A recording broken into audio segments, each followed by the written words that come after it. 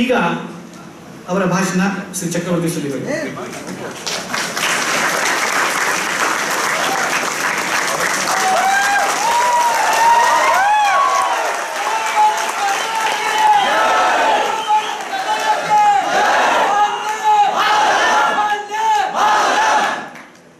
ಜನನೀ ಶಾರದಾಂ ದೇವಿ ರಾಮಕೃಷ್ಣಂ ಜಗದ್ಗುರು ಪಾದಪದ್ಮೇ ತಯೋಶ್ರತ್ವಾ ಪ್ರಣಮಾಮಿ ರತ್ನಾಕರ ಧೌತಪದಾಂ ಹಿಮಾಲಯ ಕಿರೀಟಿನೀಂ ಬ್ರಹ್ಮ ರಾಜರ್ಷಿ ರತ್ನಾಢ್ಯಾಂ ವಂದೇ ಭಾರತ ಮಾತರಂ.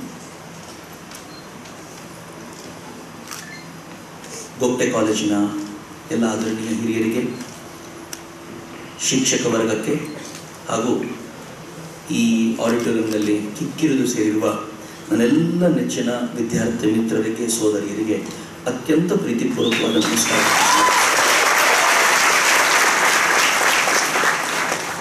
ತರುಣರು ಹಾಳಾಗಿ ಹೋಗಿದ್ದಾರೆ ಅಂತ ಎಲ್ಲರೂ ಹೇಳ್ತಾರೆ. ನಂಗೆ ಯಾವಾಗಲಾದರೂ ಕಾಲೇಜಿನ ಹುಡುಗ ಹುಡುಗಿಯರೆಲ್ಲ ಹಾಳಾಗಿ ಹೋಗ್ಬಿಟ್ಟಿದ್ದಾರೆ ಅಂತ ಹೇಳಿದಾಗ ನಾನು ಅವ್ರಿಗೆ ಹೇಳ್ತೀನಿ, ನೋಡಿದ್ದೀರಾ ಯಾರನ್ನಾದರೂ ನೀವು? ನೋಡೇ ಇರಲ್ಲ. ಕೆಲವರಿಗೆ ಸುಮ್ಮನೆ ವಯಸ್ಸಾಗ್ಬಿಟ್ಟಿರುತ್ತೆ. ಅವರು ತಮ್ಮ ಮನೇಲಿ ತಾವು ಕೂತ್ಕೊಂಡಿರ್ತಾರೆ, ಕಾಲೇಜ್ ಹುಡುಗ ಹುಡುಗಿರನ್ನ ಬೈತಿರ್ತಾರೆ. ನಾನು ಹೇಳ್ತೀನಿ, ಕಾಲೇಜಿನ ಹುಡುಗ ಹುಡುಗಿರ ಬಗ್ಗೆ ಮೇ ಬಿ ಎಕ್ಸಾಜುರೇಷನ್, ಬಟ್ ನನಗಿದೆ ಕಾಲೇಜಿನ ಹುಡುಗ ಹುಡುಗಿಯರ ಬಗ್ಗೆ ಅಧಿಕೃತವಾಗಿ ಹೇಳಬಲ್ಲಂಥದ್ದು ಏನಾದರೂ ಇದ್ರೆ ನನಗೆ ಇರೋದು, ನಿಮ್ಗೆ ಯಾರಿಗೂ ಇಲ್ಲ ಅಂತ. ಯಾಕೆಂದ್ರೆ ಅವ್ರು ಯಾರು ನೋಡಲೇ ಇಲ್ಲ, ನಾನು ಅವ್ರ ಜೊತೆ ತಿರುಗಾಡ್ತಿರ್ತೀನಿ, ಬದುಕಿರ್ತೀನಿ ಅಂತ ನಂಗೆ ಬಹಳ ಹೆಮ್ಮೆ ಇದೆ. ಯಾಕೆ ಗೊತ್ತಾ ಈ ಮಾತನ್ನು ಹೇಳೋದು? ನಾನು ಸುಮ್ಮನೆ ಗಮನಿಸ್ತಾ ಇದ್ದೀನಿ, ತಾತ್ಯಾ ಟೋಪಿಯ ವಿಡಿಯೋನ ನಾನು ಕನಿಷ್ಠ ಪಕ್ಷ ನಾನು ಈ ವಿಡಿಯೋ ಎಡಿಟ್ ಮಾಡೋದ್ರಿಂದ ಹಿಡಿದು ವಾಯ್ಸ್ ಕೊಡುವಾಗ ಪ್ರತಿಯೊಂದರಲ್ಲೂ ಅವತ್ತಿಂದ ಲೆಕ್ಕ ಹಾಕೊಂಡ್ರೆ ಇವತ್ತಿನವರೆಗೂ 150 ಸಲ ಆದರೂ ಆ ವಿಡಿಯೋ ನೋಡಿದ್ದೀನಿ. ಕನಿಷ್ಠ ಪಕ್ಷ 150 ಸಲ ನೋಡಿದ್ದೀನಿ. 150 ಸಲವೂ ಕೆಲವೊಂದು ಸಲ ಅಂತೂ ದೊಡ್ಡ ದೊಡ್ಡ ಆಡಿಯನ್ಸ್, ಒಂದ್ಸಲ ಅಂತೂ 5-6 ಸಾವಿರ ಜನರ ಜೊತೆ ಕೂತ್ಕೊಂಡು ನೋಡಿದ್ದೀನಿ. ಆದರೆ ಇವತ್ತು ನೀವು ಕೊಟ್ಟಂತ ರೆಸ್ಪಾನ್ಸ್ ಇತ್ತಲ್ಲ, that there was a pin drop silence. Tatya Tope ಬಂದಾಗ ಅವನಿಗೆ ಯಾರೋ ಮಾನ್ಸಿಂಗ್ ಹಿಡ್ಕೊಟ್ಟ ಅಂದಾಗ ಯೋ ಯೋ ಯೋ ಅಂತ ಫೀಲ್ ಆಗ್ತಿದ್ದು, ಇಸ್ ಫೀಲಿಂಗ್ ಇಟ್. ನಂಗೆ ಬಹಳ ಖುಷಿ ಅನಿಸ್ತು. ವಂಡರ್ಫುಲ್. ಯಾರು ಹಾಳಾಗಿದೆ ಅಂತ ಹೇಳಿದ್ದು? ಯಾವುದೋ ಒಂದು ಹುಡುಗ ಹುಡುಗಿಗೆ ಸಿಗದೆ ಹೋದಾಗ ಆತ್ಮಹತ್ಯೆ ಮಾಡ್ಕೊಂಡ ಅಂತ ಮಾತ್ರಕ್ಕೆ ಈ ದೇಶದ ತರುಣ ತರುಣಿಯರೆಲ್ಲ ಹಾಳಾಗಿ ಹೋಗಿದ್ದಾರೆ ಅಂತಲ್ಲ. ಅವರ ಫೀಲಿಂಗ್ ಇವತ್ತಿಗೂ ಕೂಡ ಈ ದೇಶದ ಭೂಮಿಯ ಕುರಿತಂತೆ, ನೆಲದ ಕುರಿತಂತೆ ಅಷ್ಟೇ ವ್ಯಕ್ತವಾಗುತ್ತೆ. ವ್ಯಕ್ತವಾಗ್ಲಿಕ್ಕೆ ಅವಕಾಶ ತೋರಿಸ್ಕೊಡ್ಬೇಕಷ್ಟೇ, ಇಲ್ಲದೆ ಹೋದ್ರೆ ಗೊತ್ತಾಗಲ್ಲ ಅಷ್ಟೇ. ನಾನು ನಮ್ಮ ಹುಡುಗ ಹುಡುಗಿರಿಗೆ ಹೇಳೋದು ಅದನ್ನೇ. ಈ ಆಡಿಟೋರಿಯಂಗೆ ಹೊರಗಡೆ ಹೋಗ್ಲಿಕ್ಕೆ, ಒಳಗೆ ಬರ್ಲಿಕ್ಕೆ ಬೇಕಾದಷ್ಟು ಜಾಗ ಇದೆ. ಒಂದೇ ಬಾಗಿಲು ಅಂತ ತಿಳ್ಕೊಳ್ಬೇಡಿ, ದಾರಿಗಳು ಬೇಕಾದಷ್ಟಿವೆ. ಯಾವ ದಾರಿ ನಿಮ್ಗೆ ಸೂಟ್ ಆಗುತ್ತೆ ಅಂತ ಅನ್ಸುತ್ತೋ ಆ ದಾರಿಯಿಂದ ಹೋಗೋದು, ಓಡಾಡೋದು ಕಲ್ತ್ಕೊಂಡ್ಬಿಟ್ರೆ ಪ್ರಾಬ್ಲಮ್ ಸಾಲ್ವ್ ಆಗುತ್ತೆ. ನಮ್ಗೆಲ್ರಿಗೂ ಇರೋದು ಒಂದೇ ಒಂದು ಪ್ರಾಬ್ಲಮ್ ಏನು ಅಂತಂದ್ರೆ, ಜೀವನವನ್ನ ಸಾರ್ಥಕಗೊಳಿಸ್ಕೊಳ್ಳಿಕ್ಕೆ ಒಂದೇ ಒಂದು ಮಾರ್ಗ, ಬೇರೆ ಮಾರ್ಗ ಇಲ್ಲ ಅಂತ ಯಾವಾಗ ತಿಳ್ಕೊಳ್ತೀವೋ ಅದು ಹಾಳಾಗ್ಬಿಡುತ್ತೆ. ಮಾರ್ಗಗಳು ಬೇಕಾದಷ್ಟಿವೆ. ನಿಮ್ಮ ಯೋಗ್ಯತೆಗೆ, ನಿಮ್ಮ ಸಾಮರ್ಥ್ಯಕ್ಕೆ ತಕ್ಕಂತೆ ಯಾವ ಮಾರ್ಗ ಬೇಕೋ ಆರಿಸಿಕೊಂಡ್ರೆ ಬದುಕು ಸುಂದರವಾಗುತ್ತೆ. ಇವತ್ತು ನನಗನ್ನಿಸ್ತು, ನಿಮ್ಮಲ್ಲಿ ಅನೇಕರು ಈ ಅದ್ಭುತವಾದ ಮಾರ್ಗವನ್ನ ನಿಮ್ಮದಾಗಿಸಿಕೊಳ್ಳಬಲ್ಲಂತ ಸಾಮರ್ಥ್ಯವನ್ನು ಹೊಂದಿದ್ದೀರಿ. ಹುಡುಕೊಳ್ಳಿ, ನಿಮ್ಗೊಂದು ಅದ್ಭುತವಾದ ದಾರಿ ಸಿಗುತ್ತೆ ಅಂತ. ನನ್ನ ಹೆಚ್ಚಿನ ಮಿತ್ರರೇ, ಅಫ್ಕೋರ್ಸ್ ನಾನು ಈ ಮಾತನ್ನು ಯಾಕೆ ಹೇಳ್ತಿದ್ದೀನಿ ಅಂತಂದ್ರೆ, ನಾನು ಕೂಡ ನಿಮ್ ತರ ಒಬ್ಬ ಇಂಜಿನಿಯರೇ. ನನಗೆ ಪ್ರತಿ ಬಾರಿ ಇಂಜಿನಿಯರಿಂಗ್ ಕಾಲೇಜಿಗೆ ಬರುವಾಗ ಬಹಳ ಹೆಮ್ಮೆ ಅಂತ ಅನ್ಸುತ್ತೆ. ನಾನು ಪ್ರತಿ ಬಾರಿ ಹೇಳ್ತೀನಿ, ಯಾವುದೇ ಇಂಜಿನಿಯರಿಂಗ್ ಕಾಲೇಜಿಗೆ ಹೋದ್ರು ಯಾಕೆ ತುಂಬಾ ಹೆಮ್ಮೆ ಅನ್ಸುತ್ತೆ? ಅವ್ರು ಹೇಳಿದ್ರು ನನಗೆ, ಹೇಗಿದ್ರು ಸಂಜೆ ಪ್ರೋಗ್ರಾಮ್ ಇದೆ, ಬೆಳಗ್ಗೆ ಒಂದು ಕಾಲೇಜಲ್ಲಿ ಮಾಡ್ಬೋದಾ ಅಂತ. ನಾನು ಕೇಳಿದೆ, ಯಾವ ಕಾಲೇಜು? ಇಂಜಿನಿಯರಿಂಗ್ ಕಾಲೇಜು ಗೋಪ್ಟೆ ಅಂದ ತಕ್ಷಣ ನಾನು ಖಂಡಿತ ಹೋಗೋಣ ಅಂತ. ನಾನು ಟೈಮ್ ಅನ್ನು ಕಳೆದೋಗಿರೋದು ಅಂತ ಭಾವಿಸಲ್ಲ, ಗಳಿಸ್ಕೊಳ್ಳೋದು ಅಂತ ಭಾವಿಸ್ತೀನಿ. ಯಾಕೆಂದ್ರೆ ನಾನು ಒಬ್ಬ ಜೂನಿಯರ್ ಹುಡುಗರಿಗೆ ಸೀನಿಯರ್ ಹುಡುಗ ಹೇಳುವಂತ ಮಾತು ಅಂತ ಅನ್ಕೊಂಡು ಇಂಜಿನಿಯರಿಂಗ್ ಕಾಲೇಜಲ್ಲಿ ಬಂದು ನಿಂತ್ಕೋಬಹುದು ಅಂತ. ನಾನು ಕೂಡ ನಿಮ್ ತರ 4 ವರ್ಷಗಳ ಕಾಲ ಇಂಜಿನಿಯರಿಂಗ್ ಅಲ್ಲಿ ಓದ್ದವನು. ಆ ನಂತರ ಕೆಲಸಕ್ಕೋಸ್ಕರ ಅಲ್ದಾಡಿ ಕೆಲಸ ಪಡ್ಕೊಂಡು ಕಲ್ಪಕಮ್ಮಲ್ಲಿ ಒಂದು ಟೆಕ್ನಾಲಜೀಸ್ ಕಂಪ್ನಿಯಲ್ಲಿ ನೆಕ್ಸೇಜ್ ನಲ್ಲಿ ಕೆಲಸ ಮಾಡಿದವನು. 3 ದಿನಕ್ಕೆ ಅನ್ಯೂಶುವಲ್ ಆಗಿ ಬಿಟ್ಟು ಬಂದವನು. ಅದೊಂದು ಆಡೆಡ್ ಅಡ್ವಾಂಟೇಜ್. ನನಗೆ ಯಾರೋ ಕೇಳಿದ್ರು, ನೀನು ಬಿಡ್ಲೇಬೇಕು ನಿಶ್ಚಯ ಮಾಡಿದ್ದಾಗಿದ್ರೆ ಹೋಗಿದ್ಯಾಕೆ? ನಾಳೆ ನಾನು ಎಲ್ಲಾದ್ರೂ ಹೋದಾಗ ಈ ಪುಣ್ಯಾತ್ಮನಿಗೆ ಕೆಲಸ ಸಿಗ್ಲಿಲ್ಲ, ಅದಕ್ಕೆ ಹಿಂಗ್ ಮಾಡ್ಕೊಂಡು ತಿರುಗಾಡ್ತಿದ್ದೆ ಅಂತ ಹೇಳಬಾರ್ದು ಯಾರಾದ್ರು. ನೀವು ಯಾಕೆ ಇಂಜಿನಿಯರಿಂಗ್ ಮಾಡಿದ್ರೆ? ನನಗೆ ಯಾರೋ ಒಂದು ಕಾಲೇಜ್ನಲ್ಲಿ ಒಂದು ಹುಡುಗಿ ಪ್ರಶ್ನೆ ಕೇಳ್ತು, ನೀವು ಸುಮ್ಮನೆ ಇಂಜಿನಿಯರಿಂಗ್ ಮಾಡೋ ಬದಲು ಆರ್ಟ್ಸ್ ಓದ್ಕೊಂಡಿದ್ರೆ ಒಂದು ಇಂಜಿನಿಯರಿಂಗ್ ಮಾಡೋ ಹುಡುಗ ಸೀಟ್ ಆದ್ರೂ ಸಿಕ್ಕಿರ್ತಿತ್ತು ಅಂತ. ನಾನಂದೆ, ನಾನು ಇಂಜಿನಿಯರಿಂಗ್ ಯಾಕೆ ಮಾಡಿದೆ ಅಂತಂದ್ರೆ, ಎಲ್ಲ ಇಂಜಿನಿಯರಿಂಗ್ ಮುಗಿಸಿದವರು ಸಾಫ್ಟ್ವೇರ್ ಕಂಪನಿಯಲ್ಲೇ ಇರಬೇಕು ಅಂತಿಲ್ಲ, ಅವ್ರು ಇನ್ನೂ ಬದುಕಬಹುದು ಅಂತ ಸಮಾಜಕ್ಕೆ ಒಂದು ತೋರಿಸ್ಬೇಕು. ಹೊರಗಡೆ ಹೋಗ್ಲಿಕ್ಕೆ, ಒಳಗೆ ಬರ್ಲಿಕ್ಕೆ ಒಂದೇ ದಾರಿಯಲ್ಲ, ಬೇಕಾದಷ್ಟು ದಾರಿಗಳಿವೆ ಅಂತ. ಅಫ್ಕೋರ್ಸ್ ನನ್ನ ದೇಶ ಹೇಳ್ತು ಅದನ್ನ ರಾಮಕೃಷ್ಣರು ತುಂಬಾ ಚೆನ್ನಾಗಿ ಹೇಳಿದ್ರು, ವಿವೇಕಾನಂದರ ಗುರುಗಳು. ಜೊತೋಮತ್ ತಥೋಪತ್. ಎಷ್ಟು ಮತಗಳಿವೆಯೋ ಅಷ್ಟು ಪಥಗಳಿವೆ. ಅದನ್ನ ನಾವು ತುಂಬಾ ಸ್ಪಷ್ಟವಾಗಿ ಮಾತುಗಳನ್ನ ಏಕಂ ಸತ್ ವಿಪ್ರಾಹ ಬಹುಧಾ ವದಂತಿ, ಸತ್ಯ ಒಂದೇ, ಅದನ್ನ ಬೇರೆ ಬೇರೆ ದಿಕ್ಕಿನಲ್ಲಿ ಬೇರೆ ಬೇರೆಯವರು ನೋಡ್ತಾರೆ ಅಂತ ಭಾರತದ ಉಪನಿಷತ್ತುಗಳು ಅತ್ಯಂತ ಎತ್ತರದ ದನಿಯಲ್ಲಿ ಹೇಳಿದ್ರು. ಮಿತ್ರರೇ, ನಾವು ಅದನ್ನ ಸಾಬೀತು ಮಾಡಬೇಕು. ಎರಡನೇ ನನಗೊಂದು ಹೆಮ್ಮೆ ಏನಿದೆ ಅಂತಂದ್ರೆ, ಬಹುಶಃ ಈ ದೇಶದಲ್ಲಿ ಬೇರೆ ಎಲ್ರಿಗಿಂತಲೂ ಹೆಚ್ಚು ಇನೋವೇಟಿವ್ ಅಂತ ಯಾರಾದ್ರೂ ಇದ್ರೆ ಅಫ್ಕೋರ್ಸ್ ಇಂಜಿನಿಯರ್ಸ್. ನನಗೆ ಬಹಳ ಹೆಮ್ಮೆ ಇದೆ. ಆದ್ರೆ ಕೆಲವೊಂದ್ಸಲ ಬಹಳ ಹೆಂಗಿರುತ್ತೆ ಅಂತಂದ್ರೆ, ನಾವು ಇನೋವೇಟಿವ್ ಆಗಿರ್ತೀವಿ ಅನ್ನುವಂಥ ದಿಮಾಗೆ ಜಾಸ್ತಿ ಇರುತ್ತೆ. ಹೀಗಾಗಿ ಇನೋವೇಷನ್ ತಗೋಗ್ಬಿಡ್ತದೆ. ಈ ದಿಮಾಗ್ ಸ್ವಲ್ಪ ಕಡೆ ನಾನು ಹಿಂಗೆ ಇದ್ದವನು. ನನಗೆ ಕೆಲವೊಂದ್ಸಲ ಹೆಂಗಿರುತ್ತೆ ಗೊತ್ತಾ, ಬಹಳ ಮಜವಾಗಿರುತ್ತೆ. ನೀವು ಸಾಮಾನ್ಯ ಜನರ ಜೊತೆ ಬೆರೆಯೋದನ್ನ ಕಲ್ತು ಬಿಡಿ, ನಿಮ್ಮ ನಿಜವಾಗ್ಲೂ ಇನೋವೇಟಿವ್ ಮೈಂಡ್ ಹೊರಗಡೆ ಬರ್ಲಿಕ್ಕೆ ಶುರುವಾಗ್ಬಿಡುತ್ತೆ. ನಮ್ಗೆ ಯಾರಿಗೂ ಅದು ಇರೋದೇ ಇಲ್ಲ, ಸಾಮಾನ್ಯ ಜನರ ಜೊತೆ ಬೆರೆಯೋದನ್ನ ಕಲ್ತೇ ಇರಲ್ಲ. ನಂಗೆ ತುಂಬಾ ಚೆನ್ನಾಗಿ ನೆನಪಿದೆ, ನಾನು BE ಓದ್ಬೇಕಾದ್ರೆ ಫೈನಲ್ ಇಯರ್ ಅಲ್ಲಿ ಇದ್ದಾಗ ಕಂಪ್ಯೂಟರ್ ಸೈನ್ಸ್ ಹುಡುಗರು ನಾವೆಲ್ಲ ಸೇರ್ಕೊಂಡು ಒಂದು T-ಶರ್ಟ್ ಮಾಡಬೇಕು ಅಂತ ಆಯ್ತು. ಅಫ್ಕೋರ್ಸ್ ಎಲ್ಲರೂ ಮಾಡ್ತೀವಲ್ಲ, ಒಂದೊಂದು ಬ್ರಾಂಚ್ ಒಂದೊಂದು ಮಾಡಬೇಕು ಅಂತ. ನನಗೆ ಕೇಳಿದ್ರು ಏನು ಹಾಕಿ ಬರ್ಸೋಣ ಅದ್ರ ಮೇಲೆ ಅಂತ. ನಾನು ಸ್ವಲ್ಪ ಲ್ಯಾಂಗ್ವೇಜು ಇದೆಲ್ಲ ಸ್ವಲ್ಪ ಜಾಸ್ತಿ ಒಲವು ಇದ್ದಿದ್ದರಿಂದ ನಾನು ಹೇಳಿದೆ ವಿ ಮೂವ್ ದ ವರ್ಲ್ಡ್ ಅಂತ ಹಾಕೋಣ ಅಂತ. ಇಂಜಿನಿಯರ್ಸ್ ಅಲ್ಲ, ಆರ್ಡಿನರಿ ಅಲ್ಲ ನಾವು ಅಂತ, ಜಗತ್ತನ್ನೇ ಆಟ ಆಡಿಸಬಲ್ಲವರು ನಾವು ಅಂತ, ವಿ ಮೂವ್ ದ ವರ್ಲ್ಡ್ ಅಂತ. ನಾನು ಓದಿದ್ದು ಕೋಸ್ಟಲ್ ಬೆಲ್ಟ್ನಲ್ಲಿ, ಭಟ್ಕಳದಲ್ಲಿ. ನಮ್ದು ಗುಡ್ಡದ ಮೇಲೆ ಕಾಲೇಜು, ಕೆಳಗಿಳಿದು ಬಂದು ಊಟಕ್ಕೆ ಅಂತ ಕ್ಯಾಂಟೀನಿಗೆ ಬರ್ತಿದ್ವಿ. T-ಶರ್ಟ್ ಹಾಕೊಂಡು ಬಹಳ ಖುಷಿಯಿಂದ ಬಂದ್ವಿ ನಾವೆಲ್ಲ. ಆ ಕ್ಯಾಂಟೀನಲ್ಲಿ ವಯಸ್ಸಾದವರು ಒಬ್ರು ಇದ್ರು. ಅವರು ನಾವೆಲ್ಲ ದಿಮಾಕು ನಾವು ಮಾತಾಡ್ತಿದ್ದೆಲ್ಲ ನೋಡಿ ಹುಷಾರಪ್ಪ ಅಂದ್ರು. ನಂಗೆ ಗೊತ್ತಾಗಲಿಲ್ಲ ಯಾಕೆ ಅಂತ. ನಾನು ಕೇಳಿದೆ ಯಾಕೆ ಏನಾಯ್ತು ಅಂತ. ಅವರಂದ್ರು ಜಾಸ್ತಿ ಮೂವ್ ಮಾಡಬೇಡಿ, ಸಮುದ್ರ ಇದೆ ಪಕ್ಕದಲ್ಲಿ, ಬಿದ್ದಿದ್ಬಿಟ್ಟಾತು ಜಗತ್ತು ಅಂತ. ನನಗೆ ಎಷ್ಟೊತ್ತು ಯೋಚನೆ ಮಾಡಿದೆ ನಾನು ಅಂದ್ರೆ, ಒಬ್ಬ ಆರ್ಡಿನರಿ ಮನುಷ್ಯ SSLC ಮುಗಿಸಿದಾನೋ ಇಲ್ವೋ ಗೊತ್ತಿಲ್ಲ, ನಾವು ಬರ್ಕೊಂಡಿರೋ ಸೈನ್ ಮೇಲೆ ಮಾಡಿರೋ ಒಂದು ಕಮೆಂಟ್ ಇತ್ತಲ್ಲ, ನಾನು ಎಷ್ಟು ಸಲ ಯೋಚನೆ ಮಾಡಿದೆ ಅಂತಂದ್ರೆ, ಯಾವತ್ತು ಕಾಮನ್ ಮಾಸಿಗೆ ನಮ್ ಥಾಟ್ ರೀಚ್ ಆಗುತ್ತಲ್ಲ ಆವತ್ತು ನಾವೇನಾದ್ರೂ ಅದ್ಭುತವಾದನ್ನು ಸಾಧಿಸ್ತೀವಿ ಅಂತ. ನಾನು ನಿನ್ನೆ ತಾನೇ ಒಂದು ಬ್ಲಾಗ್ ಅನ್ನು ಓದ್ತಾ ಇದ್ದೆ. I don't remember his name exactly, some Jain. ನಾನು ಶೇರ್ ಮಾಡಿದೆ ಕೂಡ ಫೇಸ್ಬುಕ್ ಅಲ್ಲಿ. ಆಮೇಲೆ ಆ ಜೈನ್ ವಿಶೇಷ ಏನು ಅಂತಂದ್ರೆ, 17ನೇ ವಯಸ್ಸಿಗೆ ಒಂದು BE ಫಸ್ಟ್ ಇರ್ಬೋದು, mostly 17, I don't think so ಅಲ್ಲ, ಫಸ್ಟ್ PU ಸೆಕೆಂಡ್ PU ಇರ್ಬೋದು. ಫಸ್ಟ್ PU ಸೆಕೆಂಡ್ PU ಇದ್ದಾಗ ಆ ಹುಡುಗ ಆಲ್ರೆಡಿ ಒಂದು ಸ್ಟಾರ್ಟ್ಅಪ್ ಕಂಪ್ನಿಯಲ್ಲಿ ಕೆಲಸ ಶುರು ಮಾಡ್ಬಿಟ್ಟಿದ್ದ. 100 ಜನ ಅವನ ಕಂಪನಿಯಲ್ಲಿ ಇದ್ರು.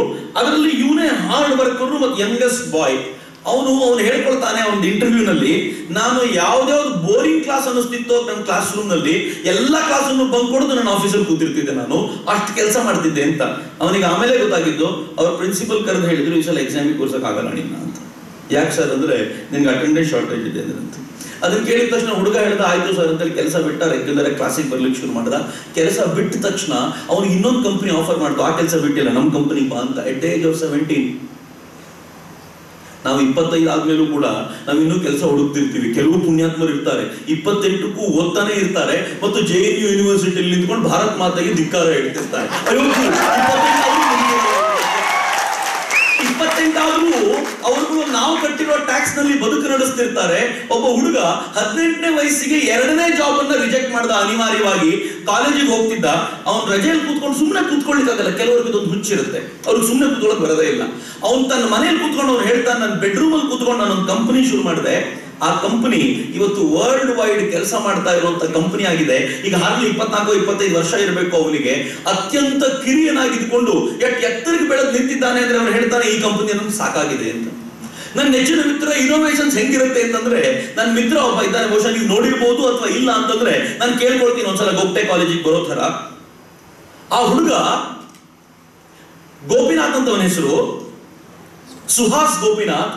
ಆ ಹುಡುಗ 7ನೇ ಕ್ಲಾಸ್ ನಲ್ಲಿರುವಾಗ ತನ್ನ ಅಣ್ಣ ಕಂಪ್ಯೂಟರ್ ಸೈನ್ಸ್ ಪುಸ್ತಕ ಓದ್ತಿರೋದು ನೋಡಿ ಇವನು ಅದನ್ನು ಓದ್ಲಿಕ್ಕೆ ಪ್ರಯತ್ನ ಪಟ್ಟ. ಅಣ್ಣ ತಲೆ ಮೇಲೆ ಹೊಡೆದು ಕಳಿಸ್ತಿದ್ದ ಅವನಿಗೆ. ಈ ಅಣ್ಣ ಮಲ್ಕೊಂಡಿದ್ದಾಗ HTML ಪ್ರಾಕ್ಟೀಸ್ ಮಾಡ್ತಿದ್ದ. ಅವ್ರ ಅಪ್ಪನಿಗೆ ಹೋಗಿ ಹೇಳ್ದ, ಅಪ್ಪ ನಂಗೂ ಒಂದು ಕಂಪ್ಯೂಟರ್ ಕೊಡ್ಸು ಅಂತ. ಅಪ್ಪ ತಲೆ ಮೇಲೆ ಹೊಡೆದ್ರು, ಕಂಪ್ಯೂಟರ್ ಅಂತ. ಹುಡುಗ 8ನೇ ಕ್ಲಾಸ್ ಹೋಗಿದ್ದಾಗ 7ನೇ ಕ್ಲಾಸ್ ಹುಡುಗನಿಗೆ ಕಂಪ್ಯೂಟರ್ ಕೊಡಿಸೋ ಯೋಜನೆಯೇ ಇರಲಿಲ್ಲ ಯಾವಾಗಲೂ. ಹುಡುಗ 8ನೇ ಕ್ಲಾಸಿಗೆ ಹೋಗ್ತಾ ಇದ್ದವನು ಪಕ್ಕದಲ್ಲಿ ಸೈಬರ್ ಕೆಫೆ ನೋಡ್ದ.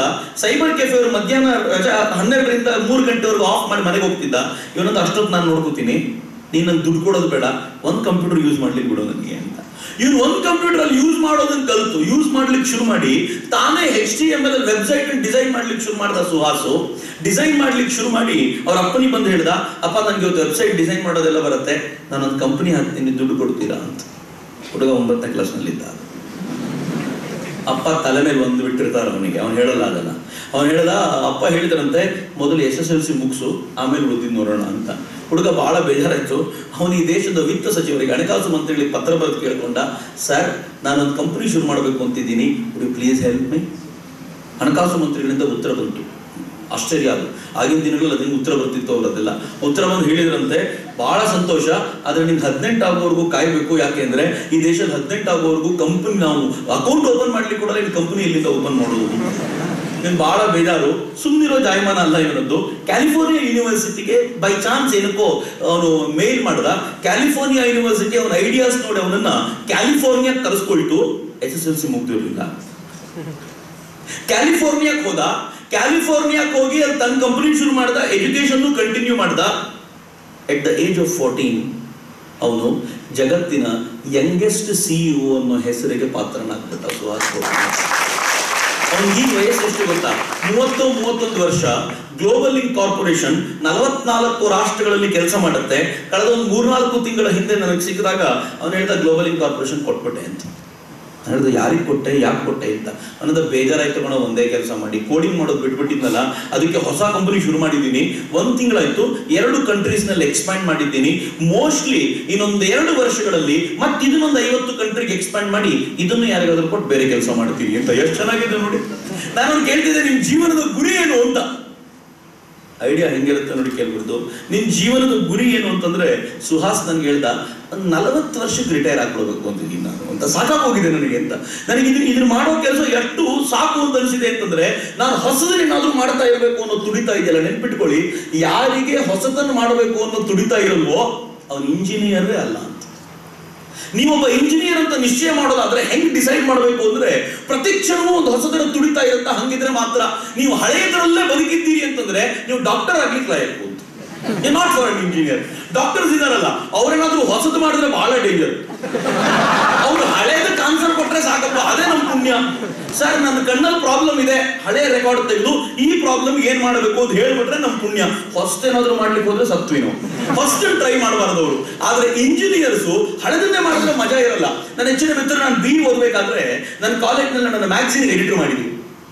ನಾನು ಎಡಿಟರ್ ಮಾಡಿದಾಗ ಹೊಸದೇನಾದ್ರೂ ಮಾಡಬೇಕು ಅಂತ ನಾನು ಕೇಳ್ಕೊಂಡೆ, ಸರ್ ನಾ ಕೆಲವೊಂದು ಇಂಟರ್ವ್ಯೂಸ್ ಮಾಡ್ತೀನಿ ಅಂತೇಳಿ ಕೈಗಾ ಪ್ರಾಜೆಕ್ಟ್ ನ ಸೀನಿಯರ್ ಡೈರೆಕ್ಟರ್ ಒಂದು ಇಂಟರ್ವ್ಯೂ ಮಾಡಿದೆ. ಬಿಕಾಸ್ ಟೆಕ್ನಿಕಲ್ ರಿಲೇಟೆಡ್ ಇತ್ತು ಅಂತ.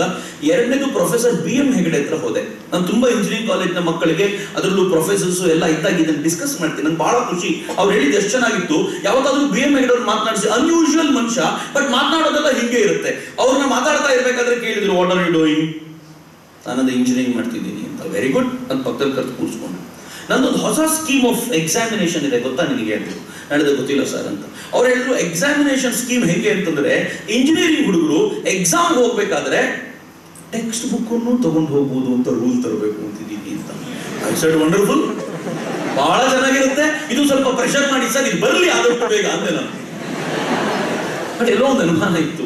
ಟೆಕ್ಸ್ಟ್ ಬುಕ್ ತಗೊಂಡು ಹೋಗಿ ಬರೆಯುವಂತ ಹುಡುಗ ಅದೆಂತ ಇಂಜಿನಿಯರ್ ಆಗಿರ್ತಾನೆ ಸರ್, ಏನ್ ಐಡಿಯಾ ಸರ್ ಇದು ಅಂತ ಕೇಳಿದೆ. ಅವರಂದ್ರು, ಟೆಕ್ಸ್ಟ್ ಬುಕ್ ತಗೊಂಡು ಹೋಗ್ಬೋದು ಅವನು, ಆದ್ರೆ ನನಗೊಂದು ಧೈರ್ಯ ಏನಿರುತ್ತೆ ಅಂತಂದ್ರೆ, ನಾನು ಕೇಳೋ ಯಾವ ಪ್ರಶ್ನೆಯೂ ಟೆಕ್ಸ್ಟ್ ಬುಕ್ ಅಲ್ಲಿ ಉತ್ತರ ಇರಲ್ಲ ಅದಕ್ಕೆ ಅಂತ ಗೊತ್ತು ನನಗೆ. ಅದು ಬಹಳ ವಿಚಿತ್ರವಾಗಿದೆಯಲ್ಲ. ಅವ್ರು ಹೇಳಿದ್ರು, ಟೆಕ್ಸ್ಟ್ ಬುಕ್ಕಿನಿಂದ ನೀನ್ ಏನ್ ಕಲ್ತಿದ್ಯಾ ಅಂತ. ನಾನು ಬಯಟ್ ಮಾಡಿದ್ದೀನಿ ಅಂತ. ನಾವೆಲ್ಲ ಬಯಟ್ ಮಿಸ್ಸಿಮ್ರಲ್ಲ, ಏನ್ ಕೊಟ್ಟರು ಮೊದಲು ಬಯಟ್ ಮಾಡೋದನ್ನ ಕಲ್ತ್ಬಿಟ್ಟಿದ್ದೀನಿ. ಚಿಕ್ಕದಿಂದ ಕಲ್ಸ್ಬಿಟ್ಟಿದ್ದಾರೆ. A + B² = A² + B² + 2AB. ನಾನು ಇದನ್ನ ಬಯಟ್ ಮಾಡ್ಲಿಕ್ಕೆ 100 ಪೇಜ್ ಟೆಕ್ಸ್ಟ್ ನೋಟ್ ಬುಕ್ ಖಾಲಿ ಮಾಡಿದ್ದೆ. ಈಗ ನನ್ನ ತಲೆಯಲ್ಲಿದೆ, ಅದು ಎಲ್ಲೂ ಯೂಸ್ ಆಗ್ತಿಲ್ಲ ಮಾತ್ರ. ನಂಗೆ ಗೊತ್ತಾಗಿಲ್ಲ ಯಾಕೆ ಅಂತ. ಅದನ್ನೆಲ್ಲಾದ್ರೂ ಬರೆದಿಟ್ಟುಕೊಂಡಿದ್ರೆ ಅದನ್ನ ನೋಡ್ಕೊಂಡು ಸಬ್ಸ್ಟಿಟ್ಯೂಟ್ ಮಾಡ್ಕೊಳ್ಬೋದಿತ್ತು. ಬಹಳ ದೊಡ್ಡ ಸಂಗತಿ ಇರಲಿಲ್ಲ. ಈ ಸೈನು ಕಾಸ್ಟ್ಗಳು ನನ್ನ ತಲೆ ತಿಂದ್ಬಿಟ್ವಲ್ಲ, ಅದನ್ನೆಲ್ಲಾದ್ರೂ ಬರೆದಿಟ್ಕೊಂಡಿದ್ರೆ ಪ್ರಾಬ್ಲಮ್ ಇರಲಿಲ್ಲ ಅಂತ ನನಗೆ ಈಗ ಅನಿಸುತ್ತೆ. ನಾನು ಅದನ್ನ ಕಲಿಯೋದ್ರಲ್ಲಿ ಹಿಂದೆ ಬಿದ್ನಲ್ಲ, ಅದರ ಒರಿಜಿನಲ್ ಥಿಯರಿ ಯಾವತ್ತೂ ಕಲಿಯಲೇ ಇಲ್ಲ. ಅವ್ರು ನನಗೆ ಹೇಳಿದ್ರು, ನನ್ನ ಪ್ರಾಬ್ಲಮ್ ಹೇಗಿರುತ್ತೆ ಅಂತಂದ್ರೆ, ನಾನು ಕೈಗಾ ಪ್ರಾಜೆಕ್ಟ್ಗೆ ಹೋಗಿ ಬಂದಿದ್ದರಿಂದ ಅವ್ರು ಹಂಗೆ ಎಕ್ಸ್ಪ್ಲೈನ್ ಮಾಡಿದ್ರು. ಕೈಗಾಕ್ಕೆ ಒಂದು ದೊಡ್ಡ ಲಾರಿ ಬರ್ತಿದೆ ವಸ್ತುಗಳನ್ನು ತಗೊಂಡು, ಮಧ್ಯದಲ್ಲಿ ಒಂದು ಬ್ರಿಡ್ಜ್ ಕಾಳಿ ನದಿ ಮೇಲೆ. ಆ ಬ್ರಿಡ್ಜು ಈ ಲಾರಿ ಬರೋ ಹೊತ್ತಿಗೆ ಸರಿಯಾಗಿ ಕುಸಿದು ಬಿದ್ದಿದೆ. ಈ ಲಾರಿ ಸುತ್ತಾಕೊಂಡು ಬರ್ಬೇಕು ಅಂದ್ರೆ ಇನ್ನು 3 ತಿಂಗಳು ಬೇಕಾಗುತ್ತೆ. ಅದಕ್ಕೆ ಆ ಲಾರಿಯಲ್ಲಿ ಕೂತಿರೋರಿಗೆ ಆ ಲಾರಿಯನ್ನ ಬ್ರಿಡ್ಜ್ ಪಾಸ್ ಮಾಡ್ಲಿಕ್ಕೆ ಬೇಕಾಗಿರೋದಕ್ಕೆ ಬ್ರಿಡ್ಜ್ ರೀಕನ್ಸ್ಟ್ರಕ್ಟ್ ಮಾಡಬೇಕು. ಅಲ್ಲಿ ಇಂತಿಂತ ಮೆಟೀರಿಯಲ್ ಇದೆ ಅಂತ ಕೊಟ್ಬಿಡ್ತೀನಿ, ಬುಕ್ ನಲ್ಲಿ ಸಿಗೋ ಎಲ್ಲಾ ಫಾರ್ಮುಲಾ ಯೂಸ್ ಮಾಡು, ನಂಗೊಂದು ಬ್ರಿಡ್ಜ್ ಕಟ್ಕೊಡು ಅಂತ. ಅದ್ಭುತವಾಗಿದೆ ಕ್ವೆಶ್ಚನ್. Think of this. ಎಷ್ಟು ಚೆನ್ನಾಗಿದೆ ಅಂತ. ಯಾವತ್ತೊಬ್ಬ ಇಂಜಿನಿಯರು ಈ ತರ ತನ್ನ ಆಲೋಚನೆಯನ್ನ ಶಾರ್ಪ್ ಮಾಡಿಕೊಳ್ಳಬಲ್ಲನಲ್ಲ, ಆಗ ಆತ ಒಬ್ಬ ಇಂಜಿನಿಯರ್ ಅನಿಸ್ಕೊಳ್ತಾನೆ. ಇಲ್ಲದೆ ಹೋದ್ರೆ ಪುಸ್ತಕದಲ್ಲಿ ಬಯಟ್ ಮಾಡಿದ್ದನ್ನ ವಾಪಸ್ ಕೊಟ್ಟೋಗೋದಷ್ಟೇ. ಇಷ್ಟು ಮಾಡ್ಲಿಕ್ಕೋಸ್ಕರ ಇಂಜಿನಿಯರ್ಸ್, ಈ ಕಾರಣಕ್ಕೋಸ್ಕರ ನಮ್ಮಲ್ಲಿ ಬಹುತೇಕ ಇಂಜಿನಿಯರ್ಸ್ ಕಂಕಳಲ್ಲಿ ಒಂದು ಸರ್ಟಿಫಿಕೇಟ್ ನ ಬುಕ್ ಇಟ್ಕೊಂಡು ನಾವು ತಿರ್ಗಾ ಆಡ್ತಾ ಇರ್ತೀವಿ, ಎಲ್ಲಿ ಕೆಲಸ ಸಿಗುತ್ತೆ, ಎಲ್ಲಿ ಕೆಲಸ ಸಿಗುತ್ತೆ, ಎಲ್ಲಿ ಕೆಲಸ ಸಿಗುತ್ತೆ ಅಂತ. ನಾನು ಇಂಜಿನಿಯರಿಂಗ್ ಓದ್ಬೇಕಾದ್ರೆ ಡ್ರಾಯಿಂಗ್ ನನ್ನ ಮೇಟ್ರ್ ಒಬ್ರು ಬರ್ತಿದ್ರು. ನಾನು ಇದನ್ನು ಎಷ್ಟೋ ಸಲ ಇಂಜಿನಿಯರಿಂಗ್ ವಿದ್ಯಾರ್ಥಿಗಳ ಜೊತೆ ಹಂಚ್ಕೊಳ್ತೀನಿ. ನಾನು ಬುದ್ಧಿವಂತ ಅನ್ನೋ ದಿಮಾಕ್ ಇತ್ತು ಕ್ಲಾಸ್ನಲ್ಲಿ ನನಗೆ. ಮೇಷ್ಟ್ರು ಒಂದು ಸಣ್ಣ ತಪ್ಪು ಮಾಡಿಬಿಟ್ರೆ ಅಂತೂ ಖುಷಿಯೋ ಖುಷಿ ನನಗೆ ಹೇಳ್ಕೊಂಡು ಎಲ್ಲರ ಜೊತೆ ಆಡ್ಕೊಳಕ್ಕೆ ಅಂತ. ನಂಗೊತ್ತು ಬಹಳ ಜನ ಅದನ್ನೇ ಮಾಡ್ತಿರ್ತೀವಿ ಅಂತ. ಅದರಲ್ಲೂ ಲ್ಯಾಂಗ್ವೇಜ್ ಪ್ರಾಬ್ಲಮ್ ಆದ್ರೆ ಅಂತೂ ದೇವರೇ ಕಾಪಾಡಬೇಕು ಆ ಮೇಷ್ಟ್ರುಗಳನ್ನ. ಅಷ್ಟು ಆಟ ಆಡಿಸ್ತಿರ್ತಿದ್ವಿ ನಾವು. ನಾನು ಡ್ರಾಯಿಂಗ್ ಮೇಷ್ಟ್ರು ಬೆಂಗಳೂರಿಂದ ಬಂದಿದ್ದವರು. ಆ ಮೇಷ್ಟ್ರು ನನ್ನನ್ನು ನೋಡಿದ್ರು. ಬೆಂಗಳೂರಿಂದ ಬಂದಿದ್ದಕ್ಕೆ ಅವ್ರಿಗೂ ಅಷ್ಟೇ ದಿಮಾಕಿತ್ತು, ಸಿಟಿಯಿಂದ ಬಂದವರು ಅಂತ. ಅವರು ಹೆಂಗೆ ಹೇಳಿದ್ರು ಅಂತಂದ್ರೆ, ಬಂದು ಹೇಳಿದ್ರು, ಚಕ್ರವರ್ತಿ ಇಂಜಿನಿಯರು ಅಂತೇಳಿ ತುಂಬಾ ದಿಮಾಕ್ ಮಾಡಬೇಡ ಅಂತ. ಸ್ವಲ್ಪ ಕೋಪ ಬಂತು, ಸುಮ್ಮನಿದ್ದೆ. ಯಾಕೆ ಅಂದ್ರೆ, ನೀನ್ ಬೆಂಗಳೂರಿನ ಹುಡುಗ, ಬೆಂಗಳೂರಿನಲ್ಲಿ ಸರಿಯಾಗಿ ಕೇಳಿಸ್ಕೊಳ್ಳಿ ಇದನ್ನ, ಇದು ಬೆಳಗಾವಿಗೂ ಅಪ್ಲೈ ಆಗುತ್ತೆ. ಬೆಂಗಳೂರಿನಲ್ಲಿ ನೀನ್ ಮೆಜೆಸ್ಟಿಕ್ ನಲ್ಲಿ ಇಳಿದು ಕಣ್ಣಿಗೆ ಬಟ್ಟೆ ಕಟ್ಕೊಂಡು ಒಂದು ರೌಂಡ್ ಹೊಡ್ಕೊಂಡ್ ಬಾ. ನೀನ್ ಯಾರ್ಯಾರಿಗೆ ಡಿಕ್ಕಿ ಹೊಡಿತೀಯೋ 10ರಲ್ಲಿ 8 ಜನ ಇಂಜಿನಿಯರ್ಸ್ ಇರ್ತೀರಿ, ನೀನೊಂದು ಏನ್ ಮಹಾ ಹೋಗಲೇ ಅಂತ. ತಲೆಗೇರಿದ ಪಿತ್ತ ಸ್ವಲ್ಪ ಕೆಳಗಿಳಿತು. And this is true my dear friends. ನಾನು VTU ಡೈರೆಕ್ಟರ್ ಒಬ್ಬರ ಜೊತೆ ಕೂತ್ಕೊಂಡು ಮಾತಾಡ್ತಿದ್ದಾಗ ಅವ್ರು ಹೇಳಿದ್ರು, ಲಕ್ಷಾಂತರ ಜನ ಇಂಜಿನಿಯರ್ಸು, ಐ ಡೋಂಟ್ ರಿಮೆಂಬರ್, ಭಾರತದಿಂದ ಎಕ್ಸಾಕ್ಟ್ ನಂಬರ್ಸ್ ಚೇಂಜ್ ಇರಬಹುದು, ಪ್ರತಿ ವರ್ಷ 10 ಲಕ್ಷ ಜನ ಇಂಜಿನಿಯರ್ಸ್ ಹೊರಗಡೆ ಬಂದರೆ 10 ಲಕ್ಷ ಜನ ಇಂಜಿನಿಯರ್ಸು, ಅದರಲ್ಲಿ 1.25 ಲಕ್ಷ ಜನ ಅಬ್ಸಾರ್ಬ್ ಆಗ್ತಾರೆ. ಉಳಿದ 8.25 ಲಕ್ಷ ಜನ ಖಾಲಿ ತಿರುಗಾಡ್ತಿರ್ತಾರೆ. ಯಾಕೆ ಖಾಲಿ ತಿರುಗಾಡ್ತಿರ್ತಾರೆ ಗೊತ್ತಾ? ಇನ್ನೋವೇಷನ್ ಕೆಪಾಸಿಟಿ 0 ಆಗ್ಬಿಟ್ರೆ. ನನಗೂ ಚೆನ್ನಾಗಿ ಗೊತ್ತು. ಇಂಜಿನಿಯರಿಂಗ್ ಕಾಲೇಜ್ನ ಮೊದಲನೇ ವರ್ಷಕ್ಕೆ ನೀವು ಗೋಪ್ಟೆಕ್ ಕಾಲೇಜ್ ಸೆಲೆಕ್ಟ್ ಮಾಡ್ಕೊಂಡು ಬರಬೇಕಾದ್ರೆ ಏನು ಹೆಮ್ಮೆ ಇರುತ್ತೆ ಅಂದರೆ, ನೆಲದ ಮೇಲೆ ಯಾರೂ ನಿಂತಿರಲ್ಲ, ನೀವೇನೋ ಖುಷಿ, ನಾನು ಗೋಪ್ಟೆಕ್ ಕಾಲೇಜ್ ಹೋಗ್ತಿದ್ದೀನಿ, one of the best engineering colleges ಅಂತ ನಿಮಗೆಲ್ಲ ಕಲ್ಪನೆ ಇತ್ತು. ಫೈನಲ್ ಇಯರಿಗೆ ಬರೋ ವೇಳೆಗೆ ಇಂಥ ಪ್ರಾಜೆಕ್ಟ್ ಮಾಡಬೇಕು, ಹಂಗೆ ಮಾಡಬೇಕು, ಹಿಂಗೆ ಮಾಡಬೇಕು. 2ನೇ ವರ್ಷ ಕಳೆಯೋದ್ರೊಳಗೆ 3ನೇ ವರ್ಷಕ್ಕೆ ಅದು ಎಲ್ಲಿ ಸೆಟ್ಲ್ ಆಗ್ತೀನೋ ಆಗ್ಬಿಡ್ಬೇಕು ಮಾತ್ರ. ಅದು ಎಷ್ಟು ಕಂಪನಿಗಳು ಬರ್ತಾವೋ ಬರಲಿ, ಎಲ್ಲಾದ್ರೂ ಒಂದು ಕಡೆ ಸೆಟ್ಲ್ ಆದ್ರೆ ಸಾಕು ಅಂತ. 4ನೇ ವರ್ಷದ ಕಲ್ಪನೆಯೇ ಇಲ್ಲ. ನಾನು ನೋಡ್ತಿರ್ತೀನಿ, ಮೊದಲನೇ ವರ್ಷ ಫಿಸಿಕ್ಸ್ ಲೆಕ್ಚರರ್ ಮುಂದೆ ನಿಂತಿರೋದು, ಸ್ಟ್ರೆಂತ್ ಆಫ್ ಮೆಟೀರಿಯಲ್ಸ್ ಮುಂದೆ ಮಾತನಾಡೋದು ಎಲ್ಲ ಇರ್ತಿದ್ದು. 2ನೇ ವರ್ಷ ಕಳೆಯುವವರೆಗೆ HR ಡಿಪಾರ್ಟ್ಮೆಂಟ್ ಮುಂದೆ ನೆಕ್ಸ್ಟ್ ವೀಕ್ ಯಾವುದು, ನೆಕ್ಸ್ಟ್ ವೀಕ್ ಯಾವ ಕಂಪನಿ, ಇಷ್ಟೇ ಕಳೆದೋಗ್ಬಿಡ್ತು ಅಂತ. ನೀವೆಲ್ಲ ಒಂದು ಕಂಪನಿಯಲ್ಲಿ ಫಿಕ್ಸ್ ಆಗ್ಲಿಕ್ಕೋಸ್ಕರ ಹುಟ್ಟಿದವರ, ಅಥವಾ ಒಂದು ಕಂಪನಿ ಕಟ್ಲಿಕ್ಕೋಸ್ಕರ ಹುಟ್ಟಿದವರ ಅಂತ ಇವತ್ತು ಕೂತ್ಕೊಂಡು ಯೋಚನೆ ಮಾಡಿ. ಈ ಒಂದು ಕಂಪನಿಯಲ್ಲಿ ಫಿಕ್ಸ್ ಆಗ್ಲಿಕ್ಕೋಸ್ಕರ ಹುಟ್ಟಿದವರೇ ಆಗಿದ್ದಿದ್ರೆ ನೀವೇನ್ ಮಾಡ್ತಿದ್ದೀರೋ ಫೈನ್. ಆದ್ರೆ ಒಂದು ಕಂಪನಿ ಕಟ್ಲಿಕ್ಕೋಸ್ಕರ ಹುಟ್ಟಿದ್ದೇ ಆಗಿದ್ದಿದ್ರೆ ನೀವು ಈ ಕಲ್ಪನೆಗಳು ಸಾಕಾಗಲ್ಲ ಅಂತ, ಇದಕ್ಕಿಂತ ವಿಸ್ತಾರವಾದ್ದು ಬೇಕು ಅಂತ. ನಮ್ಮ ಬಹುತೇಕ ಜನ ಹಿಂಗ್ ಕಂಪನಿ ಒಳಗೆ ಕೆಲಸ ಮಾಡ್ಲಿಕ್ಕೋಸ್ಕರ ನಿಸ್ಸಿಂಗರಾದವರು. ನಾನು ಇವತ್ತು ಕೆಲವೊಂದು ಕಟುವಾದ ಸತ್ಯಗಳನ್ನು ನಿಮ್ ಜೊತೆ ಹಂಚಿಕೊಳ್ತೀನಿ, ಯಾಕಂದ್ರೆ ನಂಗೆ ನೀವು ಸಿಕ್ಕಾಗ ನಿಮ್ ಜೊತೆ ಹೇಳಬೇಕು. ಬಿಕಾಸ್ ನೀವು ಭಾರತವನ್ನ ಬದಲಾಯಿಸುವ ಸಾಮರ್ಥ್ಯವನ್ನು ಹೊಂದಿರುವಂತ ಜನ ಅಂತ ಅತ್ಯಂತ ಬಲವಾಗಿ ನಂಬಿರೋ ನಾನು ಕೆಲವಾರು ವರ್ಷಗಳ ಹಿಂದೆ ಇನ್ಫೋಸಿಸ್ನ ಕೆಲವರ ಜೊತೆ ಮಾತನಾಡೋ ಅವಕಾಶ ಸಿಕ್ತು. ಇನ್ಫೋಸಿಸ್ನ ಕೆಲವು ಟ್ರೈನರ್ಸ್ ಜೊತೆ ಕುತ್ಕೊಂಡು ನಾನು ಕೇಳ್ತಿದ್ದೆ, ಇಂಜಿನಿಯರಿಂಗ್ ಹುಡುಗರು ಬಂದ ತಕ್ಷಣ ಏನ್ ಮಾಡ್ತೀರಿ ನೀವು ಅಂತ. ಅವ್ರು ಹೇಳಿದ್ರು, 6 ತಿಂಗಳಿಂದ 9 ತಿಂಗಳವರೆಗೆ ಟ್ರೈನಿಂಗ್ ಕೊಡ್ತೀವಿ ಅಂತ. They call it probationary period. 6 ತಿಂಗಳಿಂದ 9 ತಿಂಗಳವರೆಗೆ. ನಾನು ಕೇಳಿದೆ, 6 ತಿಂಗಳಿಂದ 9 ತಿಂಗಳು ಏನ್ ಮಾಡ್ತೀರಿ? ಇಂಜಿನಿಯರಿಂಗ್ ಕಾಲೇಜಲ್ಲಿ 4 ವರ್ಷ ಓದ್ಕೊಂಡು ಬಂದಿದ್ದಾರೆ ಅವರು, ನೀವು ಮತ್ತೇನ್ ಟ್ರೈನಿಂಗ್ ಕೊಡ್ತೀವಿ ಅಂತಂದ್ರೆ ಅವ್ರು ಅಂದ್ರು, ಓದ್ಕೊಂಡು ಬಂದಿರೋದನ್ನ ಖಾಲಿ ಮಾಡ್ಬೇಕಲ್ಲ ಸರ್, ಅದಕ್ಕೆ 9 ತಿಂಗಳು ಹಿಡಿಯುತ್ತೆ ನಮಗೆ. They call it unlearning process. Unlearning ಅಂದ್ರೆ ಏನ್ ಗೊತ್ತಾ? ನೀವು ಏನ್ ಕಲ್ತಿದ್ದೀರೋ ಅದನ್ನ ಖಾಲಿ ಮಾಡೋದು. ಮತ್ತೆ ನಾನು ಹೇಳಿದೆ, ಇಂಜಿನಿಯರಿಂಗ್ ಕಾಲೇಜ್ ಹುಡುಗರನ್ನ ಯಾಕೆ ಸೆಲೆಕ್ಟ್ ಮಾಡ್ತೀರಾಗಿದ್ರೆ, ಅನ್ಲರ್ನ್ ಮಾಡೋದಿದ್ರೆ BSc ಅವ್ರು ಸೆಲೆಕ್ಟ್ ಮಾಡಿ, MSc ಅವ್ರು ಸೆಲೆಕ್ಟ್ ಮಾಡಿ. ಯಾಕೆ ಇಂಜಿನಿಯರಿಂಗ್ ಕಾಲೇಜ್ ಬೇಕು ಅಂತಂದ್ರೆ ಅವರಂದ್ರು, they are discipline boss. Wonderful. ಅವ್ರು ಡಿಸಿಪ್ಲಿನ್ ಹೆಂಗೆ? ಅವ್ರು ಹೇಳಿದ್ ಬಹಳ ಚೆನ್ನಾಗಿತ್ತು. ನಾನು ಇಂಜಿನಿಯರಿಂಗ್ ಹುಡುಗರಾಗಿದ್ದರಿಂದ ನಂಗೆ ತುಂಬಾ ಚೆನ್ನಾಗಿ ಅರ್ಥ ಆಗುತ್ತೆ. ಅವ್ರು ಹೇಳಿದ್ರು, ಸರ್ ತಿಂಗಳಿಗೊಂದು ಇಂಟರ್ನಲ್ ಬರೀತಾರೆ ಸರ್, ಪಾಪ ಒಟ್ಟು 6 ಇಂಟರ್ನಲ್ ಬರೀತಾರೆ, 2 ಲ್ಯಾಬ್ ಎಕ್ಸಾಮು, 2 ಎಕ್ಸಾಮು, ಇಷ್ಟು ಒಂದು ವರ್ಷಕ್ಕೆ ಬರೆದು ನೆಕ್ಸ್ಟ್ ಇಯರ್ ಮತ್ತೆ ಬರೋ ಧೈರ್ಯ ಇಟ್ಕೊಂಡು ಬರ್ತಾರಲ್ಲ, ಅವ್ರು ನಿಜವಾಗ್ಲೂ ಕಂಡಾಗ ಅನ್ಸಿದ್ದು, ಯಾಕೆ ಇಂಜಿನಿಯರ್ಸ್ ಬೇಕು ಅಂತಂದ್ರೆ ಅವ್ರು ತುಂಬಾ ಬುದ್ಧಿವಂತರು ಅನ್ನೋ ಕಾರಣಕ್ಕಲ್ಲ. 4 ವರ್ಷಗಳ ಕಾಲ ಹೇಳಿದ್ದನ್ನ ಮಾಡಿ ಮಾಡಿ ಮಾಡಿ ಮಾಡಿ ಹೇಳಿದ್ದನ್ನ ಮಾಡಬಲ್ಲಂತವ್ರು ಬೇಕಿತ್ತಲ್ಲ, ಅದಕ್ಕೆ ತಗೊಂಡ್ರು ಅಂತ. ಈ ಕಾರಣಕ್ಕೋಸ್ಕರ ಸಾಫ್ಟ್ವೇರ್ ಕಂಪನಿಲಿ ಕೂತಿರ್ಬೇಕಿತ್ತ ನಾನು, ಈ ಕಾರಣಕ್ಕೋಸ್ಕರ ಯಾವುದೋ ಕಂಪನಿಲಿ ಕೂತ್ಕೊಂಡಿರ್ಬೇಕಿತ್ತ ಅಂತ ನಾನು ತುಂಬಾ ಬಾರಿ ಯೋಚನೆ ಮಾಡಿದಾಗ ನನ್ಗೆ ಅನ್ಸುತ್ತೆ, ಇಲ್ಲ ಏನಾದ್ರೂ ಹೊಸತರ ಆಲೋಚನೆ ಮಾಡಬೇಕು. ನನ್ನ ನೆಚ್ಚಿನ ಮಿತ್ರರೇ, ಆ ಹೊಸತರ ಆಲೋಚನೆಗೆ ಒಂದು ಹೊಸ ಸ್ಪಿರಿಟ್ನ ಉದಯ ಆಗಬೇಕು ಅಂತ. ನನಗೆ ಬಹಳ ವಿಚಿತ್ರ ಅನ್ಸುತ್ತೆ, ಈ ದೇಶದ ದೌರ್ಭಾಗ್ಯ ಏನು ಅಂತಂದ್ರೆ ಆ ಹೊಸತರ ಕಲ್ಪನೆ ನಮ್ಮ ಮಕ್ಕಳಿಗೆ ಕೊಡ್ಲಿಕ್ಕೆ ಸಾಧ್ಯವೇ ಆಗಲಿಲ್ಲ. 68 ವರ್ಷಗಳಿಂದ ಈ ದೇಶ ಎಷ್ಟು ವೀಕ್ ಆಗಿ ನರಳುತ್ತಾ ಇದೆ ಅಂದ್ರೆ ನಾನು ಕೆಲವೊಂದು ವಿಚಾರಗಳನ್ನು ಹಂಚಿಕೊಂಡ್ರೆ ನಿಮಗೂ ಆಶ್ಚರ್ಯ ಅನ್ಸುತ್ತೆ, ಗಾಬರಿ ಅನ್ಸುತ್ತೆ. ನಾವಿವತ್ತು ನೆಟ್ವರ್ಕ್ ಪ್ರೊವೈಡರ್ಸ್ ಅಂತ ಎಲ್ಲರೂ ಬಳಸ್ಕೊಳ್ತೀವಲ್ಲ, ನಾವು ಯೂಸ್ ಮಾಡುವಂತ ಮಾಡರ್ನ್, ನಾವು ಯೂಸ್ ಮಾಡುವಂತ ಇಂಟರ್ನೆಟ್ ಬಳಸುವಂತ ಎಲ್ಲ ಹಾರ್ಡ್ವೇರ್ ಟೆಕ್ನಾಲಜೀಸು ಇದ್ಯಾವುದರಲ್ಲಿ 1% ಕೂಡ ನನ್ನ ದೇಶದಲ್ಲಿ ತಯಾರಾಗಲ್ಲ. ನನ್ನ ದೇಶದಲ್ಲಿ ಪ್ರತಿ ವರ್ಷ 10 ಲಕ್ಷ ಇಂಜಿನಿಯರ್ಸ್ ಅನ್ನು ತಯಾರು ಮಾಡ್ತೀವಿ, ಆದರೆ ಒಂದು ಹಾರ್ಡ್ವೇರ್ ಪಾರ್ಕ್ ಅನ್ನು ತಯಾರು ಮಾಡ್ಲಿಕ್ಕೆ ನಮ್ಮ ಹತ್ರ ನಂಗೆ ಯಾಕೆ ಬಹಳ ನೋವಿದೆ ಗೊತ್ತೇನು? ನಾನೊಂದು 2-3 ವರ್ಷಗಳ ಹಿಂದೆ ಸೈನ್ಯಕ್ಕೆ ಸಂಬಂಧಪಟ್ಟ ಕೆಲವು ಡೀಟೇಲ್ಸ್ಗಳನ್ನು ಓದ್ತಿದ್ದೆ. ನನಗೆ ತುಂಬಾ ಆಸಕ್ತಿ ಇದು. ಇಂಜಿನಿಯರ್ ಆಗಿದ್ದರಿಂದ ನನಗೆ ಬಹಳ ಬೇಗ ಅರ್ಥ ಆಗುತ್ತೆ, ಇನ್ಯಾರಿಗೂ ಅರ್ಥ ಆಗೋದು ಬಹಳ ಕಷ್ಟ ಅನ್ನೋ ಕಾರಣಕ್ಕೆ ನಾನು ಸೈನ್ಯಕ್ಕೆ ಸಂಬಂಧಪಟ್ಟ ಡೀಟೇಲ್ ಓದ್ತಿರ್ಬೇಕಾದ್ರೆ ಬಹುಶಃ ಒಂದು 10 ವರ್ಷಗಳ ಹಿಂದೆ ಈ ದೇಶದಲ್ಲಿ ಅರುಣ್ ಶೌರಿ ಅವರೆಲ್ಲ ಕೂತಿದ್ದಾಗ ಒಂದು ಕಂಪನಿಯನ್ನ ಈ ದೇಶದಲ್ಲಿ ಯಾವತ್ತೂ ಬರ್ಲಿಕ್ಕೆ ಬಿಡಬಾರದು ಅಂತ ಹೇಳಿ ಆ ಕಂಪನಿಗೆ ಬ್ಲಾಕ್ ಲಿಸ್ಟಿಗೆ ಹಾಕಿದ್ರು. ಆ ಕಂಪನಿ ಹೆಸರು ಹುವೈ ಅಂತ. Have you heard of Huawei? ನೀವು ಉಪಯೋಗ ಮಾಡುವಂತ ಡಾಂಗಲ್ಗಳು, ನೀವು ಯೂಸ್ ಮಾಡುವಂತ ಹಾರ್ಡ್ವೇರ್ ನೆಟ್ವರ್ಕ್ಸ್ ಏನಿದೆಯೋ ಎಲ್ಲ ಹುವೈ ಕಂಪನಿ ಕೊಡುವಂಥದ್ದು. ಹುವೈ ಕಂಪನಿ ಈ ದೇಶದಲ್ಲಿ ಇಂಟರ್ನೆಟ್ ಬೇಕಾಗಿರುವಂತ ಪ್ರಾವಿಷನ್ ನಾವು ಮಾಡಿಕೊಡ್ತೀವಿ ಅಂತ ಮುಂದಕ್ಕೆ ಬಂದಾಗ ಜಗತ್ತಿನ ಅನೇಕ ಕಂಪನಿಗಳು ಬಂದಿತ್ತು, ಅಮೆರಿಕನ್ ಬಂದಿತ್ತು, ರಷ್ಯನ್ ಬಂದಿತ್ತು, ಎಲ್ಲರೂ ಬಂದಿದ್ರು. ಆದ್ರೆ ಹುವೈನಷ್ಟು ಅತ್ಯಂತ ಕಡಿಮೆ ಬೆಲೆಗೆ ಈ ದೇಶಕ್ಕೆ ಇಂಟರ್ನೆಟ್ ಪ್ರೊವೈಡರ್ಸ್ ಅನ್ನ ಕೊಡಬಲ್ಲಂತ, I am speaking of hardware providers, ಅದನ್ನು ಕೊಡಬಲ್ಲಂತವ್ರು ಯಾರೂ ಇರಲಿಲ್ಲ. ಈ ಟೀಮ್ ಕೂತ್ಕೊಂಡು ಯೋಚನೆ ಮಾಡಿತು, ಇಷ್ಟು ಕಡಿಮೆ ಬೆಲೆಗೆ ಇವ್ರು ಹೆಂಗ್ ಕೊಡ್ತಾರೆ, ಸುಮ್ಮನೆ ಟ್ರೈ ಮಾಡಿ ನೋಡಬೇಕು ಅಂತ ಅಧಿಕಾರಿಗಳು ಏನ್ ಮಾಡಿದ್ರು, ಈ ಕಂಪನಿಯ ಓನರ್ ಯಾರು ಅಂತ ನೋಡಿದ್ರು. ಆ ಕಂಪನಿಯ ಓನರು ಸಿಂಗಾಪುರ್ನಲ್ಲಿದ್ದ. They thought fine, very good, Singapore ಆದ್ರೆ ಪರವಾಗಿಲ್ಲ ಅಂತ. ಅಂಡ್ ದೆನ್ ಸ್ವಲ್ಪ ಅನುಮಾನ ಬಂದು ಸಿಂಗಾಪುರಿಂದ ಸ್ವಲ್ಪ ಆಳಕ್ಕೆ ಹೋದ್ಮೇಲೆ ಗೊತ್ತಾಯ್ತು, ಸಿಂಗಾಪುರ್ನ ಕಂಪನಿಯ ಓನರ್ನ ಮೂಲ ಹಾಂಗ್ಕಾಂಗ್ ಅಲ್ಲಿತ್ತು. ಸ್ವಲ್ಪ ಡೌಟ್ ಬಂತು. ಇನ್ನು ಸ್ವಲ್ಪ ಒಳಗೆ ಹೋಗಿ ನೋಡಿದ್ರೆ ಹಾಂಗ್ಕಾಂಗ್ ಇಂದ ಚೀನಾಕ್ಕೆ ಹೋಯ್ತು. ಇನ್ನೂ ಆಶ್ಚರ್ಯ ಏನ್ ಗೊತ್ತೇನು, ಹುವೈ ಕಂಪನಿಯನ್ನ ಯಾರು ಕಟ್ಟಿದ್ರೋ ಆತ ಚೈನಾದ ಪೀಪಲ್ಸ್ ಲಿಬರೇಷನ್ ಆರ್ಮಿಯ ಸೈನಿಕನಾಗಿ ಅಥವಾ ಸೇನಾಧಿಪತಿಯಾಗಿ ಕೆಲಸ ಮಾಡಿದ್ದವನು. ಅವನು ಹುವೈ ಕಂಪನಿಯನ್ನು ಕಟ್ಟಿದ್ದ. ಆ ಕಂಪನಿಯ ಹಾರ್ಡ್ವೇರ್ ನೆಟ್ವರ್ಕ್ ಭಾರತದಲ್ಲಿ ಹರಡ್ಕೊಳ್ತು, ಬ್ಲಾಕ್ ಲಿಸ್ಟ್ ಅಲ್ಲಿ ಹಾಕಿದ್ರು. ಆದ್ರೆ ಅವರಿಗಿಂತ ಕಡಿಮೆಯವ್ರು ಯಾರು ಕೊಡಲ್ಲ ಅಂತ ಗೊತ್ತಾದಾಗ ನೆಕ್ಸ್ಟ್ ಬಂದ ಸರ್ಕಾರ ಮಾರ್ಕೆಟ್ ಅನ್ನು ಓಪನ್ ಮಾಡ್ತು. ಪರಿಣಾಮವಾಗಿ ಹುವೈ ಹೆಂಗ್ ಸೇರ್ಕೊಳ್ತು ಅಂತಂದ್ರೆ ನನಗೆ ಹೇಳ್ಬೇಕಾದ್ರೂ ಕಾಲು ನಡೆಯುತ್ತೆ. ಇವತ್ತು ಈ ದೇಶದ ಸೈನಿಕರು ಬಳಸುವಂತ ಇಂಟರ್ನೆಟ್ ಪ್ರೊವೈಡರ್, ಹಾರ್ಡ್ವೇರ್ ಪ್ರೊವೈಡರ್ ಕೂಡ ಹುವೈ ಕಂಪನಿ. ಹೆಂಗಿದೆ ಗೊತ್ತೇನು ಹುವೈ ಕಂಪನಿಯ ತಾಕತ್ತು? ನೀವೆಲ್ಲ ಇಂಜಿನಿಯರ್ಸ್ ಆಗಿ ಕೂತ್ಕೊಂಡು ಯೋಚನೆ ಮಾಡಬೇಕು. ಕೂತ್ಕೊಂಡು ಒಂದು ಸಣ್ಣ ಪುಟ್ಟ ಒಂದಷ್ಟು ಆಲೋಚನೆ ಮಾಡ್ಕೊಂಡು ಕೂತಿರ್ತೀವಲ್ಲ, ದೇಶದ ಕುರಿತಂತೆ ಯಾವಾಗಲೂ ಆಲೋಚನೆ ಮಾಡಿ ನೋಡಿ, ತಲೆ ಕೆಡುತ್ತೆ ನಿಮ್ಗೆ.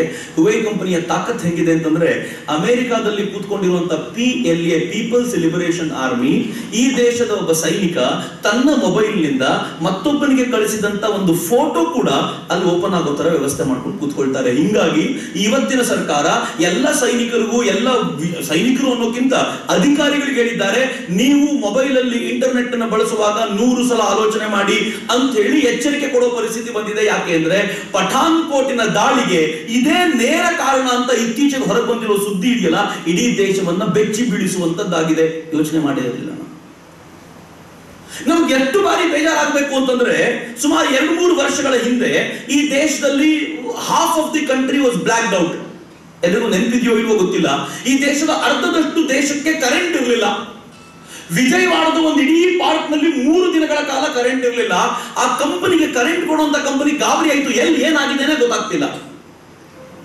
ಆಮೇಲೆ ಈ ಕಂಪನಿ ಏನ್ ಮಾಡ್ತು, ಈ ಕರೆಂಟ್ ಈ ಕಾರಣ ಏನಾಗಿದೆ ಅಂತ ಹೇಳಿ ಹುಡುಕಬೇಕು ಅಂತ ಹೇಳಿ ಅದಕ್ಕೆ ಬೇಕಾಗಿರುವ ಹಾರ್ಡ್ವೇರ್ ಸಪೋರ್ಟ್ ಕೊಟ್ಟಿಂತ ಹುವೈನೇ ಕೇಳ್ಕೊಳ್ತು. ಹುವೈ ಬಂತು, ಇಲ್ಲ ಇದನ್ನು ಸರಿ ಮಾಡ್ತೀನಿ ಅಂತ ಹೇಳಿ ವಿತಿನ್ 45 ಮಿನಿಟ್ಸ್ ಸರಿ ಮಾಡ್ಕೊಟ್ಟು ಹೋಯ್ತು. ಯಾಕೆಂದ್ರೆ ಅದೇ ಕಂಪನಿ ಒಂದು ಸಣ್ಣದೊಂದು ವೈರಸ್ ಅನ್ನ ತಾನು ದೇಶದಲ್ಲಿ ಕೂತ್ಕೊಂಡು ಹಾರ್ಡ್ವೇರ್ ಮೂಲಕ ಬಿಟ್ಟು ನೋಡಿತ್ತು. ಸುಮಾರು 3 ದಿನಗಳ ಕಾಲ ವಿಜಯವಾಡ ಕರೆಂಟ್ ಇಲ್ಲದೆ ನರಳಿತ್ತು. ಅದು ಬಂದು ಸೆಟ್ ಮಾಡಿಕೊಟ್ಟು ಹೇಳ್ತು, ಇಡೀ ದೇಶವನ್ನ ಕತ್ತಲಿಗೆ ತಳ್ಳೋದು ನನಗೆ 10 ನಿಮಿಷದ ಕೆಲಸ ಅಂತ. And we say digital India, and we say we are very much forward. ನಾವು ತುಂಬಾ ಬೆಳೆದು ನಿಂತು ಬಿಟ್ಟಿದ್ದೀವಿ. ಚೈನಾಕ್ಕೆ ಇಷ್ಟು ಸಾಧ್ಯ. ನಾವು ಕೂತ್ಕೊಂಡು ಗ್ಲೋಬಲ್ ಪೊಸಿಷನ್ ಸಿಸ್ಟಮ್ ನೋಡ್ಬೇಕು ಅಂತ ಕೂತಿರ್ತೀವಲ್ಲ, ನನಗೆ ಇದನ್ನ ಯಾರು ಹೇಳಿದ್ರು ಅರ್ಥ ಆಗಲ್ಲ, ನಿಮ್ಗೆ ಅರ್ಥ ಆಗುತ್ತೆ ಅನ್ನೋದು ನನ್ನ ಖುಷಿ. ಅದಕ್ಕೋಸ್ಕರ ನಿಮ್ಮ ಎದುರಿಗೆ ನಿಂತು ಹಂಚ್ಕೊಳ್ತೀನಿ ನಾನು. ಗ್ಲೋಬಲ್ ಪೊಸಿಷನಿಂಗ್ ಸಿಸ್ಟಮ್ ನೋಡ್ತಾ ಕೂತ್ಕೊಳ್ತೀವಲ್ಲ, ಈ ದೇಶಕ್ಕೆ ಸ್ವಂತ ಗ್ಲೋಬಲ್ ಪೊಸಿಷನಿಂಗ್ ಸಿಸ್ಟಮ್ ಇರಲಿಲ್ಲ, GPS ಇರಲಿಲ್ಲ, ಈಗಲೂ ಇಲ್ಲ. ಅಮೆರಿಕಾದ GPS ಬಳಸ್ತೀವಿ. And sometimes you have to request China, would you please provide us GPS? ಚೈನಾಕ್ಕೂ ಅಮೆರಿಕಕ್ಕೂ ಆಗಲ್ಲ ಅನ್ನೋ ಕಾರಣಕ್ಕೋಸ್ಕರ ಅಮೆರಿಕ ಇದು ರೆಡಿ, ಅಮೆರಿಕ ನಮ್ಗೆ ಕೊಡ್ತಿದೆ. ಹಿಂದೆ ಹೋದ್ರೆ ನಮ್ಮ ಮೊಬೈಲ್ ಬಳಸುವಂತ GPS ಗೆ ನಮ್ಮ ಸ್ವಂತ ಅಧಿಕಾರ ಇಲ್ಲ. ಅಮೆರಿಕ ಹೇಳುತ್ತೆ ನಿಮಗೆ GPS ನಾವು ಪ್ರೊವೈಡ್ ಮಾಡಬೇಕು ಅಂದ್ರೆ ಭಾರತವನ್ನ ಹತ್ತಿರದಿಂದ ನೋಡುವಂತ ಅವಕಾಶಕ್ಕೆ ನೀವು ಅಡ್ಡ ಬರಬಾರದು ಅಂತ 10 ಅಡಿ 20 ಅಡಿ ಮೇಲಿನಿಂದ ಅಮೆರಿಕ ಫೋಟೋ ತೆಕ್ಕೊಳ್ಳುತ್ತೆ. ನಾವು ಸುಮ್ಮನಿರ್ಬೇಕು, ಬಿಕಾಸ್ ನಮ್ಗೆ GPS ಪ್ರೊವೈಡ್ ಮಾಡಬೇಕಲ್ಲ. ನಾವು ಹೇಳ್ತೀವಿ ಪಠಾನ್ಕೋಟೆಗೆ ಯಾರು ಬಿಡಬಾರದು. ಅಮೆರಿಕದ ಸ್ಯಾಟಲೈಟ್ ಪಠಾನ್ಕೋಟ್ನ 10 ಅಡಿ ಮೇಲಿನಿಂದ ಫೋಟೋ ತೆಕ್ಕೊಂಡು ನಮಗೆ ವಾಪಸ್ ಕಳಿಸುತ್ತೆ, ನೋಡಿ ನಾನು ಕಳ್ಸಿಕೊಡ್ತೀನಿ ನಿಮ್ಗೆ ಅಂತ. ನಾವು ಹೇಳ್ತೀವಿ ಒಳಗೆ ಯಾರನ್ನು ಬಿಡಬೇಡಿ ಅಂತ. ಎಷ್ಟು ವೀಕ್ ಆಗಿದ್ದೀವಪ್ಪ ನಾವು. ಥ್ಯಾಂಕ್ ಗಾಡ್ ಇಸ್ರೋದವರು 6 ಸ್ಯಾಟಲೈಟ್ ಕಳಿಸಿದ್ದಾರೆ. 7ನೇ ಸ್ಯಾಟಲೈಟ್ 1 ತಿಂಗಳಲ್ಲಿ ಕಳಿಸ್ಕೊಡ್ತಾರೆ. ಅದು ಕಳಿಸಿದ 3 ತಿಂಗಳೊಳಗೆ ಇಂಡಿಯನ್ GPS 4-5 ತಿಂಗಳಲ್ಲಿ ನಾವು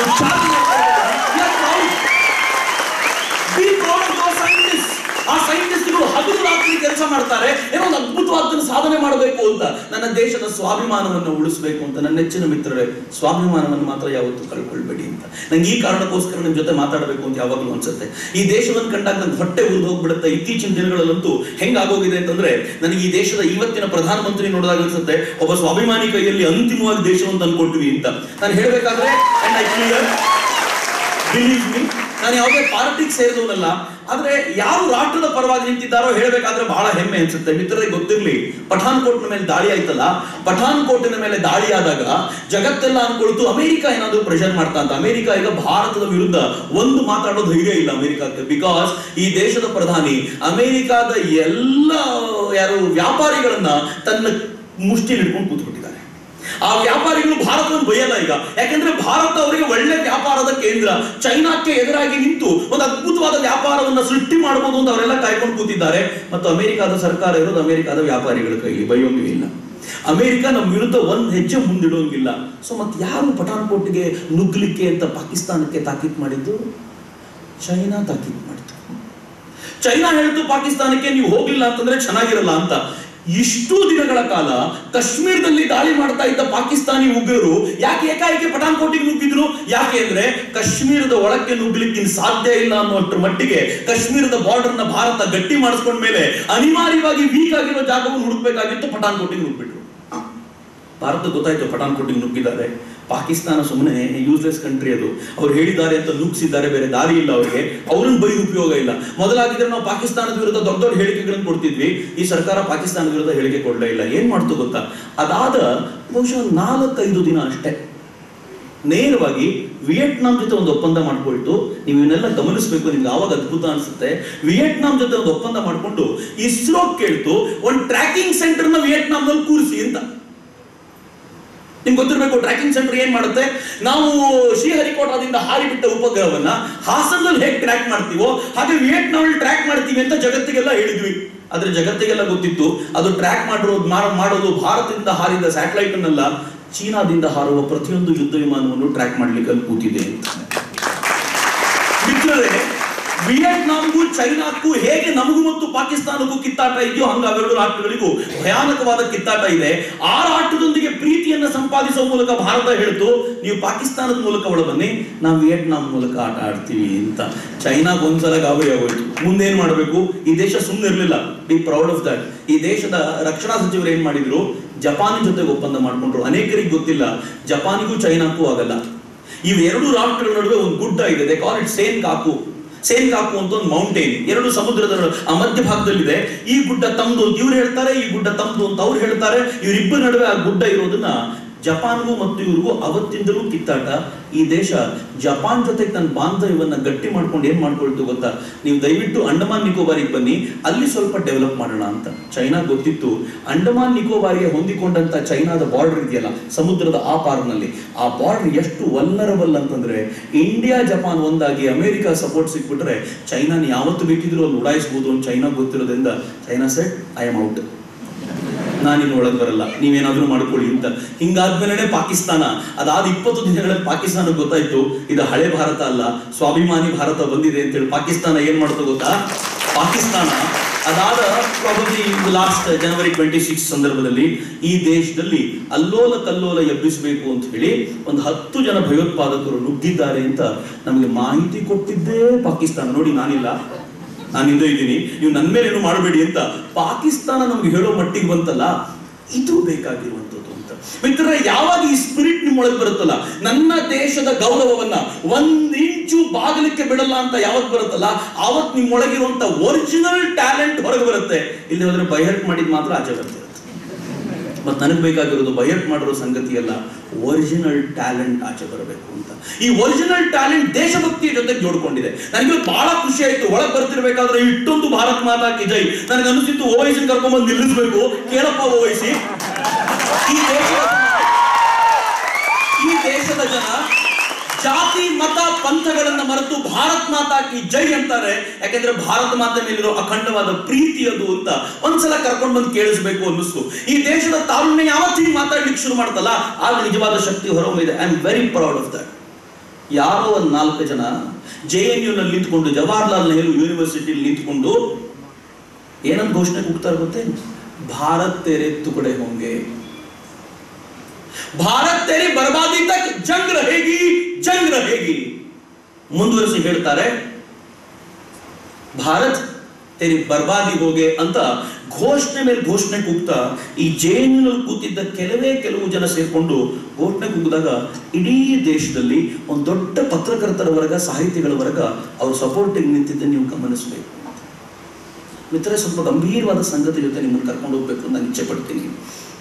ಯುವರ್ ಇಂಜಿನಿಯರ್ಸ್ ಯಾಕೆ ಭಾರತವನ್ನು ಕಟ್ಟಬೇಕು ಅಂತ ಗಂಭೀರವಾಗಿ ಯೋಚನೆ ಮಾಡಿ.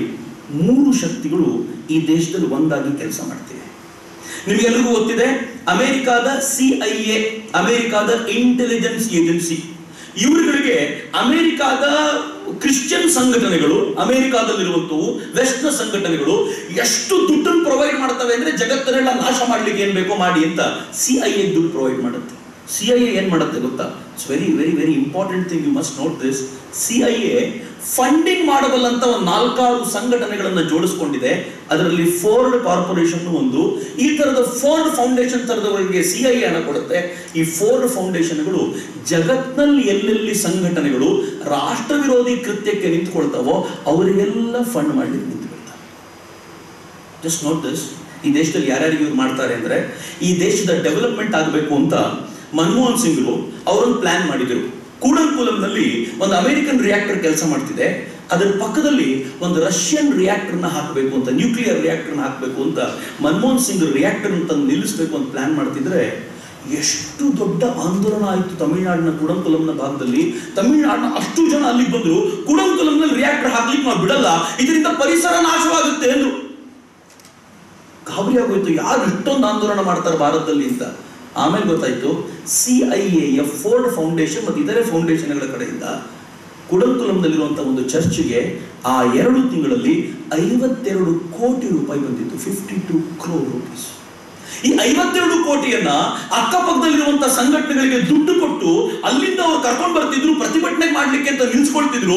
ಈ ಪ್ರತಿಭಟನೆಯ ಪ್ರಭಾವ ಹೆಂಗಾಯ್ತು ಅಂದ್ರೆ, ಯಾವತ್ತೂ ಕೋಪಿಸಿಕೊಳ್ಳದ ಮನಮೋಹನ್ ಸಿಂಗ್ ಅತ್ಯಂತ ಗಂಭೀರ ಧ್ವನಿಯಲ್ಲಿ ಹೇಳಿದ್ರು, ಈ ದೇಶದಲ್ಲಿ ಕೆಲವೊಂದು NGOಗಳು ಈ ದೇಶವನ್ನು ನಾಶ ಮಾಡಬೇಕು ಅಂತ ನಿಂತಿವೆ, ನಾವು ಯಾವ ಕಾರಣಕ್ಕೂ ಅದನ್ನು ಬಿಡಲ್ಲ ಅಂತ ಹಠ ಹಿಡಿದು NGOಗಳನ್ನು ಬ್ಯಾನ್ ಮಾಡಬೇಕು ಅಂತ ನಿಂತರು.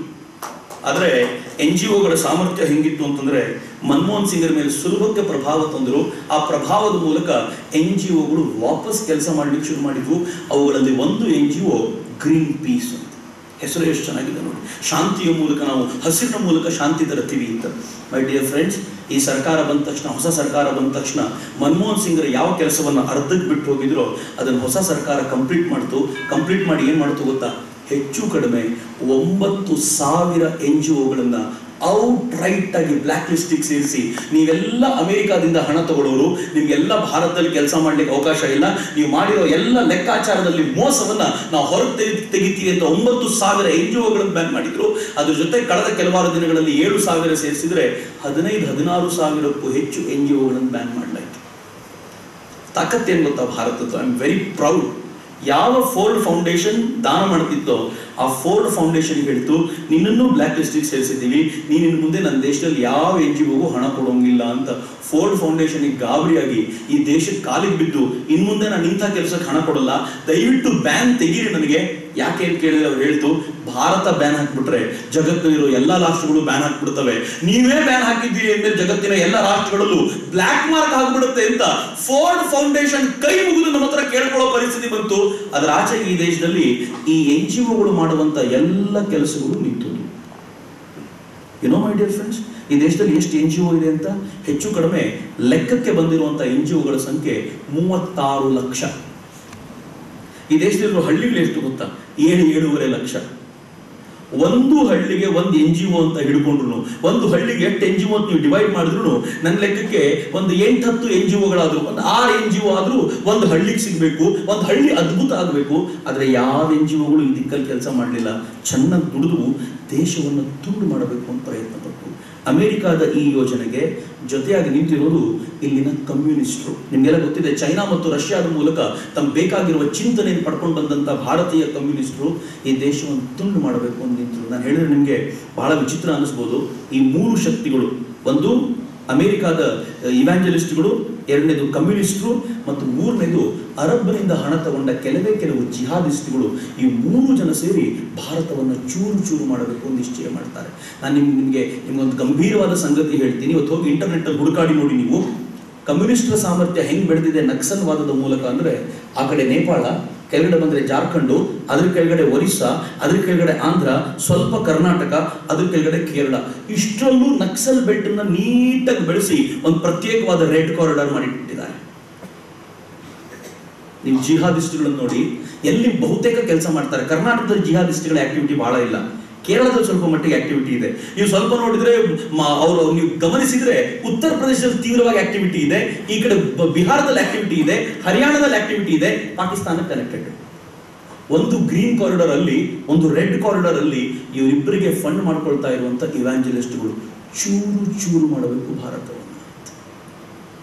ಅದರ ಟೋಟಲ್ ಕೇಂದ್ರವಾಗಿ, ಅದರ ಟೋಟಲ್ ಪಾರ್ಟ್ ಆಗಿ ಮಧ್ಯ ನಿಂತ್ಕೊಂಡಿದ್ದು ಜವಾಹರ್ಲಾಲ್ ನೆಹರು ಯೂನಿವರ್ಸಿಟಿ. ಇಲ್ಲಿ ನಿಂತ್ಕೊಂಡು ಇಲ್ಲಿ ಕೂತಿರುವಂತ ಕೆಲವು ಪ್ರೊಫೆಸರ್ಗಳು ಈ ದೇಶದ ಟೋಟಲ್ ಥಾಟ್ ಅನ್ನು ಹೆಂಗ್ ಹಾಳು ಮಾಡಿಟ್ಟಿದ್ದಾರೆ ಅಂತಂದ್ರೆ, ಈ ದೇಶದ ಒಟ್ಟಾರೆ ಇತಿಹಾಸವನ್ನ ತಿರುಚಿ ನಿಲ್ಲಿಸ್ಬಿಟ್ಟಿದ್ದಾರೆ. ಇತಿಹಾಸ ಹೆಂಗಿದೆ ಗೊತ್ತೇನು ಭಾರತದ್ದು? ನೀವು ಭಾರತದ ಹುಟ್ಟಿದ್ ಯಾವಾಗ ಅಂತ JNU ಪಾಠ ಮಾಡುವಂತ ಕೆಲವು ಪ್ರೊಫೆಸರ್ಗಳನ್ನು ಕೇಳಿ ನೋಡಿ. ಅವ್ರು ಹೇಳ್ತಾರೆ ಭಾರತ ಹುಟ್ಟಿದ್ದು 4-5 ಸಾವಿರ ವರ್ಷಗಳಿಗಿಂತ ಹಿಂದೆ ಏನಲ್ಲ ಅಂತ. ಆದರೆ ಕೆಲವು ದಾಖಲೆಗಳು ಹೇಳ್ತವೆ, ಕೆಲವು ವಿಜ್ಞಾನಿಗಳು ಅಮೆರಿಕಾದಿಂದ ಯುರೋಪ್ನಿಂದ ಬಂದಂತ ಇಂಡಾಲಜಿಸ್ಟ್ಗಳು ಹೇಳ್ತಾರೆ ಭಾರತ ಹುಟ್ಟಿ ಕನಿಷ್ಠ ಪಕ್ಷ 25,000 ವರ್ಷಗಳಾದ್ರೂ ಆಗಿವೆ ಅಂತ ಹೇಳಿ ಒಂದು ನೋಟ್ ಏನಾಗ್ತಾರೆ ಗೊತ್ತಾ? ಇದು ನಾವು ಅಂದಾಜು ಮಾಡೋದು, ನಮ್ಮ ಅಂದಾಜಷ್ಟೇ. ಭಾರತ ಇದಕ್ಕಿಂತಲೂ ಮುಂಚಿನಿಂದ ಇತ್ತು ಅಂತ ಭಾರತದ ಉತ್ಖನನ ತೋರಿಸಿಕೊಡುತ್ತೆ ಅಂತ ಅವ್ರು ಹೇಳಬೇಕಾದಾಗಲ್ಲ ನನಗೆ ಹೆಮ್ಮೆ ಅನ್ಸೋದೇನು ಗೊತ್ತೇನು? ಭಾರತದ ಬರ್ತ್ ಡೇಟ್ ಇದುವರೆಗೂ ರೆಕಾರ್ಡೇ ಆಗಿಲ್ಲ ಅಂತ. ಜಗತ್ತಿನ ಎಲ್ಲ ರಾಷ್ಟ್ರಗಳ ಬರ್ತ್ ನೀವು ಭಾರತದ ಬರ್ತ್ ಡೇಟ್ ಅನ್ನ ಆಚರಣೆ ಮಾಡ್ಲಿಕ್ಕೆ ನಿಮ್ಗೆ ಸಿಗಲ್ಲ, ಬರ್ತ್ ಡೇನ ಭಾರತದ ಆಚರಣೆ ಮಾಡ್ಲಿಕ್ಕೆ ಸಿಗಲ್ಲ. ನಾನು ಅದಕ್ಕೆ ತಮಾಷೆ ಮಾಡಿ ಯಾವಾಗಲೂ ಹೇಳೋದು, ಯಾವ ದೇಶದ ಬರ್ತ್ ಡೇ ಆಚರಣೆ ಮಾಡ್ಲಿಕ್ಕೆ ನಿಮ್ಗೆ ಆಗಲ್ವೋ ಆ ದೇಶದ ಡೆತ್ ಡೇ ಕೂಡ ಆಚರಣೆ ಮಾಡ್ಲಿಕ್ಕೆ. ಎಷ್ಟು ಲಕ್ಷ ಜನ ಸೇರಿ ಈ ದೇಶವನ್ನು ಉಳಿಸಿಕೊಳ್ಳುವಂತ ತರುಣರು ಮತ್ತೆ ಮತ್ತೆ ಹುಟ್ಟಿ ಬರ್ತಾರೆ ಅಂತ. ಇದಾದ ನಂತರವೇ ಈ ದೇಶದಲ್ಲಿ ಅನೇಕರ ಬಂಡವಾಳಗಳು ಬಯಲಾಗಿದ್ದು. ನೀವು ಕೆಲವೊಂದು ಟಿವಿ ಚಾನಲ್ ನೋಡಿದ್ರೆ ಗೊತ್ತಾಗುತ್ತೆ, ಯಾವತ್ ಈ ದೇಶದಲ್ಲಿ ದೇಶ ವಿರೋಧಿ ಕೃತ್ಯಗಳಾಗಬೇಕು ದೊಡ್ಡ ಮಟ್ಟದ ಗಲಾಟೆ ಆಗುತ್ತೆ. ನೀವು ಗಮನಿಸಿ ನೋಡಿ, ಈ ದೇಶದಲ್ಲಿ ದೆಹಲಿಯಲ್ಲಿ ಒಂದು ರೇಪ್ ಆಯ್ತು, ಬಹಳ ಹಿಂದಿನ ಘಟನೆ. ಮನಮೋಹನ್ ಸಿಂಗ್ ಇದ್ದ ಕಾಲಕ್ಕೆ ದೆಹಲಿಯಲ್ಲಿ ರೇಪ್ ಆದಾಗ ನಿರ್ಭಯ ಪ್ರಕರಣ ಎಷ್ಟು ವ್ಯಾಪಕವಾಗಿ ಸುದ್ದಿ ಆಯ್ತು ಅಂದ್ರೆ, ಈ ತರದ ರೇಪುಗಳು ದೇಶದಲ್ಲಿ ಬಹಳ ಆಗಿದ್ದು ಯಾವತ್ತೂ ಸುದ್ದಿ ಆಗಲಿಲ್ಲ. ಆಗೊಂದು ವ್ಯಾಪಕವಾದ ಸುದ್ದಿ ಆಯ್ತು. ಆ ಸುದ್ದಿ ಎಷ್ಟರ ಮಟ್ಟಿಗೆ ಬೆಳೀತು ಅಂತಂದ್ರೆ, ದೇಶದಲ್ಲಿ ನಂಗೆ ಗೊತ್ತಿಲ್ಲ, ಗೋಗ್ಟೆ ಕಾಲೇಜರು ಬೀದಿಗೆ ಬಂದಿದ್ದಿರ್ಬೋದು, ನಾವು ಪ್ರತಿಭಟನೆಗೆ ಹೋಗ್ತೀವಿ ಅಂತ. ಪ್ರೇರಣೆ ಎಲ್ಲಿಂದ ಗೊತ್ತೇನು? ಅದೆಲ್ಲ ಟಿವಿ ಚಾನೆಲ್ಗಳು ಪ್ರೇರಣೆ ಕೊಟ್ಟರು ನಮಗೆ ಹೋಗಿ ಅಂತ. ಯಾವುದೋ ಕಾಲೇಜಿಂದ 1,000 ಜನ ಹೊರಗೆ ಬಂದ್ಬಿಟ್ರೆ ಅವ್ರು ಹೆಂಗ್ ತೋರಿಸ್ತಿದ್ರು ಅಂತಂದ್ರೆ, 10,000 ಜನ ಬೀದಿಗೆ ಬಂದ್ಬಿಟ್ಟಿದ್ದಾರೆ ಅಂತ, ನಮಗೂ ಪ್ರೇರಣೆ, ನಾವು ಬೀದಿಗೆ ಹೋಗ್ಬಿಡೋಣ ಅಂತ. ಯಾಕೆ ಇಷ್ಟೆಲ್ಲ ಮಾಡಿದ್ರು ಗೊತ್ತೇ? ಅದಾದ ಕೆಲವೇ ತಿಂಗಳಲ್ಲಿ ಅಮೆರಿಕ ಕಟ್ಟಿಕೊಂಡಿರುವಂತ ಒಂದು ಸಂಘಟನೆ ಭಾರತಕ್ಕೆ ಬಂತು. ಈ ಸಂಘಟನೆ ಏನ್ ಮಾಡುತ್ತೆ ಅಂದ್ರೆ, ಜಗತ್ನಲ್ಲಿ ಎಲ್ಲೆಲ್ಲಿ ಶಾಂತಿ ಮತ್ತು ಸಹಿಷ್ಣುತೆ ನೆಲೆಸಿದೆಯೋ ಇಲ್ವೋ ಅಂತ ರಿಪೋರ್ಟ್ ಕೊಡ್ಲಿಕ್ಕೆ ಅಂತ ಸಂಘಟನೆಗಳು ಬರ್ತವೆ. ಆ ಸಂಘಟನೆ ಒಂದು ಭಾರತದಿಂದ, ಅಮೆರಿಕಾದಿಂದ ಭಾರತಕ್ಕೆ ಬರೋದಿತ್ತು. ಇಲ್ಲಿಗೆ ಬಂದು ಅದು ಹೇಳ್ತು, ಭಾರತದಲ್ಲಿ ಏನೂ ಚೆನ್ನಾಗಿಲ್ಲ, ಭಾರತದಲ್ಲಿ ಮತಪಂಥಗಳು ಶಾಂತಿಯುತವಾಗಿ ಬದುಕಿಲ್ಲ, ಭಾರತದಲ್ಲಿ ಬುದ್ಧ ಮತಕ್ಕೆ ಪ್ರಾಬ್ಲಮ್ ಇದೆ, ಸಿಖ್ಖರ ಮತಕ್ಕೆ ಪ್ರಾಬ್ಲಮ್ ಇದೆ, ಭಾರತದಲ್ಲಿ ಜೈನ ಮತಕ್ಕೆ ಪ್ರಾಬ್ಲಮ್ ಇದೆ, ಇಸ್ಲಾಮಿಗೆ ಪ್ರಾಬ್ಲಮ್ ಇದೆ, ಕ್ರಿಶ್ಚಿಯಾನಿಟಿ ಪ್ರಾಬ್ಲಮ್ ಇದೆ, ಹೆಣ್ಮಕ್ಳಿಗೆ ಪ್ರಾಬ್ಲಮ್ ಇದೆ ಅಂತ ಒಂದು ಕೆಟ್ಟ ರಿಪೋರ್ಟ್ ನ ಜಗತ್ತಿನ ಮುಂದೆ ಕೊಟ್ಟು ಭಾರತ ಇಷ್ಟೇ ಬದಲೇ ಆಗಿಲ್ಲ ಅಂತ ಅನ್ಬಿಡ್ತು. ಇತ್ತೀಚೆಗೆ ಈ ಕಮಿಟಿ ಭಾರತಕ್ಕೆ ಬರಬೇಕಿತ್ತು. ಬರೋಕ್ಕಿಂತ ಸ್ವಲ್ಪ ದಿನ ಮುಂಚಿತವಾಗಿ ಇದ್ದಕ್ಕಿದ್ದಂತೆ ಎಲ್ಲ ಪತ್ರಕರ್ತರು, ಎಲ್ಲ ಬುದ್ಧಿವಂತರು, ಬುದ್ಧಿಜೀವಿಗಳು ಶುರು ಮಾಡಿದ್ರು ಭಾರತದಲ್ಲಿ ಅಸಹಿಷ್ಣುತೆ ಇದೆ ಅಂತ. Have you ever heard of ಅಸಹಿಷ್ಣುತೆ? ಇಂಟಾಲರೆನ್ಸ್ ಅನ್ನೋ ಪದವನ್ನು ಯಾವತ್ತಾದ್ರೂ ಕೇಳಿದ್ರ? ಪ್ರಾಮಾಣಿಕವಾಗಿ ಕೇಳ್ಕೊಳ್ಳಿ. ಇದೇ ಕಾಲೇಜ್ನಲ್ಲಿ ಹಿಂದೂಗಳಿದ್ದೀವಿ, ಮುಸಲ್ಮಾನರಿದ್ದೀವಿ, ಕ್ರಿಶ್ಚಿಯನ್ರಿದ್ದೀವಿ, ಬೌದ್ಧಿಸಂನ ಅನುಯಾಯಿಗಳು ಇರ್ಬೋದು, ಇಲ್ಲಿ ಜೈನಿಸಂನ ಅನುಯಾಯಿಗಳು ಇರ್ಬೋದು. ಯಾವತ್ತಾದ್ರೂ ಒಬ್ರು ಅವರ ಜಾತಿಯ ಕಾರಣದಿಂದಾಗಿ ಪ್ರತ್ಯೇಕವಾಗಿ ನಿಲ್ಲಿಸಿದ್ದನ್ನ ಗೋಕಟೆ ಕಾಲೇಜಲ್ಲಿ ನೋಡಿದ್ದೀರಾ? ನನ್ನ ನೆಚ್ಚಿನ ಮಿತ್ರ ಯಾವತ್ತಾದ್ರೂ ಬೆಳಗಾವಿಯಲ್ಲಿ ನೋಡಿದ್ದೀರಾ? ಯಾವತ್ತಾದ್ರೂ ಇಡೀ ಕರ್ನಾಟಕದಲ್ಲಿ ನೋಡಿದ್ದೀರಾ? ಐ ಅಕ್ಸೆಪ್ಟ್, ಎಲ್ಲೋ ಅಪರೂಪಕ್ಕೆ ಒಂದೋ ಎರಡೋ ಘಟನೆಗಳು ನಡೀತವೆ. 128 ಕೋಟಿ ಜನ ಇರೋ ಜಾಗದಲ್ಲಿ ಒಂದೋ ಎರಡೋ ಘಟನೆಗಳು ಮಹತ್ವ ಪಡ್ಕೊಳ್ಬಾರ್ದು. ಆದ್ರೆ ಎಷ್ಟರ ಮಟ್ಟಿಗೆ ಅಸಹಿಷ್ಣುತೆಯ ಭವಾಲಿ ಎದ್ದು ಬಿಡ್ತು ಈ ದೇಶದಲ್ಲಿ ಅಂದ್ರೆ, ಎಲ್ಲೆಲ್ಲೂ ಸುದ್ದಿ ಹತ್ತು ಭಾರತದಲ್ಲಿ ಅಸಹಿಷ್ಣುತೆ. ಈ ದೇಶದ ಪ್ರಧಾನಿ ಡೇವಿಡ್ ಕ್ಯಾಮರೂನ್ ಜೊತೆ ನಿಂತ್ಕೊಂಡು ಒಂದು ಪ್ರೆಸ್ ಮೀಟ್ ಕರೆದಾಗ ಬಿಬಿಸಿಯ ಒಬ್ಬ ಪತ್ರಕರ್ತ ಲಂಡನ್ ಪ್ರಶ್ನೆ ಕೇಳ್ತಾನೆ, ಭಾರತದಲ್ಲಿ ಅಸಹಿಷ್ಣುತೆ ಇದೆಯಲ್ಲ, ಏನ್ ಹೇಳ್ತೀರಿ ಇದಕ್ಕೆ ಅಂತ. ಯಾರಿದನ್ನು ವ್ಯವಸ್ಥಿತವಾಗಿ ಮಾಡೋದು? ಯಾಕೆ ವ್ಯವಸ್ಥಿತವಾಗಿ ಮಾಡಿದ್ರು ಅಂತಂದ್ರೆ, ಮೊನ್ನೆ 1 ತಿಂಗಳ ಹಿಂದೆ ಈ ದೇಶಕ್ಕೆ ಮತ್ತೆ ಅದೇ ಕಮಿಟಿ ಬರಬೇಕಿತ್ತು. ಆ ಕಮಿಟಿ ಬಂದು ರಿಪೋರ್ಟ್ ಕೊಡಬೇಕಿತ್ತು, ಭಾರತದಲ್ಲಿ ಅಸಹಿಷ್ಣುತೆ ಇದೆ ಅಂತ. ಆದ್ರೆ ಈ ದೇಶ ಇವಾಗ ಹೇಳ್ತು, ನಿಮಗೆ ಭಾರತದ ಒಳಗೆ ಕಾಲಿಡ್ಲಿಕ್ಕೆ ವೀಸಾನೇ ಕೊಡಲ್ಲ, ಮುಚ್ಕೊಂಡು ನಿಮ್ ದೇಶಕ್ಕೆ ವಾಪಸ್ ಹೋಗ್ತೀವಿ. ನಾನು ಪ್ರಾಮಾಣಿಕವಾಗಿ ಹೇಳ್ತೀನಿ, ನನಗೆ ಈ ಸುದ್ದಿ ಓದಿದಾಗ ಈ ರೋಂಟೆ ಕಡೆ ಹೋತೆ ಅಂತ ಹೇಳ್ತಾರಲ್ಲ ಹಿಂದಿನಲ್ಲಿ, ನನ್ ಕೂದಲು ನಿಂತು ಬಿಟ್ಟಿತ್ತು. ಎಷ್ಟು ಖುಷಿಯಾಗಿತ್ತು ಅಂದ್ರೆ, ವಾ ಇದು ಸ್ವಾಭಿಮಾನ ಅಂತ. ಇಷ್ಟು ದಿನ ಅಮೆರಿಕ ಹಿಂಗ್ ಮಾಡ್ತಿತ್ತು, ಇವತ್ತು ನಾವು ಮಾಡ್ತಿದ್ದೀವಿ. ನನ್ನ ದೇಶದ ಅವಮಾನ ಮಾಡ್ಲಿಕ್ಕೆ ನಿಮಗೆ ವೀಸಾ ಕೊಟ್ಟು ರೆಡ್ ಕಾರ್ಪೆಟ್ ಹಾಸ್ಲಿಕ್ಕೆ ನಾನು ಸಿದ್ಧ ಇಲ್ಲ, ಮೊದಲು ಇಲ್ಲಿಂದ ಜಾಗ ಖಾಲಿ ಮಾಡಿ ಅಂತ ಈ ದೇಶ ಮೊದಲನೇ ಬಾರಿ ಹೇಳಿದ ನಂತರ ಪತ್ರಕರ್ತರಿಗೆ ನಾವು ಮಾಡಿದೆಲ್ಲ ವೇಸ್ಟ್ ಆಗುತ್ತೆ ಅಂತ ಅನ್ಸುತ್ತೆ. ಎಂತೆಂತ ಪತ್ರಕರ್ತರಿದ್ರು ಇವರೆಲ್ಲ ತಾವು ತಮಗೆ ಬೇಕಾದ ಬೇಳೆ ಬೇಯಿಸಿಕೊಳ್ಳಿಕ್ಕೆ, ತಮ್ಮ ಸಿದ್ಧಾಂತವನ್ನು ಉಳಿಸಿಕೊಳ್ಳಿಕ್ಕೋಸ್ಕರ ಈ ದೇಶವನ್ನ ಜಗತ್ತಿನ ಮಾರ್ಕೆಟ್ ಅಲ್ಲಿ ಅವಹೇಳನ ಮಾಡುವಂತ ಜನರು ನಮಗೆ ಪಾಠ ಹೇಳ್ಕೊಳ್ಳಿಕ್ಕೆ ನಿಂತ್ಕೊಳ್ತಾರಲ್ಲ. ಬಟ್ ಬಹಳ ಸಂತೋಷ ಏನು ಅಂದ್ರೆ, ಇವತ್ತು ಈ ದೇಶ ಒಟ್ಟಾಗಿ ನಿಂತ್ಕೊಳ್ತು. ನನ್ನ ನೆಚ್ಚಿನ ಮಿತ್ರರೇ, ಜೆಎನ್ಯುದಲ್ಲಿ ಗಲಾಟೆ ಆದ ಕೆಲವೇ ದಿನಗಳಲ್ಲಿ ಬೆಂಗಳೂರಲ್ಲಿ ನಾವು ಪ್ರಯತ್ನ ಮಾಡಿದ್ವಿ. ಪ್ರಯತ್ನ ಏನ್ ಮಾಡಿದ್ವಿ ಗೊತ್ತಾ? ಅಕಸ್ಮಾತ್ ನಿಮ್ಗೆ ಈ ದೇಶ ಇಷ್ಟ ಆಗಲಿಲ್ಲ, ಈ ದೇಶ ಅಸಹಿಷ್ಣು ಅನಿಸಿದ್ರೆ, for God sake quit India ಅಂತ, ದೇಶ ಬಿಟ್ಟು ತೊಲಗ್ರಪ್ಪ, ನೀವು ಇದೇನ್ ಮಾಡ್ಬೇಕು, ನಾವಂತೂ ನಿಮ್ಮನ್ನು ಹೋಗಿ ಅಂತ ಹೇಳಲ್ಲ. ನಿಮಗೆ ದೇಶದಲ್ಲಿ ಇರಬೇಕು ಅಂತ ಇಷ್ಟ ಇಲ್ಲ ಅಂದ್ರೆ ದೇವರನಿಗೂ ದೇಶ ಬಿಟ್ಟು ಹೋಗಿ ಅಂತ ಸುಮ್ಮನೆ ರಿಕ್ವೆಸ್ಟ್ ಮಾಡ್ಕೊಂಡು ಫೇಸ್ಬುಕ್ ಅಲ್ಲಿ ಕೆಲವೊಂದಷ್ಟು ವಿಚಾರಗಳನ್ನ ಶೇರ್ ಮಾಡಿದ್ವಿ. ಪರಿಣಾಮ ಹೆಂಗಿತ್ತು ಅಂತಂದ್ರೆ, ಬೆಂಗಳೂರಿನಲ್ಲಿ ಇಟ್ಸ್ ವೆರಿ ಡಿಫಿಕಲ್ಟ್. ಇವನ್ ಬೆಳಗಾವಿಯಲ್ಲೂ ಅಷ್ಟೇ ಕಷ್ಟ ಇದೆ. ನೀವು ಬೆಳಗಾವಿನಲ್ಲಿ ರಾಜ್ಯದ ಹೆಸರು, ಭಾಷೆ ಹೆಸರು ತಗೊಂಡು ಬಂದ್ರೆ ಜನ ಬರ್ಬೋದೇನೋ, ದೇಶದ ಹೆಸರು ತಗೊಂಡಾಗ ಸಿಟಿಗಳಲ್ಲಿ ಬಹಳ ಕಷ್ಟ. ಆದ್ರೆ ಬೆಂಗಳೂರಿನಲ್ಲಿ 3,500 ಜನ 5 ಕಿಲೋಮೀಟರ್ಗಳ ಉದ್ದಕ್ಕೂ ನಡ್ಕೊಂಡು ಬಂದು, ನಾವು ಭಾರತದ ಪರವಾಗಿದ್ದೀವಿ, ಯಾರು ಭಾರತದ ಪರವಾಗಿಲ್ವೋ ಜಾಗ ಬಿಟ್ಟು ಹೋಗ್ಬೋದು ಅಂತ ಜೋರಾಗಿ ಘೋಷಣೆ ಕೂಗಿ ಯಾವ ಟೌನ್ ಹಾಲ್ ಮುಂದೆ ಸಿಕ್ಕಾಗೆಲ್ಲ ಬೇರೆಯವರು ಕೂತ್ಕೊಳ್ತಿದ್ರು. ಫಾರ್ ದ ಫಸ್ಟ್ ಟೈಮ್ ನ್ಯಾಷನಲಿಸ್ಟ್ಗಳು ದೊಡ್ಡ ಸಂಖ್ಯೆಯಲ್ಲಿ ಟೌನ್ ಹಾಲ್ ಮುಂದೆ ಕೂತ್ಕೊಂಡು, ಯಾರು ದೇಶವನ್ನ ಬೈತಾರೋ ನೀವೆಲ್ಲರೂ ಆಂಟಿ ನ್ಯಾಷನಲ್ಗಳು ಅಂತ ಹೇಳುವಂತ ಒಂದು ಸದ್ದು ಜೋರಾಗಿ ಬಂದ ನಂತರ ರಾಜ್ಯದ ಎಲ್ಲ ಕಡೆ ಕಿಚ್ ಹಬ್ಬಿ, ಎಲ್ಲ ಕಡೆ 3,000-4,000 ಸಾವಿರ ಜನರ ದೊಡ್ಡ ಮೆರವಣಿಗೆ ಹೊರಟು ಬಿಡ್ತಲ್ಲ. ನನಗೆ ಆವಾಗ ಅನ್ನಿಸ್ತು, ಒಳಗಿರುವ ದೇಶಭಕ್ತಿಯ ಜ್ವಾಲೆ ಈಗ ಪ್ರಜ್ವಲಿಸ್ತಾ ಇದೆ ಅಂತ.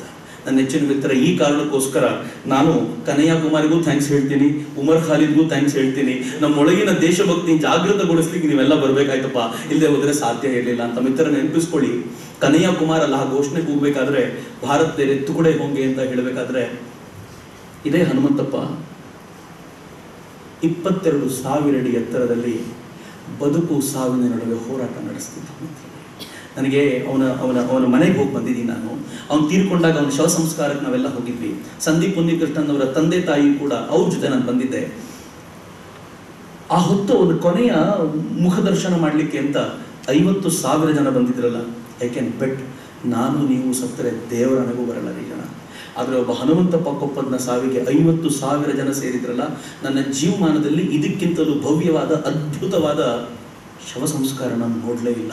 ಅಂತ ಅದ್ಭುತವಾದ ಬದುಕು ಅನ್ನೋದು. ಯಾಕೆ ಬದುಕು ಗೊತ್ತಾಗ್ತದೆ ಅದ್ಭುತ. ನಿಮ್ಮಲ್ಲಿ ಅನೇಕರು ಇಂಜಿನಿಯರ್ಸ್ ಇಮ್ಯಾಜಿನ್ ಮಾಡ್ಕೊಳ್ಬೋದು ಅಂತ ಅನ್ಕೊಳ್ತೀನಿ. ನಾವು ಹೆಚ್ಚು ಕಡಿಮೆ ಒಂದು 500-600 ಅಡಿ ಮೇಲಿರ್ಬೋದು ಸಮುದ್ರದ ಮಟ್ಟದಿಂದ. ಆದರೆ ಅವನು ಸಮುದ್ರ ಮಟ್ಟದಿಂದ 22,000 ಅಡಿ ಎತ್ತರದಲ್ಲಿ ತಾನು ದೇಶವನ್ನು ಕಾಪಾಡಬೇಕು ಅಂತ ಹೋರಾಟ ಮಾಡ್ತಿದ್ದು. ಯಾಕೆ ಹೋರಾಟ ಗೊತ್ತಾಗೋದು? ನನ್ಗೆ ಬಹಳ ಜನ ಹೇಳ್ತಾರೆ, ಬುದ್ಧಿ ಬಂದಿರೋರು, ಅವ್ರು ಹೇಳ್ತಾರೆ, ಯಾಕೆ ಸಿಯಾಚಿನಲ್ಲಿ ಸೈನಿಕರು ನಿಲ್ಲಿಸಬೇಕು, ಸಿಯಾಚಿನ್ ಬಿಟ್ಬಿಡ್ಬೇಕು ಅಂತ. ಇವತ್ತು ಮನೆಗೆ ಹೋಗಿ ಮ್ಯಾಪ್ ನೋಡಿ, ಭಾರತದ ಮ್ಯಾಪ್ ಅನ್ನ ವಾಪಸ್ಸು ಹೆಂಗಿದೆ ಗೊತ್ತಾ? ಭಾರತದ ಮ್ಯಾಪ್ ನಮ್ಮನ್ನೆಲ್ಲ ಬಿಡಿಸಿ ಅಂತಂದ್ರೆ ಕಾಶ್ಮೀರನ ನಾವು ಒಂದು ಮೈಸೂರು ಪೇಟ ತರ ಬಿಡಿಸಿಬಿಡ್ತೀವಿ. ಆದ್ರೆ ದೇವರಾಣೆಗೂ ಹಂಗಿಲ್ಲ. ಕಾಶ್ಮೀರ ಚೂಪಾಗಿದೆ. ಯಾಕೆಂದ್ರೆ 3ನೇ ಒಂದು ಭಾಗವನ್ನ ಪಾಕಿಸ್ತಾನ ಯಾವಾಗಲೂ ಕಿತ್ಕೊಂಡ್ಬಿಟ್ಟಿದೆ. We call that Pak occupied Kashmir. ತಾವು ಕಿತ್ಕೊಂಡಿರೋದು ಅಷ್ಟೇ ಅಲ್ಲ, ಇದ್ರ ಒಂದು ಭಾಗವನ್ನ ತಾವು ರೀಚ್ ಮಾಡ್ಲಿಕ್ಕೆ ಆಗದೆ ಇರೋ ಭಾಗವನ್ನ ಚೈನಾಕ್ಕೆ ಗಿಫ್ಟ್ ಆಗಿ ಕೊಟ್ಟಿದ್ದಾರೆ. China call it as Aksai Chin. ಇವೆರಡರ ನಡುವೆ ಒಂದು ಚೂಪಾದ ಭಾಗ ಏನ್ ಕಾಣುತ್ತೆ, ಅದೇ ಸಿಯಾಚಿನ್. ಅಕಸ್ಮಾತ್ ನಾವೇನಾದ್ರೂ ಅಲ್ಲಿಂದ ಕೆಳಗಿಳಿದು ಚೀನಿಯರು ಅದನ್ನು ಆಕ್ರಮಿಸಿಕೊಂಡ್ಬಿಟ್ರು ಅಂತಂದ್ರೆ ಪಾಕಿಸ್ತಾನ ಮತ್ತು ಚೀನಾ ಕನೆಕ್ಟೆಡ್ ಆಗ್ಬಿಡತ್ತೆ ಈ ಭಾಗದಲ್ಲೂ ಕೂಡ.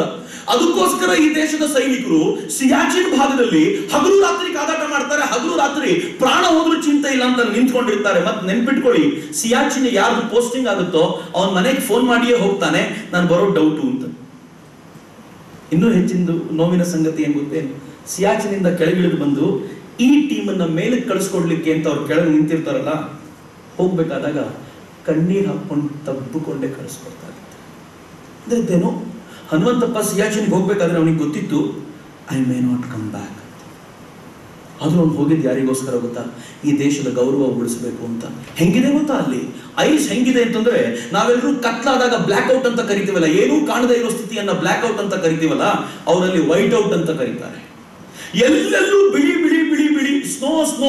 ನಮ್ಗೆ ಮೊದಲನೇ ದಿನ ಸ್ನೋ ನೋಡಿದಾಗ ನಾವು ಕೂಡ ಖರದುಂಗ್ಲವರೆಗೂ ಹೋಗಿದ್ದೀವಿ, 17,500 ಅಡಿ ಎತ್ತರದವರೆಗೂ ಹೋಗಿದ್ದೀವಿ. ಮೊದಲನೇ ದಿನ ಸ್ನೋ ನೋಡಿದಾಗ ಎಷ್ಟು ಖುಷಿ ಅಂದ್ರೆ, ಎರಡನೇ ದಿನದ ಬೆಳಗ್ಗೆ ಇದು ಯಾವಾಗ ಮುಗಿಯುತ್ತಪ್ಪ ಅನ್ಸುತ್ತೆ, ಯಾವಾಗ ಕಳೆದೋಗುತ್ತಪ್ಪ, ಯಾವಾಗ ಲ್ಯಾಂಡ್ ನೋಡ್ಲಿಕ್ಕೆ ಸಿಗುತ್ತೋ, ಯಾವಾಗ ನಮ್ಮ ಹಸಿರು ನೋಡ್ಲಿಕ್ಕೆ ಸಿಗುತ್ತೋ ಅಂತ ಜೀವ ಹಾತೊರಿತಾ ಇರುತ್ತೆ. ಅಂತ ಜಾಗದಲ್ಲಿ 90 ದಿನದ ಪೋಸ್ಟಿಂಗ್ ಅವರಿಗೆ. ನಾನು ಕೇಳಿದ ಊಟ ತಿಂಡಿ ಏನು ಅಂತ. ಊಟ ತಿಂಡಿ 22,000 ಅಡಿ ಎತ್ತರದಲ್ಲಿ ಹೊತ್ಕೊಂಡು ಹೋಗ್ಲಿಕ್ಕೆ ಆಗಲ್ಲ ಅಂತ ಹೆಲಿಕಾಪ್ಟರ್ನಿಂದ ಡಂಪ್ ಮಾಡ್ತಾರೆ. ಹೆಲಿಕಾಪ್ಟರ್ನಿಂದ ಡಂಪ್ ಮಾಡಿರುವಂತ ಊಟ ತಿಂಡಿ ಅವನಿದ್ದ ಅಕ್ಕಪಕ್ಕದಲ್ಲಿ ಬಿದ್ದರೆ ಸರಿ, ಸ್ವಲ್ಪ ಹೆಲಿಕಾಪ್ಟರ್ ಆಚೆ ಈಚೆ ಹೋಗಿ ಏನಾದ್ರು ಬಿತ್ತು ಅಂದ್ರೆ 4,500 ಅಡಿ ಕೆಳಗೆ ಬೀಳುತ್ತೆ. ಹೋಗಿ ಮತ್ತೆ ಹೊತ್ಕೊಂಡು ಬರ್ಬೇಕ್ರಿ ಅದನ್ನ. ಆ ಜಾಗ ಹೆಂಗಿದೆ ಗೊತ್ತೇನು, ನಾನು ಖರದುಂಗ್ಲಾ ಪಾಸ್ ನಲ್ಲಿ ನಿಂತಿದ್ದಾಗ ಒಬ್ಬ ಸೈನಿಕರು ನನಗೆ ಹೇಳಿದ್ರು, ಸರ್ 3/4 ಗಂಟೆಗಿಂತ ಜಾಸ್ತಿ ಇಲ್ಲಿ ನಿಂತ್ಕೊಳ್ಳುವಂಗಿಲ್ಲ, ಬೇಗ ಹೊರಡಬೇಕು ಇಲ್ಲಿ. ಅದನ್ನ ಕೇಳಿದೆ ಯಾಕೆ, ಅವರಂದ್ರು, ನಿಮ್ಮ ಊರಿನಲ್ಲಿ ನಿಮ್ಗೆ ಎಷ್ಟು ಆಕ್ಸಿಜನ್ ಸಿಗುತ್ತೋ, ನಿಮ್ಮ ಊರಿನಲ್ಲಿ ನಿಮ್ಗೆ ಎಷ್ಟು ಆಕ್ಸಿಜನ್ ಸಿಗುತ್ತೋ ಅದರ 30% ಆಕ್ಸಿಜನ್ ಮಾತ್ರ ಇಲ್ಲಿ ಸಿಗುತ್ತೆ ಸರ್. ಬಹಳ ಹೊತ್ತು ನಿಂತಿದ್ರೆ ಒಂದೊಂದೇ ಅಂಗಗಳು ವೀಕ್ ಆಗಲಿಕ್ಕೆ ಶುರುವಾಗ್ಬಿಡ್ತವೆ, ಅಕ್ಲಮೈಟೈಸ್ ಆಗದಿದ್ರೆ ಬಹಳ ಕಷ್ಟ ಅಂತ ಅವರೇ ನನಗೆ ಹೇಳಿದ್ರು.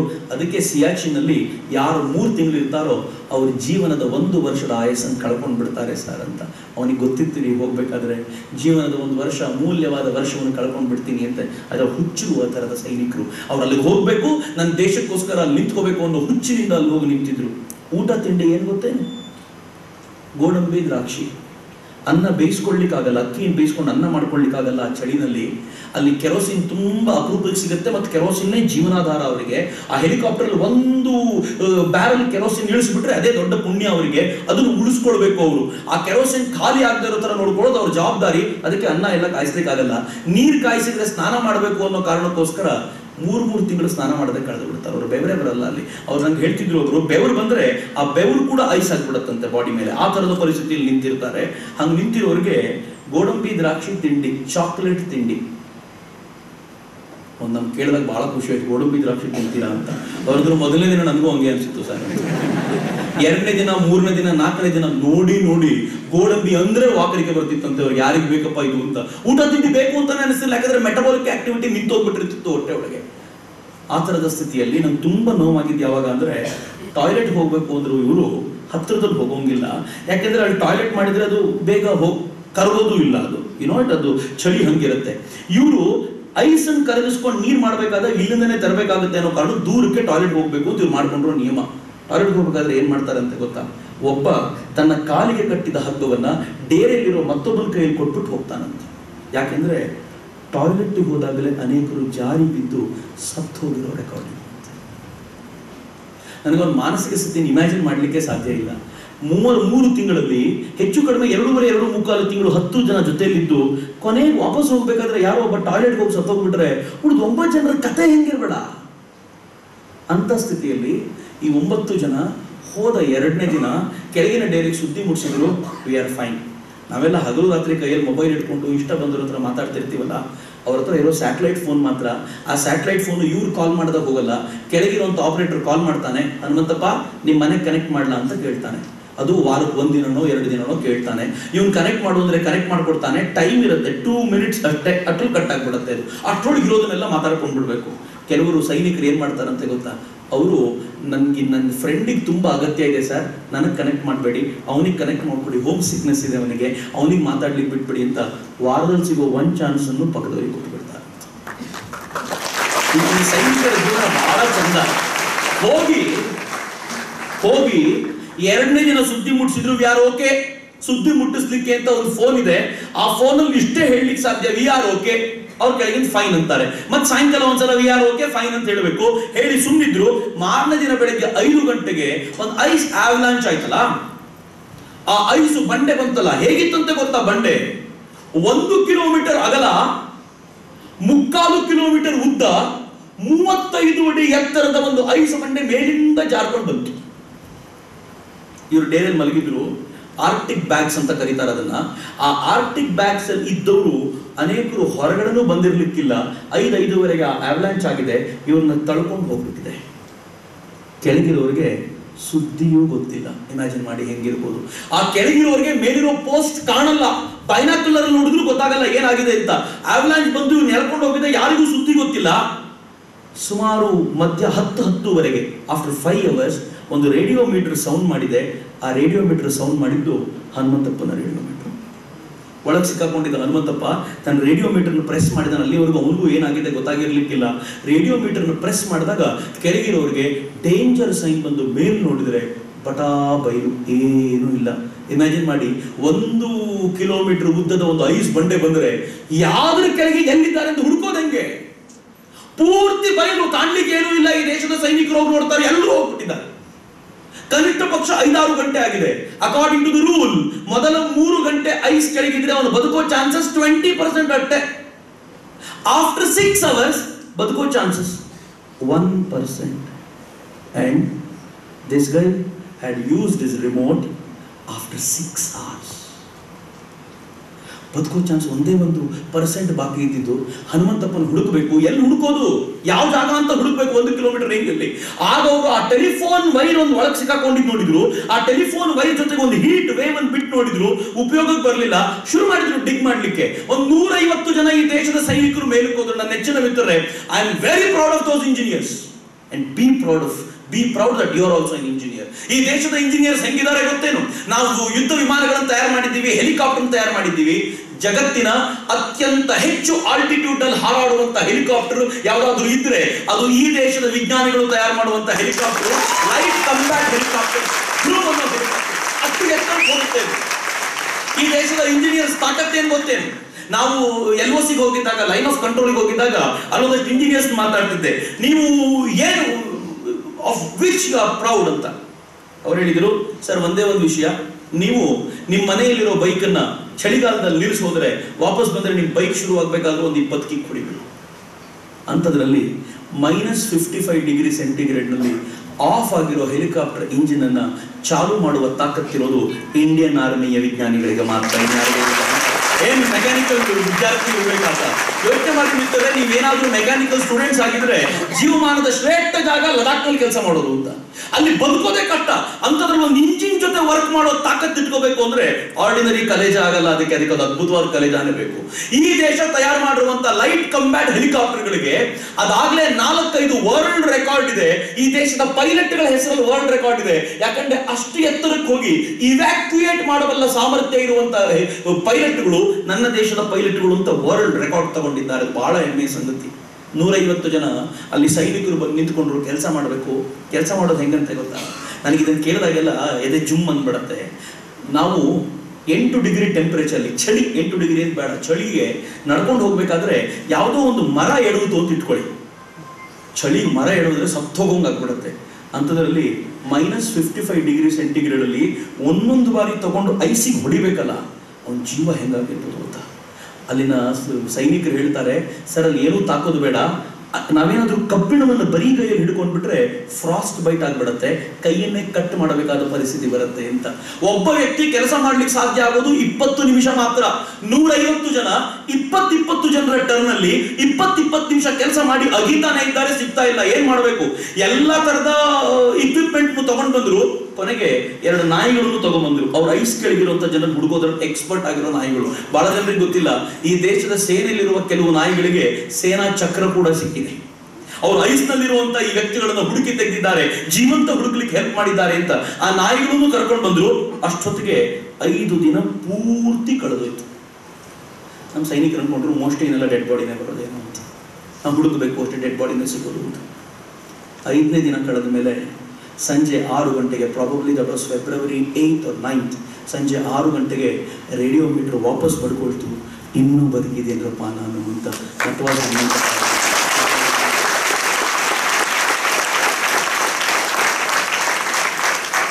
ಹನುಮಂತಪ್ಪನನ್ನ ಆ 6 ಗಂಟೆಗೆ ಬಡಿತಲ್ಲ, ಅದರ ಜಾಡನ್ನು ಹಿಡ್ಕೊಂಡು ಹೋಗಿ 8 ಗಂಟೆ ವೇಳೆಗೆ ಹೊರಗೆ ತಗೊಂಡು ಬಂದರೆ ಜೀವಂತ ಇದ್ದ. ಅವನ ಜೊತೆಲಿದ್ದ ಕ್ರೂನಲ್ಲಿದ್ದವರು ಒಬ್ರು ಹೇಳಿದರು, ಹೊರಗಡೆ ಬಂದ ತಕ್ಷಣ ಹನುಮಂತಪ್ಪ ಮೊದಲು ಜೈ ಹಿಂದ್ ಅಂತ ಹೇಳಿದಂತೆ. ಅದು ಎಲ್ಲ ಸೈನಿಕರಿಗೆ ಬಹಳ ಖುಷಿ ಆಯಿತು. ಕಷ್ಟಪಟ್ಟಾದರೂ ಇವ್ಯಾಕ್ಯುವೇಟ್ ಮಾಡಬೇಕು ಅಂತ ಅವನನ್ನು ಹೆಲಿಕಾಪ್ಟರ್ ತುಂಬಿಸಿ ಕಳಿಸ್ಕೊಟ್ರು. ಅವ್ನು ಬಂದು ಹಾಸ್ಪಿಟ್ಲಲ್ಲಿ ಅಡ್ಮಿಟ್ ಆಗಿದ್ದ ಮರುದಿನ ಜವಾಹರ್ಲಾಲ್ ನೆಹರು ಯೂನಿವರ್ಸಿಟಿನಲ್ಲಿ ಈ ಅಯೋಗ್ಯರು ಅಫ್ಜಲ್ ಗುರುವಿನ ಕುರಿತಂತೆ ಕಾರ್ಯಕ್ರಮ ಮಾಡಿ ಭಾರತ್ ತೆರೆ ತುಕಡೆ ಹೋಂಗೆ ಅಂತಾರಲ್ಲ, ಎದೆ ಒಡೆದೋಗುವಂಥ ಪ್ರಸಂಗ ಆಗಿ ಅಲ್ಲವರು ಭಾರತ್ ತೆರೆ ತುಕಡೆ ಹೋಂಗೆ ಅಂತಿದ್ರೆ ಈ ದೇಶದ ಸೈನಿಕರು ಹೇಳ್ತಿದ್ರು, ಎಷ್ಟು ಸಲ ಮುರಿಬೇಕೋ ಮುರಿರಪ್ಪ, ಹೊಲಿಯೋದು ಹೆಂಗೆ ಅಂತ ನಮ್ಗೆ ಗೊತ್ತಿದೆ, ಈ ದೇಶವನ್ನು ಗಟ್ಟಿ ಮಾಡಿ ನಾವು ಕಾಪಾಡ್ಕೊಳ್ತೀವಿ ಅಂತ ಈ ದೇಶದ ಸೈನಿಕರು ಇದು ನಿಜವಾಗಿಸ್ಕೊಳ್ತಾನೆ. ನಂಗೆ ಭಾಳ ಹೆಮ್ಮೆ ಅನಿಸೋದು, ಅವನ ಹೆಂಡತಿ ಅಲ್ಲಿ ಹೋಗಿದ್ರು. ನಂಗೆ ಬಹಳ ನೋವಾಗುತ್ತೆ. ನಾನು ಅವ್ರ ಊರಿಗೆ ಹೋಗಿದಾಗ ಹೇಳಬೇಕಾದ್ರೆ ಭಾಳ ಸಂಕಟ ಅನ್ನಿಸ್ಬಿಡ್ತು. ಅವ್ನು ಬದುಕಿದ್ದಾನೆ ಸುದ್ದಿ ಬಂದಾಗ ಅವ್ರ ಮನೇಲಿ ಹಬ್ಬ ಆಚರಣೆ ಮಾಡಿದೆ, ಎಲ್ಲ ಪೇಪರಲ್ಲಿ ಫೋಟೋ ನೋಡಿರ್ಬೋದು, ಸ್ವೀಟ್ ತಿನ್ನಿಸೋದೇನು ಭಾಳ ಖುಷಿ. ಆದರೆ 3ನೇ ದಿನಕ್ಕೆ ಸುದ್ದಿ ಬಂತು, ಹೋಗ್ಬಿಟ್ಟ ಅವನು ಅಂತ. ಅವನ ಹೆಂಡತಿ ಮತ್ತು ತಾಯಿನ ಆ ಡೆಲ್ಲಿ ಹಾಸ್ಪಿಟ್ಲಿಗೆ ಕರ್ಕೊಂಡು ಹೋಗೋದು ಯಾರು ಅನ್ನೋದ್ರ ಮೇಲೆ ಗಲಾಟೆ. ನಮ್ಮ ಕರ್ಮ ಈ ದೇಶದ್ದು. ಸರ್ಕಾರ ಕರ್ಕೊಂಡು ಹೋಗ್ಬೇಕು, ವ್ಯಕ್ತಿ ಕರ್ಕೊಂಡು ಹೋಗ್ಬೇಕು. ಆ ಬಡತನದಲ್ಲಿ ಬೇಯ್ತಿರುವಂತಹ ಫ್ಯಾಮಿಲಿನ ಒಂದು ವಿಮಾನದಲ್ಲಿ ಕರ್ಕೊಂಡು ಹೋಗಬಲ್ಲಟ್ಟು ಸಾಮರ್ಥ್ಯ ಇರೋ ಜನ ಉಳ್ಕೊಳ್ಳಿಲ್ವಾ? ನನ್ನ ಸರ್ಕಾರಗಳು ಇದ್ರ ಬಗ್ಗೆ ಯೋಚನೆ ಮಾಡ್ಬೇಕಾ? ಕರ್ಕೊಂಡು ಹೋಗೋದು ನಿಲ್ಸಿದ್ರೆ ಆ ಹೆಣ್ಮಗಳನ್ನ ನೋಡ್ಬೇಕು. ಜೀವನದಲ್ಲಿ ಯಾವತ್ತಾದ್ರೂ ಒಮ್ಮೆ ಯಾರಾದ್ರೂ ಸರಿ ಬೆಡದೂರ್ಗೆ ಹೋಗಿ ಆ ತಾಯಿನೊಮ್ಮೆ ನೋಡ್ಕೊಂಬನ್ನಿ. ಆಕೆಯ ಬೋಲ್ಡ್ನೆಸ್ ಇದೆಯಲ್ಲ, ಅದ್ಭುತವಾಗಿರುವಂಥದ್ದು. ಆ ಡಾಕ್ಟರು ಹಿಂದಿನಲ್ಲಿ ಹೇಳ್ತಿದ್ರಂತೆ, ನಿಮ್ಮ ಯಜಮಾನ್ರ ಪ್ರಾಬ್ಲಮ್ ತುಂಬಾ ಗಂಭೀರವಾಗಿದೆ, ನಿಮ್ಮ ಯಜಮಾನರಿಗೆ ಹೈಪಾಕ್ಸಿಯಾ ಆಗಿದೆ. ಹೈಪಾಕ್ಸಿಯಾ ಅಂತಂದ್ರೆ ಆಕ್ಸಿಜನ್ ನ ಕೊರತೆಯಿಂದಾಗಿ ದೇಹದ ಅನೇಕ ಭಾಗಗಳು ಕೆಲಸ ಮಾಡ್ತಿಲ್ಲ. ನಿಮ್ಮ ಯಜಮಾನರಿಗೆ ಡಿಹೈಡ್ರೇಷನ್ ಇಂದಾಗಿ ನೀರಿಲ್ಲದೆ ಇರೋ ಕಾರಣಕ್ಕೋಸ್ಕರ ದೇಹದಲ್ಲಿ ತುಂಬಾ ಪ್ರಾಬ್ಲಮ್ ಆಗಿದೆ. ನಿಮ್ಮ ಯಜಮಾನರಿಗೆ ಹೈಪೋಥರ್ಮಲ್ ಆಗಿರೋದ್ರಿಂದ ಅವರ ದೇಹ ಎಲ್ಲ ಸುಟ್ಟು ಹೋಗ್ಬಿಟ್ಟಿದೆ. ಅನೇಕ ಪ್ರಾಬ್ಲಮ್ಗಳು ನಿಮ್ಗೆ ಹೇಳ್ತಾ ಇದ್ರು. ಲಿವರ್ ಹೋಗಿದೆ, ಕಿಡ್ನಿ ಫೇಲ್ಯೂರ್ ಆಗಿದೆ, ನಿಮ್ಮ ಯಜಮಾನರ ಹಾರ್ಟ್ ಬೀಟ್ಸ್ ವೀಕ್ ಆಗಿದೆ, ನಿಮ್ಮ ಯಜಮಾನರ ಬ್ರೈನ್ ಟ್ಯೂಮರ್, ಬ್ರೈನ್ ಹ್ಯಾಮರೇಜ್ ಆಗೋ ಸಾಧ್ಯತೆ ಇದೆ, ಇನ್ನು ಒಂದೇ ಒಂದು ಹಾರ್ಟ್ ಬಡ್ಕೋತಿದ್ದೆ, ಯಾವಾಗಲೂ ನಿಂತೋಗುತ್ತೆ. ಇಷ್ಟು ಹೇಳೋಕ್ಕಿಂತ ಮುಂಚೆ ಹೆಣ್ಮಕ್ಳು ಹೇಳಿದಂತೆ, ಸರ್ ಹಿಂದಿ ಬಿಟ್ಟು ಬೇರೆ ಭಾಷೆ ಬರಲ್ಲ ನಿಮಗೆ? ತೆಲುಗು ಬರುತ್ತಮ್ಮ, ಹೇಳಿ ಸರ್, ನಾನು ತೆಲುಗುನಲ್ಲಿ ಅರ್ಥ ಮಾಡ್ಕೋತೀನಿ. ಯಾಕೆಂದರೆ ಹನುಮಂತಪ್ಪನ ತಾಯಿಗೂ ಹಿಂದಿ ಬರುತ್ತೆ, ಅವ್ರಿಗೆ ಇವೆಲ್ಲ ಗೊತ್ತಾಗೋದು ಬೇಡ ಸರ್, ಅವ್ರ ಹಾರ್ಟ್ ತುಂಬ ವೀಕ್ ಇದೆ, ಅವ್ರಿಗೆ ನೀವು ನನಗೆ ಅರ್ಥ ಆಗುವಂತ ಹೇಳಿ, ನಾನು ಆಮೇಲೆ ಅವ್ರಿಗೆ ಎಕ್ಸ್ಪ್ಲೈನ್ ಮಾಡ್ತೀನಿ ಅಂತ ಆ ಹೆಣ್ಮಗಳು ಗಟ್ಟಿ ಮಾಡಿಕೊಂಡು ಆ ಡಾಕ್ಟರ್ ಹತ್ರ ಮಾತಾಡಿದ್ದಾನೆ. ಡಾಕ್ಟ್ರ್ ಹೇಳ್ಕೊಳ್ವಾಗ ಡಾಕ್ಟ್ರ್ ಕಣ್ಣಲ್ಲಿ ನೀರು ಬಂದ್ಬಿಟ್ಟಿತ್ತು, ಏನು ಹೆಣ್ಮಗಳಪ್ಪ ಅಂತ. ಬೇಕಾದ್ರೆ ಈ ದೇಶದ ಜನ ದೇಶ ವಿರೋಧಿ ಮಾತುಗಳನ್ನು ಆಡಬೇಕಾದಾಗ ಆ ಹೆಣ್ಮಗಳು ಕಾರ್ಯಕ್ರಮದಲ್ಲಿ ನಿಂತ್ಕೊಂಡು ಹೇಳ್ತಾಳೆ, ನಮ್ಮ ಯಜಮಾನ್ರು ಹೋಗಿದ್ದು ದುಃಖ ಇದೆ, ಆದರೆ ನನ್ನ ಮಗಳನ್ನು ಕೂಡ ನಾನು ಸೈನಿಕ ಸೇರಿಸೋದಕ್ಕೋಸ್ಕರ ಏನು ಪ್ರಯತ್ನ ಬೇಕೋ ಅಷ್ಟು ಮಾಡ್ತೀನಿ ಅಂತ ಈ ದೇಶದ ಒಂದು ಹೆಣ್ಮಗಳು ಹೇಳ್ತಾಳಲ್ಲ, ಇದು ಸ್ಪಿರಿಟ್ ಆಫ್ ದ ನೇಷನ್. ಯಾವುದೋ ಒಂದು ಹೆಣ್ಮಕ್ಳಿಗೆ ತನ್ನ ಗಂಡನನ್ನ ಸೈನ್ಯಕ್ಕೆ ಸೇರಿಸಿ ಕಳ್ಕೊಂಡಾಗ ಸ್ಪಿರಿಟ್ ಇರಬೇಕಾದ್ರೆ, ನನ್ನ ನೆಚ್ಚಿನ ಮಿತ್ರರೇ, ಇಂಜಿನಿಯರ್ಸ್ ಆಗಬೇಕಾಗಿರುವಂಥ ನಾವು ಇದಕ್ಕಿಂತ 1 ಇಂಚು ಕಡಿಮೆಯ ಸ್ಪಿರಿಟ್ ಅನ್ನು ಹೊಂದಿರಬಾರದು.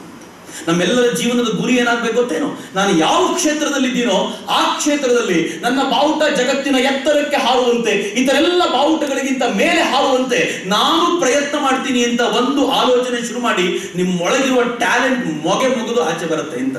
9ನೇ ಕ್ಲಾಸಿನ ಒಂದು ಹುಡುಗಿ ಅರ್ಚನಾ ಕಾಮತ್ ಅಂತ, ನೀವು ಇಂಟರ್ನೆಟ್ ಅಲ್ಲಿ ಸರ್ಚ್ ಮಾಡಿದ್ರೆ ಅವಳ ಹೆಸರು ಬರುತ್ತೆ. ಟೇಬಲ್ ಟೆನಿಸ್ ನಲ್ಲಿ ಭಾರತದ ಪರವಾಗಿ ಜಗತ್ತಿಗೆ ಆಡ್ತಾಳೆ. ಜೂನಿಯರ್ಸ್ ಚಾಂಪಿಯನ್ ಅವಳು ಸೀನಿಯರ್ಸ್ ವಿಭಾಗದ ಟ್ರೈನಿಂಗ್ ಇದ್ದಾದ್ರೂ ಅವಳನ್ನ ಕರ್ಕೊಂಡು ಹೋಗ್ತಾಳೆ, ತುಂಬಾ ಚೆನ್ನಾಗಿ ಆಡ್ತಾಳೆ ಅಂತ. ಒಂದಿನ ಬಂದು ಬಹಳ ಬೇಸರದಿಂದ ಬಂದ್ಲು. ಅವಳಿಗೆ ಬೆಳ್ಳಿ ಪದಕ ಬಂದಿತ್ತು.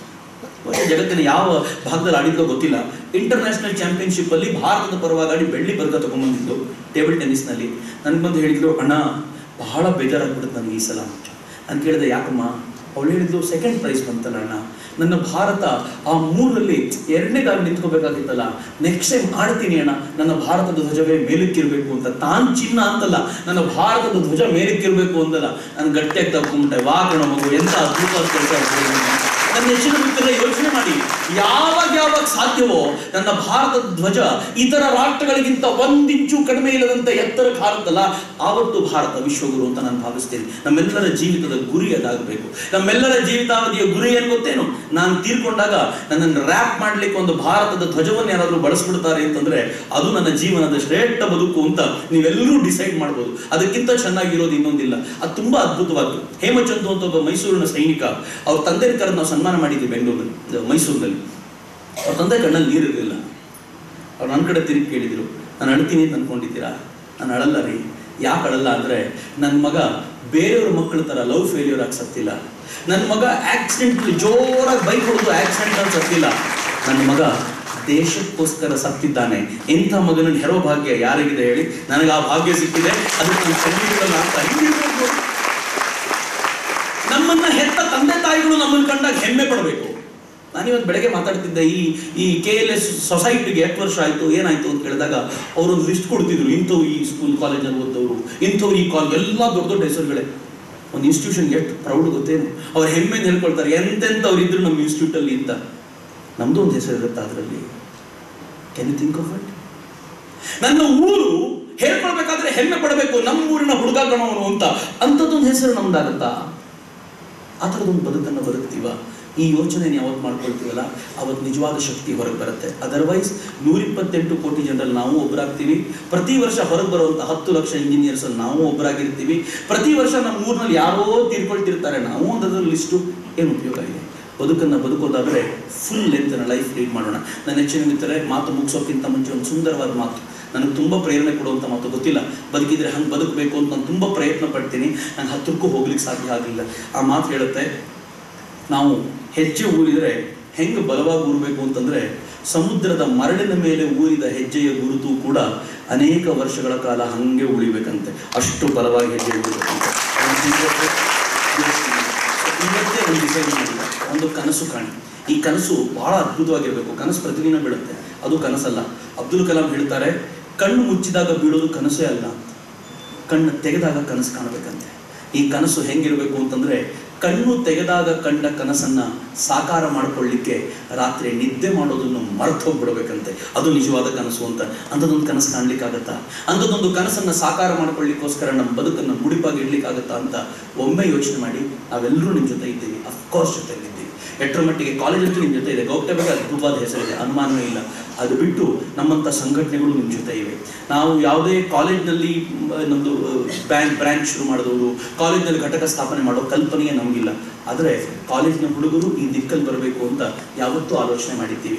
ನಾನು ಸ್ಟಾರ್ಟಪ್ ಯೋಚನೆ ಮಾಡಲಿಕ್ಕೆ ನಮ್ಮದೊಂದು ಟೀಮ್ ಟ್ರೈನ್ ಅಪ್ ಮಾಡಲಿಕ್ಕೆ ಒಂದು ಟೀಮ್ ಇದೆ. ಅವರು ಸ್ಟಾರ್ಟಪ್ಗೋಸ್ಕರ ಕೆಲಸ ಮಾಡ್ತಿದ್ದಾರೆ, ಎಲ್ಲ ಕಡೆಯಿಂದ ಯೋಚನೆ ಮಾಡ್ತಾರೆ.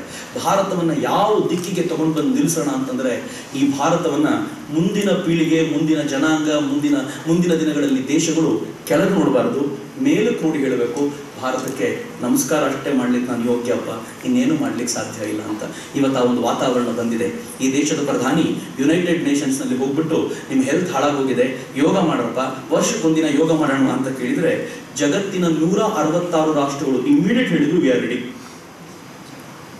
ಜೂನ್ 21ಗೆ ಯೋಗ ಮಾಡಿದಾಗ ಜಗತ್ತಿನ 194 ರಾಷ್ಟ್ರಗಳು ಇಂಟರ್ನ್ಯಾಷನಲ್ ಯೋಗ ಡೇಯಲ್ಲಿ ಇನ್ವಾಲ್ವ್ ಆಗಿತ್ತು ಅಂತ ಕೇಳಿದಾಗ ನನಗೆ ಬಹಳ ಹೆಮ್ಮೆ ಆಯಿತು. ನಿಮ್ಗೆ ಬಹಳ ಹೆಮ್ಮೆಯ ಸಂಗತಿ ಏನು ಗೊತ್ತೇನು? ನಾನು ಮೊನ್ನೆ ಪೇಪರ್ ನೋಡ್ತಿದ್ದೆ, ಅಮೆರಿಕಾದಲ್ಲಿ ಈಸ್ಟರ್ ಆಚರಣೆ ಮಾಡಿದ್ದಾರೆ. Easter is a Christian festival, you know it right?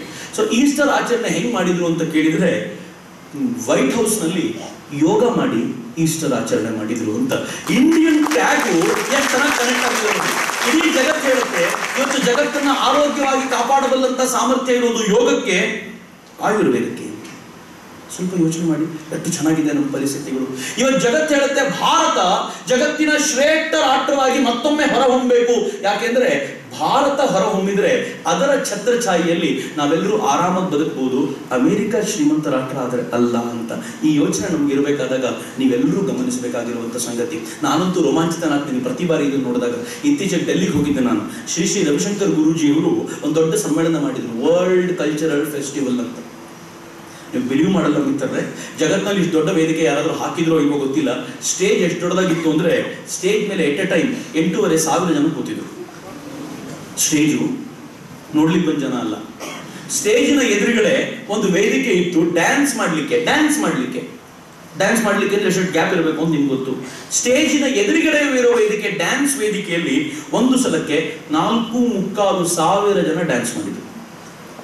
ನೋಡ್ಲಿಕ್ಕೆ ಬಂದವರು 3 ದಿನ ಸೇರಿದ್ರೆ 30-35 ಲಕ್ಷ ಜನ ಇತ್ತು. ನನ್ನ ಜೀವನದಲ್ಲಿ ಇಷ್ಟು ದೊಡ್ಡ ಈವೆಂಟ್ ನಾನು ನೋಡಿರಲಿಲ್ಲ. ಅದ್ರ ಖುಷಿ ಯಾವಾಗ ಗೊತ್ತೇ, ಅವರು ಸೇರಿದ್ದ ಗುರುಗಳಿಗೆಲ್ಲ ಗುರುವಂದನೆ ಮಾಡಿಸ್ಬೇಕು ಅಂತ ಒಂದು ಗುರುವಂದನೆಗೆ ಎಲ್ಲರನ್ನೂ ಕೂರಿಸಿದ್ರು. 30-35 10-12 ಲಕ್ಷ ಜನ ಭಾರತೀಯರಿದ್ದರು ಸರಿ, ಆದರೆ ಅರಬ್ಬಿನಿಂದ ಬಂದ ಶೇಖುಗಳು ಕೂಡ ಕಣ್ಣು ಮುಚ್ಕೊಂಡು ಕೈ ಮುಕ್ಕೊಂಡು ಗುರುವಂದನೆ ಮಾಡ್ತಾ ಕೂತಿರುವಾಗ ನನಗೆ ಅನ್ನಿಸ್ತು, ವಾ, ಭಾರತ ವಿಶ್ವಗುರು ಆಗೋದು ಅಂದರೆ ಹಿಂಗೆ, ಭಾರತದ ಚಿಂತನೆ ಜಗದ್ವ್ಯಾಪಿ ಆಗೋದು ಅಂದರೆ ಹಿಂಗೆ ಅಂತ. ಹೇಗಾಯಿತು ಅಂತಂದರೆ, ಒಂದು ಡ್ಯಾನ್ಸ್ನಲ್ಲಿ, ಟ್ರೂತ್ ಸೀಕರ್ ಅನ್ನೋ ಡ್ಯಾನ್ಸ್ನಲ್ಲಿ ಜಗತ್ತಿನ ಎಲ್ಲ ಕಲ್ಚರ್ಗಳು ಕೂಡ ಒಂದೇ ವೇದಿಕೆಯಲ್ಲಿ ಬರ್ತಿರಬೇಕಾದ್ರೆ, ಚೈನಾದಿಂದ ಬಂದಿರುವಂಥವ್ರ ಕೈಯಲ್ಲೂ ಕೂಡ ಭಾರತದ ಧ್ವಜ ಹಾರಾಡ್ತಿರ್ಬೇಕಾದಾಗ ನನಗೆ ಅನಿಸ್ತಿತ್ತು, ವಾ, ಎಷ್ಟು ಬೇಗ ಬಂದ್ಬಿಟ್ಟು ಈ ಹಂತಕ್ಕೆ. ನಾನು ಕನಸ್ಕೊಂಡು ಇನ್ನೆಷ್ಟೋ ದೂರ ಇರಬೇಕು ಅಂತ ಅನ್ಕೊಳ್ತಿದ್ದೆ. ಅಷ್ಟು ದೂರ ಇಲ್ಲ, ಬಹಳ ಹತ್ರ ಬಂದ್ಬಿಟ್ಟಿದೆ. ಜಗತ್ತಿಗೆಲ್ಲ ಗೊತ್ತಿದೆ, ಒಳ್ಳೇದು ಅಂತ ಏನಾದರೂ ಬರೋದಿದ್ರೆ ಅದು ಭಾರತದ ಕಡೆಯಿಂದನೇ ಬರಬೇಕು. ಕೆಟ್ಟದನ್ನೆಲ್ಲ ನಾವು ಕೊಟ್ಟಿರ್ತೀವಿ, ಭಾರತ ವಿಷಕಂಠ, ಕೆಟ್ಟದನ್ನೆಲ್ಲ ಸ್ವೀಕಾರ ಮಾಡಿ ಒಳ್ಳೆಯದನ್ನು ಕೊಡಬಲ್ಲ ಸಾಮರ್ಥ್ಯ ಇರುವುದು ಭಾರತಕ್ಕೆ ಮಾತ್ರ ಅಂತ ಜಗತ್ತು ಸಿದ್ಧವಾಗಿ ನಿಂತಿರುವಾಗ ಯಾಕೆ ಇನ್ನು ಆರ್ಡಿನರಿ ಆಗಿ ತಿರುಗಾಡ್ತೀರಾ? ಪ್ರೌಡ್, ಎದೆ ಎತ್ಕೊಂಡು ತಿರುಗಾಡಬೇಕು. ಭಾರತ್ ಮಾತಾ ಕಿ ಜೈ ಅನ್ಬೇಕಾದ್ರೆ ಆರ್ಡಿನರಿಯಾಗಿ ನಿಂತ್ಕೊಂಡು ಜೈ ಅನ್ಬಾರ್ದು. ಹೆಂಗ್ ಜೈ ಅನ್ಬೇಕು ಅಂತಂದ್ರೆ, ನನ್ನ ಎದೆ ಬೀಗಿ ಜೈ ಅನ್ನುವಂತ ಆ ವಾತಾವರಣವನ್ನ ನಾವೆಲ್ಲರೂ ಭಾರತದಲ್ಲಿ ಸೃಷ್ಟಿಸುವಂತಾಗ್ಲಿ, ಇಡೀ ಜಗತ್ತಿಗೆ ಭಾರತ ಮಾರ್ಗದರ್ಶಿ ಆಗೋದ್ರಲ್ಲಿ ನಮ್ದು ಒಂದು ಪ್ರಯತ್ನ ಇರಲಿ ಅಂತ ಅತ್ಯಂತ ಕಳಕಳಿಯಿಂದ ಹಾರೈಸಿದ ನನ್ನ ನೆಚ್ಚಿನ ಮಿತ್ರರೇ, ಒಮ್ಮೆ ಭಾರತ್ ಮಾತಾ ಕಿ ಜೈ ಹೇಳಬೇಕು ನನ್ನ ಜೊತೆ. ಸಾಮಾನ್ಯ ಜೈಕಾರ ಆಗಿರಬಾರ್ದು, ನೀವೆಲ್ಲ ವಿಶ್ವಗುರುವಿನ ಭಾಗವಾಗಿರೋದ್ರಿಂದ ಉಚ್ಚಕಂಠದ ಜೈಕಾರ ಬರಬೇಕು. ಒಮ್ಮೆ ಈ ವಾಲ್ಸ್ ಎಲ್ಲ ಅಲಗಾಡಬೇಕು. ವಾ, ಮೊದಲನೇ ಬಾರಿ ಕೇಳಿದೀನಿ ಇಂಥ ಜೈಕಾರ ಅಂತ. ಆಗ್ಬೋದಾ? ನನಗೊಬ್ಬ ಸೈನಿಕ ಈ ತೊರಳಿಂಗ್ ಬೆಟ್ಟದ ಬುಡದಲ್ಲಿ ಹೇಳ್ತಿದ್ದ, ಮ್ಯಾಗಿ ತಿನ್ನೋ ಸಿಟಿ ಜನರ ಜೈಕಾರ ಆದ್ರೆ ಬೇಡ ಸರ್, ರೊಟ್ಟಿ ತಿನ್ನೋ ಹಳ್ಳಿ ಜನರ ಜೈಕಾರ ಇದೆ. ಭಾರತ್ ಮಾತಾ ಕಿ, ಭಾರತ್ ಮಾತಾ ಕಿ, ವಂದೇ ವಂದೇ. ಸ್ವಲ್ಪ ಎರಡು ಕೈಗಳನ್ನ ಗಾಳಿಗೆ ಬಿಟ್ಟುಕೊಳ್ಳಿ. ಭಾರತ್ ಮಾತಾ ಕಿ, ಭಾರತ್ ಮಾತಾ ಕಿ, ವಂದೇ ವಂದೇ. ಜೈ.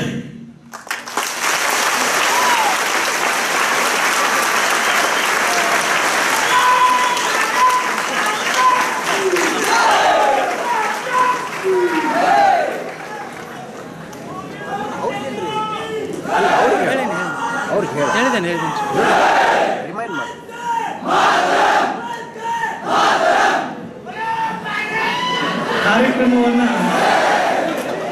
ಕಾರ್ಯಕ್ರಮವನ್ನ ಹೇಗೆ ಮುಂದುವರಿಸಬೇಕು ಅನ್ನೋದು ಗೊತ್ತಾಗ್ತಾ ಇಲ್ಲ. ಧನ್ಯವಾದಗಳು. ಈಗ ವಿದ್ಯಾರ್ಥಿಗಳಿಗಾಗಿ ಒಂದು 10 ನಿಮಿಷದ ಚಿಕ್ಕ ಕಾರ್ಯಕ್ರಮ, ಸಂವಾದ ಕಾರ್ಯಕ್ರಮ. ವಿದ್ಯಾರ್ಥಿಗಳು ಪ್ರಶ್ನೆಯನ್ನು ಕೇಳಬಹುದು. ಚಕ್ರವರ್ತಿ ಸುಲಿಬೆಲೆ ಅವರು ಅದಕ್ಕೆ ಪ್ರಶ್ನೆ ಕೇಳಬೇಕು ಅಂತ ಒತ್ತಾಯ ಇಲ್ಲ, ಹಂಗೆಲ್ಲ ತಿಳ್ಕೊಳ್ಬೇಡಿ. ಮತ್ತೆ ಯಾರಿಗಾದ್ರೂ ಏನಾದ್ರೂ ಅನೇಕ ವಿಚಾರಗಳು ನಾನು ಟಚ್ ಮಾಡ್ಲಿಕ್ಕೆ ಆಗಿಲ್ಲ, ಕೇಳಬೇಕು ಅಂತ ಮನಸ್ಥಿತಿ ಇದ್ರೆ ಅದನ್ನ ಕೇಳ್ಬೋದು. ಮತ್ತೆ ನಂಗೆ ಗೊತ್ತು ಸಮಯ ತುಂಬಾ ಆಗಿದೆ. ನಮ್ಗೆ ನಮ್ಮೆಲ್ಲರ ಗುರುಗಳಾಗಿರುವಂತ ವಿವೇಕಾನಂದರು ಹೇಳಿದ್ದಾರೆ, ಹಸಿದ ಹೊಟ್ಟೆಗೆ ವೇದಾಂತ ಕೊಡಬೇಡಿ, ಊಟ ಕೊಡಿ. ಇಷ್ಟಾದ್ರೂ ಕೂಡ ಈ ರಾಷ್ಟ್ರ ವೇದಾಂತವನ್ನ ಹಸಿದ ಹೊಟ್ಟೆಗೂ ಕೊಡಬಹುದು, ಮತ್ತೆ ಹಸಿದವರು ಬೋಧಿಸಬಹುದು ನಾನು ನಂಬಿದ್ದೀನಿ. ಹೀಗಾಗಿ ಏನಾದ್ರೂ ಆ ಥರದ್ದು ಕೇಳಬೇಕು ಅಂತಿದ್ರೆ ಕೇಳ್ಬೋದು, ಅದರ್ವೈಸ್ ಲೆಟ್ ಅಸ್ ಕನ್ಕ್ಲೂಡ್. ಯಾ ಫೈನ್, ಜೋರ ಕೇಳಿ.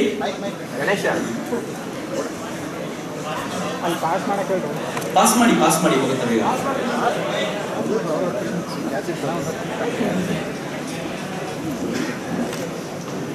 ಶುಭ ಮಧ್ಯಾಹ್ನ ಸರ್. ನಮಸ್ತೆ. ನನ್ನ ಹೆಸರು ಭಾಸ್ಕರ್ ಜೋಶಿ ಅಂತ. ನಿಮ್ಮ ವಿಶ್ವಗುರು ಅಂಕಣವನ್ನ ಪ್ರತಿ ವಾರನೂ ನಾನು ಓದಿರ್ತೀನಿ. Thank you. ನನಗೆ ಬಹಳ ಕಳಕಳಿ ಅನ್ಸೋದು ಅಂತಂದ್ರೆ ಭಾರತದ ಶಿಕ್ಷಣ ವ್ಯವಸ್ಥೆ ಬಗ್ಗೆ. ಏನಾದರೂ ಬದಲಾವಣೆ ದೇಶವ್ಯಾಪಿ ಆಗಬೇಕಾದ್ರೆ ಅದು ಶಿಕ್ಷಣ ವ್ಯವಸ್ಥೆ ಮೂಲಕನೇ ಅಂತ ನನಗನ್ಸುತ್ತೆ. ಅಂಥದ್ರಲ್ಲಿ ಶಿಕ್ಷಣ ವ್ಯವಸ್ಥೆಯಲ್ಲಿ ನಾವು ಬದಲಾವಣೆ ಮಾಡಬೇಕಾದ್ರೆ ಎಲ್ಲಿಂದ ಶುರು ಮಾಡಬೇಕು ಅಂತ ನನ್ನ ಅಭಿಪ್ರಾಯ. ಶುರುವಾಗಿದೆ. ಇದು ಎಲ್ಲಿಂದ ಶುರು ಮಾಡಬೇಕು ಅನ್ನೋ ಪ್ರಶ್ನೆ ಯಾವಾಗಲೂ ಕಾಡುತ್ತೆ. ಈ ಇಡೀ ರೂಮ್ ಗಲೀಜಾಗ್ಬಿಟ್ಟಿದ್ರೆ ಅವಾಗ ಪ್ರಾಬ್ಲಮ್ ಜಾಸ್ತಿ. ಒಂದೇ ಕಡೆಗೆ ಮುಗಿಸ್ಬಿಡ್ಬೋದು. ಇಡೀ ರೂಮ್ ದುಡ್ಡಿದ್ರೆ ಎಲ್ಲಿಂದ ಶುರು ಮಾಡಬೇಕು, ಬೇಡ ಶುರುನೇ ಮಾಡೋದು ಬೇಡ, ನೀನು ಸ್ವಲ್ಪ ಆಗಲಿ ಅಂತ ಕಾಯ್ಕೊಂಡು ಕೂತಿರ್ತೀವಿ. ಬಟ್ ಒಂದು ದೊಡ್ಡ ಪ್ರಯತ್ನ ಶುರುವಾಗಿದೆ. ಮಿತ್ರರೇ, ಒಂದು ಒಳ್ಳೆ ಪ್ರಶ್ನೆ ಕೇಳಿದ್ರು. ಇನ್ಫ್ಯಾಕ್ಟ್ ನಾನು ಈ ನಿರ್ಧಾರ ಕೇಳಿದಾಗಲೂ ಕೂಡ ಅಷ್ಟೇ ರೋಮಾಂಚನ ಆಗಿತ್ತು. ಭಾರತದಲ್ಲಿ ಒಂದು ಸಂಸ್ಥೆ ಇದೆ, ICHR ಅಂತ ಕರೀತಾರೆ, Indian Council for Historical Research ಅಂತ ಹೆಸರದ್ರದ್ದು. ಈ Indian Council for Historical Research ನಲ್ಲಿ ಒಂದಷ್ಟು ಜನ ಇದ್ರು. ಅದರಲ್ಲಿ ರೋಮಿಲಾ ಥಾಪರ್ ಒಬ್ಳು, ಇರ್ಫಾನ್ ಹಬೀಬ್, ಈ ತರದ ಕೆಲವು ಇತಿಹಾಸಕಾರರು. ಇವರೆಲ್ಲ ಏನು ಅಂದ್ರೆ, ಅರುಣ್ ಶೌರಿ ಅವ್ರ ಬಗ್ಗೆ ಒಂದು ಪುಸ್ತಕ ಬರೆದಿದ್ದಾರೆ, ಎಮಿನೆಂಟ್ ಹಿಸ್ಟಾರಿಯನ್ಸ್ ಅಂತ, ಮಹಾನ್ ಇತಿಹಾಸಕಾರರು. ಇವ್ರು ಎಂಥ ದೊಡ್ಡ ಫ್ರಾಡ್ಸ್ ಅಂದ್ರೆ, ವಿದೇಶದ ಹಣವನ್ನ ತಗೊಂಡು ಈ ದೇಶದ ಹಿಸ್ಟ್ರಿಯನ್ನ ತಿರುಚಿ ಬರೀತಿದ್ರು.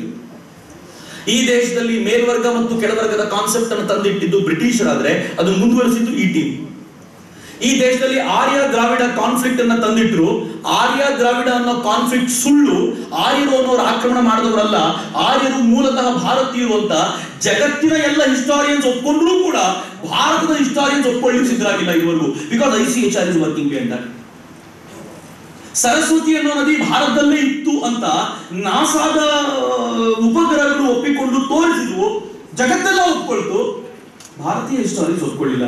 Because ICHR is controlled by these fellows. ಕಳೆದ 68 ವರ್ಷಗಳಲ್ಲಿ ಈ ಕಮ್ಯುನಿಸ್ಟ್ ಐಡಿಯಾಲಜಿನ ಭಾರತವನ್ನು ಚೂರು ಮಾಡಬೇಕು ಅಂತ ಅಂದ್ಕೊಳ್ಳುವಂತ ಕೆಲವು ಜನ ಮಾತ್ರ ಕೂತ್ಕೊಂಡು ಇದನ್ನ ನಿರ್ಧಾರ ಮಾಡ್ಕೊಂಡು ಕೂತಿದ್ರು. For the first time and to note that Romila Thapar ಅಲ್ಲಿನ ಒಬ್ಬ ಪ್ರೊಫೆಸರ್, JNU ಎಂತೆಂತವರಿದ್ದಾರೆ ಲೆಕ್ಕಾಗಳು ಏನೆಲ್ಲ ಆಗಿರ್ಬೋದು ಅಂತ. ಸೊ ಅವರೊಬ್ಬರು professor. For the first time India had the guts to remove the advisory board of ICHR. ತೆಗೆದು ಬಿಸಾಕಿ ಹೊಸಬರು ನಾವು ಮಾಡ್ತೀವಿ ಅಂತ ಹೇಳಿ ದೇಶಕ್ಕೋಸ್ಕರ ಕೆಲಸ ಮಾಡುವಂತ, ಹಿಸ್ಟ್ರಿನ ಸಮರ್ಥವಾಗಿ ಅಧ್ಯಯನ ಮಾಡಿ ಜಗತ್ತಿನ ಮುಂದೆ ಪ್ರತಿಷ್ಠಾಪಿಸ್ತಾ ಇರುವಂತ, ಜಗತ್ತಿನ ಅನೇಕ ಯೂನಿವರ್ಸಿಟಿಗಳಿರುವ ಬೇರೆ ಬೇರೆ ಜನರನ್ನು ಸೇರಿಸಿಕೊಂಡು ಒಂದು ಹೊಸ ಅಡ್ವೈಸರಿ ಬೋರ್ಡ್ ನ ಕ್ರಿಯೇಟ್ ಮಾಡ್ತು.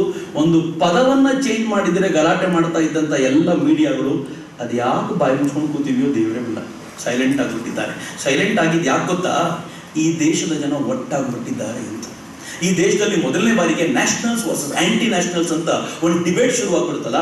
ಈ ಡಿಬೇಟ್ ಶುರುವಾದ್ಮೇಲೆ ಹೆಂಗೆ ಇವರಿಗೆ ತೊಂದರೆ ಶುರುವಾಗ್ಬಿಟ್ಟಿದೆ ಅಂತಂದ್ರೆ, ಇದ್ರ ವಿರುದ್ಧ ಮಾತಾಡಿದ್ರೆ ದೇಶಕ್ಕೆ ಗೊತ್ತಾಗುತ್ತೆ ಇಷ್ಟು ದಿನ ಆಂಟಿ ನ್ಯಾಷನಲ್ ಕೆಲಸ ಮಾಡಿದವ್ರು ನೀವೇನಾ ಅಂತ ದೇಶಕ್ಕೆ ಗೊತ್ತಾಗ್ಬಿಡುತ್ತೆ ಅನ್ನೋ ಕಾರಣಕ್ಕೋಸ್ಕರ ಸೈಲೆಂಟ್ ಆಗಿ ಕೂತಿದ್ದಾರೆ. ಅಡ್ವೈಸರಿ ಬೋರ್ಡ್ ಚೇಂಜ್ ಆಗಿದೆ. ಇದು 1 ವರ್ಷದಲ್ಲಿ ಈ ಅಡ್ವೈಸರಿ ಬೋರ್ಡು ಭಾರತೀಯ ಇತಿಹಾಸವನ್ನ ಜಗತ್ತಿನ ದೃಷ್ಟಿಕೋನದಿಂದ ಅತ್ಯಂತ ಸಮರ್ಥವಾಗಿ ಪುನರ್ರೂಪಿಸುವಂತ ಜವಾಬ್ದಾರಿ ಹೊತ್ತಿದೆ.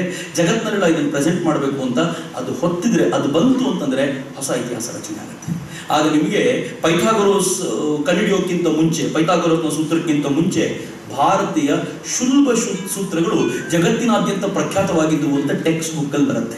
ಆಗ ನಿಮ್ಗೆ ಗೊತ್ತಾಗುತ್ತೆ ರೈಟ್ ಸಹೋದರರು ವಿಮಾನವನ್ನ ಕಂಡುಹಿಡಿಯೋಕ್ಕಿಂತ ಮುಂಚೆ ನಮ್ಮ ಕರ್ನಾಟಕದ ಆನೇಕಲ್ ಸುಬ್ರಾಯ ಶಾಸ್ತ್ರಿಗಳು ಅನ್ಮ್ಯಾನ್ಡ್ ವೆಹಿಕಲ್ ಒಂದನ್ನ ಜುಹು ಬೀಚ್ ನಲ್ಲಿ ಹಾರಾಡಿಸಿದ್ರು ಅಂತ ಆಗ ನಿಮ್ ಟೆಕ್ಸ್ಟ್ ಬುಕ್ ಅಲ್ಲಿ ಬರುತ್ತೆ. ಆಗ ನಿಮ್ಗೆ ಗೊತ್ತಾಗುತ್ತೆ ಮಾರ್ಕೋನಿ ರೇಡಿಯೋ ಕಂಡುಹಿಡಿಯೋಕ್ಕಿಂತ ಮುಂಚೆ ಜಗದೀಶ್ ಚಂದ್ರ ಬೋಸರ ಪ್ರಯೋಗ ಯಶಸ್ವಿಯಾಗಿತ್ತು ಅಂತ ಆಗ ನಿಮ್ ಟೆಕ್ಸ್ಟ್ ಬುಕ್ ಅಲ್ಲಿ ಬರುತ್ತೆ. ಆಗ ನಿಮ್ ಟೆಕ್ಸ್ಟ್ ಬುಕ್ ಅಲ್ಲಿ ಬರುತ್ತೆ 0 + 0 = 0, ಇನ್ಫಿನಿಟಿ + ಇನ್ಫಿನಿಟಿ = ಇನ್ಫಿನಿಟಿ ಅನ್ನುವಂತ ಸಿದ್ಧಾಂತ ಭಾರತಕ್ಕೆ ಅತ್ಯಂತ ಪುರಾತನದಲ್ಲೇ ಗೊತ್ತಿತ್ತು ಅಂತ ಆಗ ನಿಮ್ಗೆ ಗೊತ್ತಾಗುತ್ತೆ ಅಂತ. ಜಗತ್ತಿನ ಎಲ್ಲ ವಿಜ್ಞಾನದ ಮೂಲ ಭಾರತದಲ್ಲಿದೆ ಅನ್ನೋದು ಗೊತ್ತಾಗಬೇಕು ಅಂದ್ರೆ ಈ ಒಂದು ಪುಟ್ಟ ಬದಲಾವಣೆ ಆಗಬೇಕು. ಅಂಡ್ ಆ ಬದಲಾವಣೆ ಶುರುವಾಗಿದೆ. ಇನ್ನು ಕೆಲವು ವರ್ಷಗಳಲ್ಲಿ ಅದನ್ನು ನೋಡ್ತೀವಿ. Thank you very much. ನಮಸ್ತೆ. ನಾ ಈಗ ಕೇಳೋ ಪ್ರಶ್ನೆ ನನ್ಗನ್ಸುತ್ತೆ ಇದು ನಮ್ದೇ ಅಷ್ಟೇ ಪ್ರಾಬ್ಲಮ್ ಇಲ್ಲ, ಎಷ್ಟೋ ಜನಕ್ಕೆ ಇದೇ ಫೀಲಿಂಗ್ ಇರುತ್ತೆ. ಈಗ ಎಷ್ಟೋ ಜನಕ್ಕೆ ದೇಶ ಕಟ್ಟೋ ಕೆಲಸಕ್ಕೆ ಮುಂದೆ ಬರ್ಬೇಕು ಅನ್ಸುತ್ತೆ. ಈ ಯೋಧರ ಜಯಂತಿ ಆಚರಣೆ ಇಲ್ಲ ಏನೋ ಇರ್ಬೋದು. ಸೊ ಅಂತ ಸಂದರ್ಭದಲ್ಲಿ ನಾ ಎಷ್ಟೋ ಜನದಿಂದ ಕೇಳಿದ್ದೀನಿ, ದೇಶಭಕ್ತಿ ಅನ್ನೋ ಕಿಚ್ಚು ಇಲ್ಲಿಂದ ತೋರಿಸ್ಕೊಳ್ಳೋ ಶೋ ಆಫ್ ಆಗ್ಬಾರ್ದು, ಅದು ಒಳಗಿಂದ ಬರಬೇಕು. ಆದರೆ ನಾ ಅಬ್ಸರ್ವ್ ಮಾಡಿದ ಪ್ರಕಾರ ಇವ್ರು ಹೀಗೆಲ್ಲ ಮಾತಾಡೋರು ಯಾರು ಒಳಗಿಂದ ಬರ್ಬೇಕನ್ನೋ ಅವರು ಏನು ಮಾಡ್ತಾ ಇಲ್ಲ, ಅವ್ರು ಮಾಡೋದು ಕೊಡ್ತಿಲ್ಲ. ಈಗ ಇಂಥವ್ರಿಗೆ ಹೆಂಗೆ ಉತ್ತರ ಕೊಡ್ಬೇಕು ನಾವು? ಇವತ್ತು ಮಂಗಲ್ ಪಾಂಡೆನ ನೋಡ್ಬೇಕಾದಾಗ, ತಾತ್ಯಾ ಟೋಪೆ ನೋಡ್ಬೇಕಾದಾಗ ಅವನನ್ನೊಬ್ಬ ಶತ್ರು ಹಿಡ್ಕೊಟ್ಟ ಅಂತ ತಕ್ಷಣ ಅಂತಲ್ಲ, ಅದು ಒಳಗಿಂದ ಬಂದಿದ್ದು ಶೋ ಆಫ್. B prompt. ಹೌದು ತಾನೆ? ನೀನ್ ಯಾರಿಗೆ ಶೋ ಆಫ್ ಮಾಡ್ಬೇಕಿತ್ತು? ನಾನು ನಿಂತ್ಕೊಂಡು ನೋಡ್ತಿದ್ದ, ಯಾರು ಹಿಂಗ್ ಮಾಡ್ತಿರೋ ನೋಡೋಣ, ಯಾರು ಹಿಂಗ್ ಮಾಡ್ತಿರೋ ಪ್ರೈಸ್ ಕೊಡ್ತೀನಿ ಅಂತ. ನಮ್ಮ ಒಳಗೆ ನಿಜವಾದ ದೇಶಭಕ್ತಿ ಇದೆ. ದೇಶಭಕ್ತಿ ಇಲ್ಲ ಅಂತ ಮಾಡ್ತೀವಲ್ಲ, ಇದು ಶೋ ಆಫ್. ನನ್ನೊಳಗೆ ದೇಶಭಕ್ತಿ ಇಲ್ಲ, ನಾನ್ ತುಂಬಾ ಸೆಕ್ಯುಲರ್, ನಾನ್ ತುಂಬಾ ಜನರಲ್, ಹಂಗೆ ಇದೆಲ್ಲ ಮಾಡ್ತೀವಿ, ಇದು ಶೋ ಆಫ್. ಒಳಗಡೆ 100% ಭಾರತೀಯರಾಗಿದ್ದಾರೆ ಈ ದೇಶದ ಜನ. ಅದಕ್ಕೋಸ್ಕರ ಉಳಿದಿದೆ ಕಣಪ್ಪ ಭಾರತ. ಇಲ್ಲದ್ರೆ ಯಾವತ್ತೋ ಭಾರತವನ್ನು ಯಾವ ಕೊಂಡ್ಕೊಂಡು ಉಳಿದಿದ್ದ. ಭಾರತ ಉಳಿದಿರೋದೇ ಈ ಭಾರತಕ್ಕೋಸ್ಕರ. ನಾನಂತೂ ಯಾವತ್ತಿಗೂ ಈ ದೇಶದಲ್ಲಿ ದೇಶಭಕ್ತಿ ಇಲ್ಲ ಅನ್ನೋದು ಒಪ್ಪೋದೇ ಇಲ್ಲ. ಒಂದು ಕಾಮನ್ ಹಳ್ಳಿಯ ಹೆಣ್ಣುಮಗಳು ಹನುಮಂತಪ್ಪನ ಹೆಂಡತಿಗಳ ದೇಶ ಇರ್ಬೋದಾದ್ರೆ, ದೇಶಭಕ್ತಿ ಇರ್ಬೋದಾದ್ರೆ, ಇಂಜಿನಿಯರಿಂಗ್ ಕಾಲೇಜ್ ಓದೋ ಹುಡುಗರಿಗೆ ಇರಬಾರ್ದ? ಖಂಡಿತ ಇರುತ್ತೆ ಅಂತ. ನಾವು ಸ್ವಲ್ಪ ವಿಶ್ವ ಕುಟುಂಬಿಗಳಾಗ್ಬಿಟ್ಟಿರ್ತೀವಿ, ಸ್ವಲ್ಪ ಅಮೆರಿಕನ್ ಸ್ಟೈಲು ಇವೆಲ್ಲ ಬಂದ್ಬಿಟ್ಟಿರೋದ್ರಿಂದ ಸ್ವಲ್ಪ ಎಲ್ಲವನ್ನೂ ಅಕ್ಸೆಪ್ಟ್ ಮಾಡಬೇಕು ಅಂತ ಹೇಳ್ಕೊಳ್ತಿರ್ತೀವಿ. ಆದರೆ ಟೈಮ್ ಬಂದಾಗ ನಾವೆಲ್ಲೂ 100% ದೇಶಭಕ್ತರೆ. ಆ ಟೈಮ್ ಬರಬೇಕು. ಅದಕ್ಕೆ ಹೇಳ್ತಾನೆ ಒಬ್ಬ ದಾರ್ಶನಿಕ ತುಂಬ ಚೆನ್ನಾಗಿ ಹೇಳ್ತಾನೆ, 3 ಜನ ನೆನಪಿಸ್ಕೊಳ್ಳೋದು ಕಷ್ಟ ಬಂದಾಗ ಮಾತ್ರ ಅಂತೆ. ತುಂಬ ಸಂಕಟ ಬಂದಾಗ ದೇವ್ರು ನೆನಪಾಗ್ತಾರಂತೆ, ಹೆಲ್ತ್ ಹಾಳಾಗೋದಾಗ ಡಾಕ್ಟರ್ ನೆನಪಾಗ್ತಾರಂತೆ, ದೇಶಕ್ಕೆ ಸಂಕಟ ಬಂದಾಗ ಸೈನಿಕ ನೆನಪಾಗ್ಬಿಡ್ತಾನಂತೆ. ನಮಗೂ ದೇಶಕ್ಕೆ ಸಂಕಟ ಬಂತು ಅಂತಾಗ ಒಳಗಿನ ದೇಶಭಕ್ತಿ ಜಾಗೃತವಾಗುತ್ತೆ, ನೋ ಡೌಟ್. 1962ರ ಯುದ್ಧ, ಚೀನಾ ಜೊತೆ ಯುದ್ಧ ಮಾಡಬೇಕಾದ ತುಂಬ ಸಂಕಟದಲ್ಲಿ ಭಾರತ ಇದ್ದಾಗ ಈ ದೇಶದ ಹೆಣ್ಮಕ್ಳು ತಾವು ಅತ್ಯಂತ ಪ್ರೀತಿಸುವ ಒಡವೆಯನ್ನು ತೆಗೆದು ಸರ್ಕಾರಕ್ಕೆ ಕೊಟ್ಟು, ನೀವು ದುಡ್ಡಿಲ್ಲ ಅಂತ ತಿಳ್ಕೊಳ್ಬೇಡಿ, ನಮ್ಮ ದೇಹದ ಒಡವೆಯನ್ನು ನಿಮ್ಗೆ ಕೊಟ್ಟು ಬಿಡ್ತೀವಿ, ಸೈನಿಕರಿಗೆ ಏನಾಗದೇ ಇರೋ ಥರ ನೋಡ್ಕೊಳ್ಳಿ ಅಂತ ಹೇಳಿದ್ರಲ್ಲ, ಇದು ದೇಶ. ಮತ್ತು ನಿಮ್ಮನ್ನೆಲ್ಲ ನೋಡಿದಾಗ 100 ಸಲ ಖಾತ್ರಿಯಾಗುತ್ತೆ.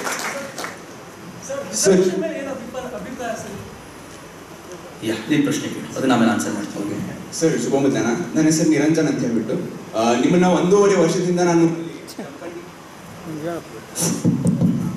ಜಮಖಂಡಿ ತಾಲೂಕಿನ ಕೊಂಡೂರು ಕಾಲೇಜ್ಗೆ ಬಂದಿದ್ರಿ ಸರ್. ನೀವು ನನ್ನ ಕುರಿತು ಮಾತಾಡಿದ್ರಿ, ನಿಮ್ಮ ಫೋನ್ ನಂಬರ್ಸ್ ಕೂಡ ಕೊಟ್ಟಿದ್ರಿ. But sorry to say that ನೀವು ಕಾಲ್ ರಿಸೀವ್ ಮಾಡಲಿಲ್ಲ. ಬಟ್ ಒಂದು ಮಾತು ನಿಮ್ಗೆ ಕೇಳ್ಬೇಕಂತ ಮಾಡೀನಿ ಸರ್. ನೀವು ಇಷ್ಟೆಲ್ಲ ಜನರಿಗೆ ಪ್ರೇರಣೆ ಕೊಡ್ತೀರಿ, ನಿಮಗೆ ಯಾರು ಪ್ರೇರಣೆ ಸರ್?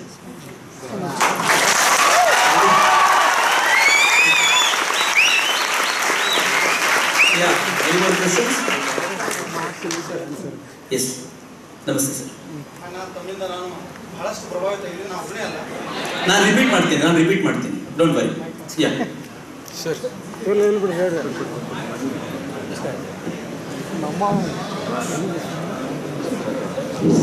ಈ ಮೈಕ್ ಯಾವ ರೀತಿ ಒಬ್ಬರಿಂದ ಒಬ್ಬರಿಗೆ ಬಂತೋ ಆ ರೀತಿ ತಮ್ಮ ಲೇಖನಗಳಿಂದ, ನಾನು ಮೊದಲು ಲೇಖನ ಬರೀತೀರ ಅಣ್ಣ ನೀವು, ಹಮ್ ಹೋಂಗೆ ಕಾಮಯಾಬ್ ಅಂತ ಹೇಳಿ, ಆ ಲೇಖನಗಳಿಂದ ಪ್ರಭಾವಿತ ಆದಂಥ ವ್ಯಕ್ತಿ ಸರ್ ನಾನು. ಆದರೆ ಒಂದಣ್ಣ, ನಿಮ್ಮ ಮಾತುಗಳಿಂದ ಲಕ್ಷಾಂತರ ಜನ ದೇಶಭಕ್ತ ರೆಡಿ ಆಗ್ತಾ ಇದ್ದಾರೆ ಅಣ್ಣ. ನಂದೊಂದು ಇಚ್ಛೆ ಏನಪ್ಪ ಅಂತಂದ್ರೆ, ನಿಮ್ಮ ಭಾಷಣದ ಕೊನೆಗೆ ದೇಶಕ್ಕೋಸ್ಕರವಾಗಿ ಸ್ವದೇಶಿ ವಸ್ತುಗಳನ್ನು ಬಳಸ್ರಿ ಅಂತ ಒಂದು ಕರೆ ಕೊಟ್ರೆ ಇನ್ನಷ್ಟು ಒಂದು ಸ್ವದೇಶಿ ವಸ್ತುಗಳ fine, that was a good request. ಆದರೆ ಸ್ವದೇಶಿ ವಸ್ತುಗಳ ಥಾಟು ಕಳೆದ ಅನೇಕ ವರ್ಷಗಳಲ್ಲಿ ಪೂರ್ತಿ ಬದಲಾಗಿದೆ.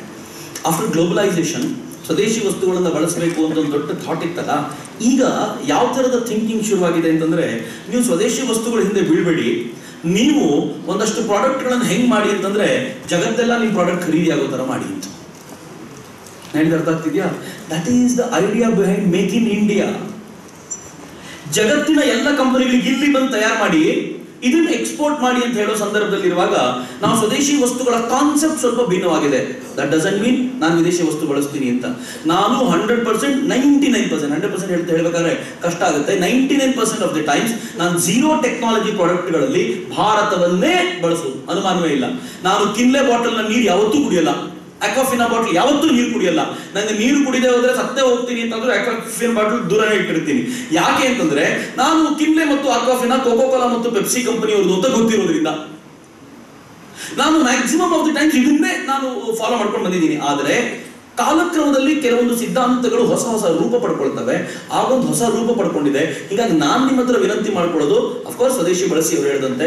ಆದರೆ ಎರಡನೇದು, ಒಂದಷ್ಟು ಕನಸನ್ನು ಹೆಂಗೆ ಕಟ್ಟಿ ಅಂತಂದ್ರೆ, ನಿಮ್ಮ ಪ್ರಾಡಕ್ಟು ವರ್ಲ್ಡ್ ಮಾರ್ಕೆಟಲ್ಲಿ ರಾರಾಜಿಸಬೇಕು.